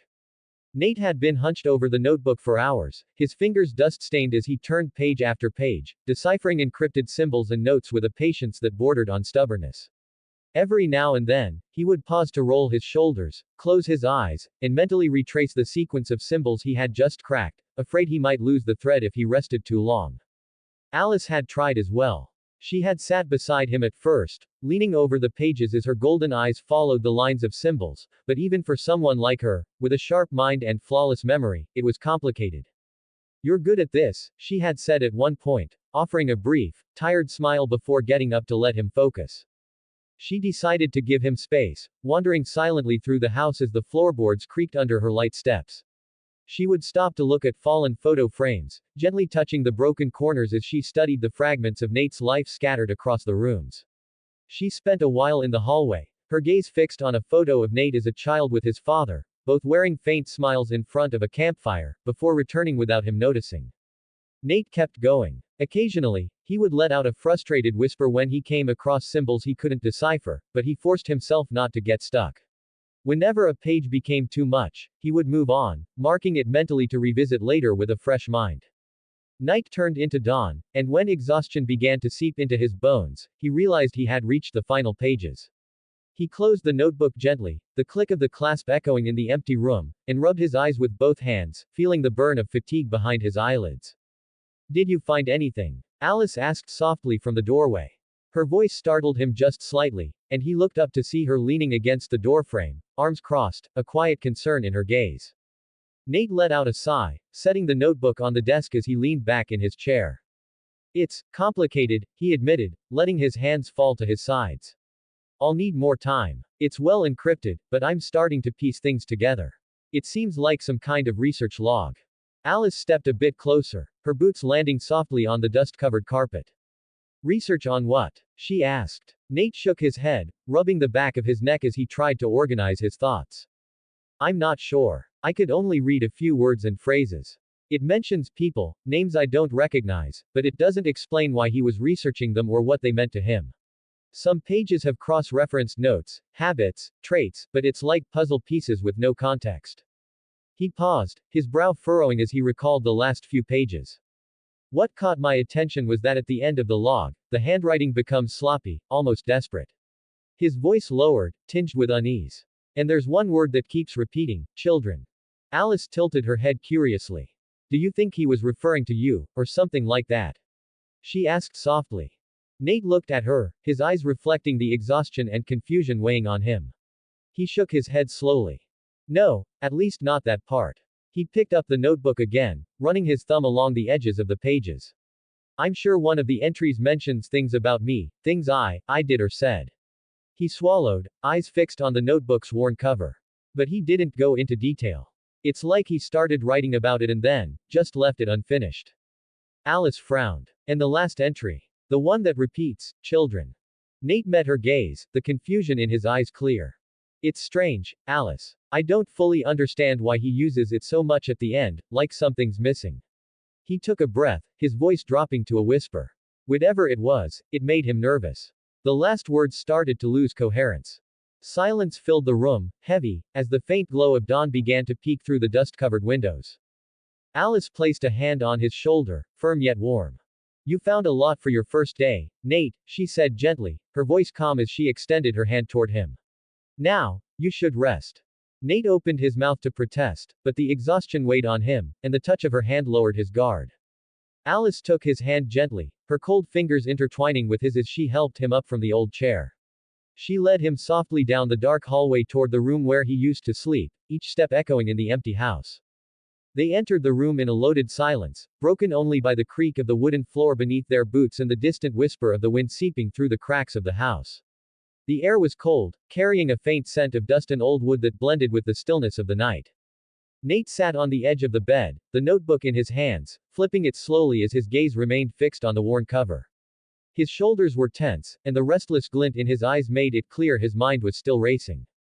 Alice watched him from the doorway, her golden eyes studying him calmly. She stepped forward with fluid movements, stopping in front of him. Aren't you going to sleep? She asked softly, her voice breaking the silence with a serenity that contrasted with Nate's restless energy. Nate didn't look up from the notebook. His fingers tightened around its edges before he sighed. I can't, he admitted, the exhaustion in his voice undeniable. Every word I decipher, every phrase I understand, it leaves me with more questions. It's like if I stop now, I'll lose something. Alice looked at him with a spark of understanding in her eyes before leaning toward him. Gently, she placed her cold hand on the cover of the notebook and calmly took it from his grasp. She walked over to the desk and set it down firmly, making sure it was out of his immediate reach. Without saying a word, she dragged the desk chair next to the bed and sat down gracefully, crossing one leg over the other as she watched him. Now, without the notebook in his hands, Nate slowly lay back on the bed, staring at the ceiling with a clenched jaw. His muscles were heavy with exhaustion, but his mind wouldn't shut off, sparking with every word he had managed to understand. Alice watched him for a moment, tilting her head with a small smile as she rested an elbow on the chair's back. I can hear your pulse, she remarked lightly, though her voice carried a protective warmth. You're exhausted. Nate closed his eyes for a moment before reopening them, exhaling heavily. I know, but I can't turn off my mind. Alice observed him in silence before speaking softly. I know you're the type that, once something is stuck in your head, You can't let it go, she said, a hint of humor in her smile. Nate managed a small smile, turning his face slightly to look at her. I think I've changed a bit, he replied tiredly, with a trace of humor. Alice arched an eyebrow, her golden eyes glinting as she watched him. Maybe you have, she murmured, a flicker of nostalgia crossing her gaze. Because the first time we met in English class, you were like a different person. Nate let out a low laugh, running a hand over his face as a touch of embarrassment crossed his features. Back then, I could barely get a word out around you. Alice rested an elbow on her knee, her chin in her hand, a playful smile crossing her face. It was so obvious, you know. She teased softly. I pretended not to notice, but I could see how you looked at me, like you couldn't believe I was real. Nate dropped his hand from his face, looking at her with a defeated smile. You weren't entirely wrong, he admitted. Alice let out a soft, musical laugh, her hair shifting gracefully as she tilted her head. It was cute, she said honestly, though her smile still held a playful edge. Seeing you try so hard not to stare at me, and when you finally spoke, you didn't say anything smart.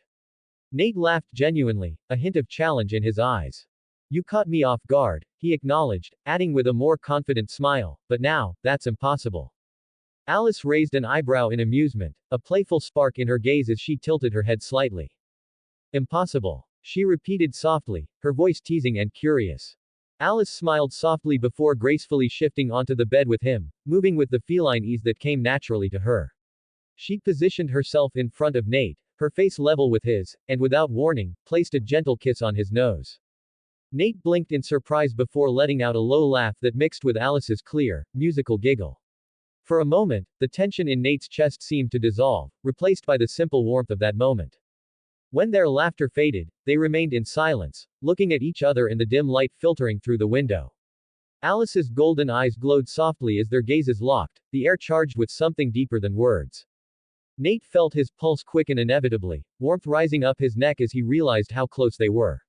Alice arched an eyebrow in amusement, a sly smile playing at her lips as her eyes roamed over him with familiar ease. You know what's funny? She whispered teasingly. It's only now hitting you that you're about to spend 2 weeks alone with your girlfriend. Nate let out a short laugh, running a hand over the back of his neck while shaking his head. With everything going on, I hadn't thought about it like that, he replied with a smile, softer now as he looked at her. Alice tilted her head slightly, her hair brushing his cheek as she watched him warmly. They stayed silent for another moment, gazing into each other's eyes as if the world around them had faded, leaving only Nate's quickening heartbeat and Alice's quiet stillness.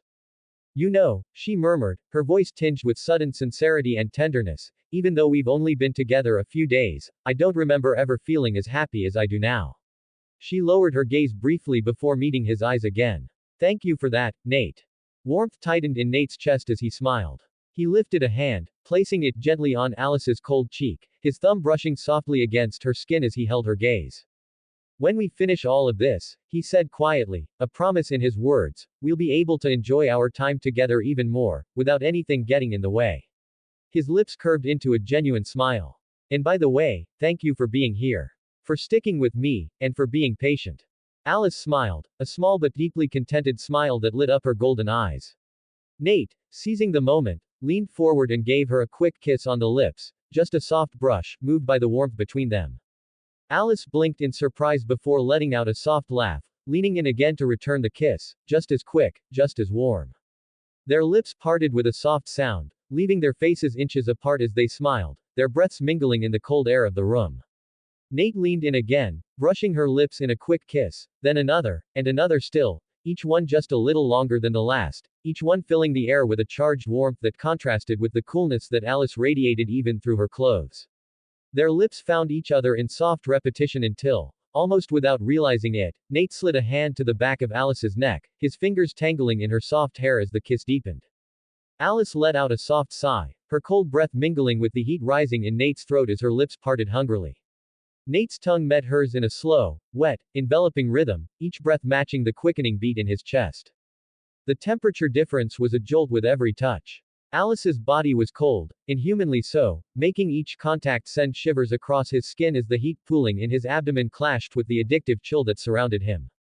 They broke the kiss briefly for air before Nate lowered his mouth to Alice's neck, pressing a warm kiss, then another lower down, feeling her icy skin tense beneath his lips. Her non-existent pulse was replaced by the frantic pounding of his own, vibrating against her. Alice arched her neck, letting out a soft, pleased sound that disappeared into the room as Nate's hands slid quickly down her sides to her waist, gripping her hips firmly. Alice responded by sliding her hands down decisively, slipping a hand beneath Nate's shirt. Her cold fingers traced over the warm skin of his abdomen, brushing over the lines of his muscles, making him shiver and let out a low gasp. The contrast felt like an electric jolt, each caress leaving a burning trail. In a smooth motion, Alice climbed onto him, straddling his lap, her hips settling against his in a slow, intentional sway. The controlled weight of her body pressed down on him, each subtle shift of her hips sending a pulse of pleasure mixed with a slight ache through Nate's waist, who, instead of pulling away, sought the rhythm, pushing up gently as his hands slid under Alice's blouse, tracing the cold skin of her back, feeling the curve of her waist as she shivered under his touch. Each of Alice's movements grew firmer, sometimes almost too much, making Nate feel a sharp ache that blended with the desire pooling in his abdomen.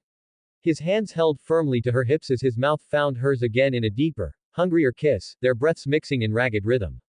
Alice's lips broke from his, trailing cold kisses down his jaw, moving lower to his neck, lifting his shirt with deliberate motions, letting her icy breath sweep over Nate's bare chest before leaving a slow kiss on his abdomen, right where the tension gathered. Nate shuddered, his hands moving up to tangle in Alice's hair, holding her as the cold air she exhaled sent chills racing across his heated skin. Driven by a hungry impulse, Nate slid a hand up to Alice's chest, brushing carefully against her breasts, a firm yet gentle touch that made her sigh, the sound vibrating against his skin. Her hips rocked against him with a firmer sway, demanding more from Nate, who let out a low moan as his hands roamed her back, pressing her closer to him. Alice's golden eyes met his with an intense glow before seeking his lips again in a deep, wet, charged kiss, their bodies finding a faster rhythm, tension building with each breath. When Nate's heartbeat was so strong it hurt, when his heat merged with Alice's addictive chill and their hips moved in a frenzied rhythm, Nate sat up with her still straddling him, her legs wrapped around his waist as they shared one last short kiss before pulling back just enough to look at each other. With a swift tug, Nate pulled off his shirt, revealing his torso, the sheen of sweat highlighting the definition of his muscles as the cold air kissed his heated skin. Alice watched him with hunger in her eyes, her cold hands running over his chest, feeling the latent heat beneath her palms. Nate carefully slid his hands along Alice's waist, lifting her blouse slowly, almost savoring the moment as she leaned back to help him, letting the garment fall to the floor.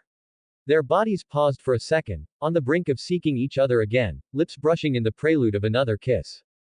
When suddenly, Alice tensed on top of him, freezing, her golden eyes snapping toward the window with icy alertness, her breath halting as the room filled with a thick silence. Nate's pulse thundered in his ears as his warm breath clashed with Alice's cold exhale. In a movement too fast to track, Alice slipped her blouse back on and moved to the window, her golden eyes sharp, scanning every shadow in the dark. Her voice, low and taut with tension, broke the moment.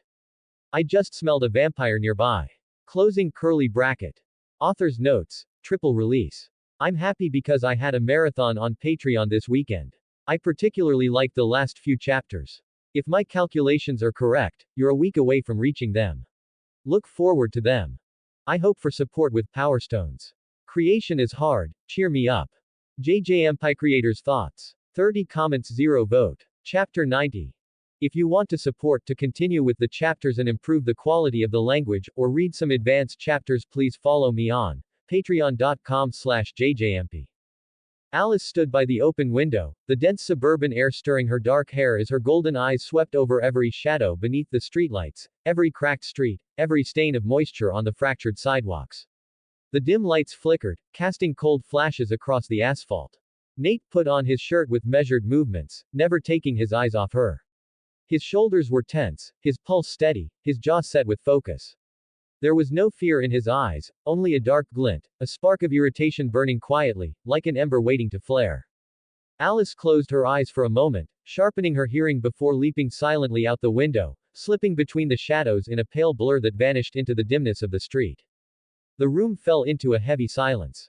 Nate moved toward the window, resting a hand on the frame as his gaze scanned the empty street, searching for any sign. In the distance, the low rumble of a train could be heard, the hum of a passing car, the occasional creak of a branch in the wind. Alice returned minutes later, landing on the windowsill with the precision of a predator. Her golden eyes met Nate's. Her breathing was calm, but her hands opened and closed with tension. He's gone, she said in a low voice, heavy with frustration. Nate frowned, his gaze fixed on her as he crossed his arms, his pulse steady, charged with annoyance. Was it the same one who broke into the house? He asked firmly, without hesitation. Alice shook her head slowly, pressing her lips together before glancing at the street and then back at him. I don't know. The scent in the house was very faint, just a trace, and this one was different, fresher, but he got too close before leaving. Nate let out a sharp exhale, running a hand through his hair before looking back at the street with hard eyes. Perfect, he muttered, his voice edged and dry. Now, on top of an intruder, we might have a prowler. Alice watched him, reading the tension in his jaw, the restraint in his shoulders, and the lack of fear turned into controlled anger. I can't say for sure if it was the same one or not, or if he won't come back, she admitted more quietly, crossing her arms. Maybe it was just someone passing by, someone who caught my scent and decided to leave once they realized I wasn't alone. So it could be a coincidence. Nate replied, his brow furrowed. It's possible, Alice admitted, her gaze locked on his. Nate inhaled deeply, filling his lungs as he restrained the urge to punch the wall. The smartest move would be to leave DC if there are vampires prowling around, he said calmly, each word firm, grounded in reason. But I don't want to leave. Not now that we have a real lead. Alice held his gaze, her golden eyes shining with determination as she nodded slowly. I don't want to leave either, she replied in a firm whisper. Silence settled between them again, heavy, as if the room were holding both their breaths. At the very least, we could leave this house, Nate continued, his voice more controlled as his thoughts fell into place. Move to a hotel for a couple of nights. If it was the same one who broke in before, he might come back, and you could track his scent better. If it was just someone passing through, we can come back calmly and continue here. Alice glanced down at the street before lifting her gaze back to his. Are you okay with leaving the house alone and risking any clues that might still be here? She asked, a heavy doubt in each word. No, Nate answered immediately, firmly, his eyes steady on hers. But I won't risk our safety for clues that we don't even know exist. Besides, if they didn't find the journal when this house was empty, I doubt they'll find anything now. Alice held his gaze, a flicker of acceptance and tension reflecting in her golden eyes. Then we'll go to a hotel, she murmured with a sigh that blended relief with frustration. Just for a few nights. Nate stepped closer, taking her cold hand firmly, his pulse steady, sure. We'll be back soon, he said quietly, conviction in his voice. Besides, this place isn't exactly comfortable right now, and we'll be better off somewhere else while we plan our next move. Alice nodded slowly, her hand clutching his as a flicker of relief crossed her eyes. Just a few nights, she repeated calmly, a determined glint in her gaze. Then we'll come back. The room fell into silence again, but it was not the silence of defeat. It was the calm before a new step, the steady beat of something still moving forward. Colon colon. Fortunately, they hadn't unpacked much. Within minutes, they gathered the few things they had taken out, packing with quiet efficiency while the air in the house remained heavy with the tension of what had just happened. They didn't say much as they left, closing the door carefully before catching a cab at the corner. The engine vibrated softly as they drove through quiet streets, illuminated by streetlights that cast pale patches of light across the cracked asphalt. Nate closed his eyes for most of the ride, feeling exhaustion build up after the adrenaline of the moment with Alice, the tension from the vampire's presence, and the sudden change of plans. Every muscle in his body reminded him just how human he still was, as he kept his father's journal pressed tightly against his side, his thumb unconsciously brushing the worn edge of the cover. Alice, her short hair shifting in the breeze from the open window, noticed his exhaustion and took care of everything without him asking.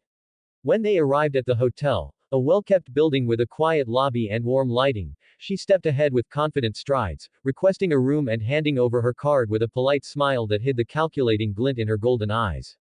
Nate, holding his suitcase in one hand, remained silently by her side while Alice, managing her two suitcases, handled everything with calm efficiency. They rode up in the elevator without speaking, their reflections blending on the polished steel doors as the lift ascended with a low hum. Once inside the room, Alice set the suitcases aside with meticulous order while Nate sat on the edge of the bed, placing the journal nearby, exhaling with restrained frustration. It's a shame things aren't simpler, he murmured, running a hand over his face as he looked at her. Alice shrugged off her jacket with a smooth motion before stepping closer, leaning down to meet his eyes. Sometimes that's just how it is, she said softly, her eyes holding his without judgment, only quiet acceptance. But at least it doesn't seem like we're in immediate danger. Nate took a deep breath, letting the tension in his shoulders ease just a fraction. Alice moved closer, climbing onto the bed on her knees, looking at him with that calm, unshakable intensity that reminded him he wasn't alone.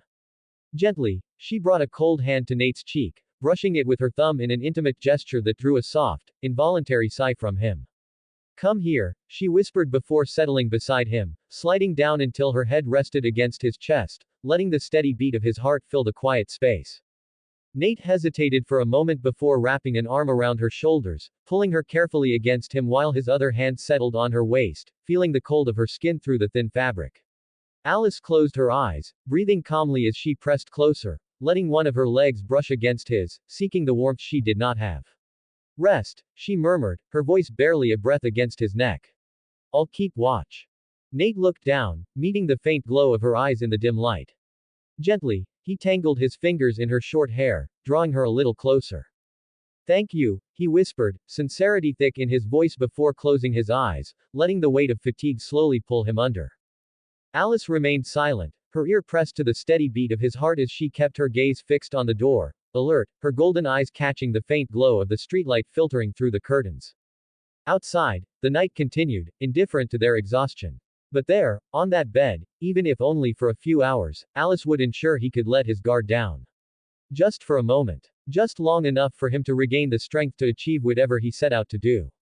Author's notes. Today will also be a triple chapter, it's the last time they will be uploaded with 5 minutes of difference per chapter. I want power stones. Creation is hard, cheer me up.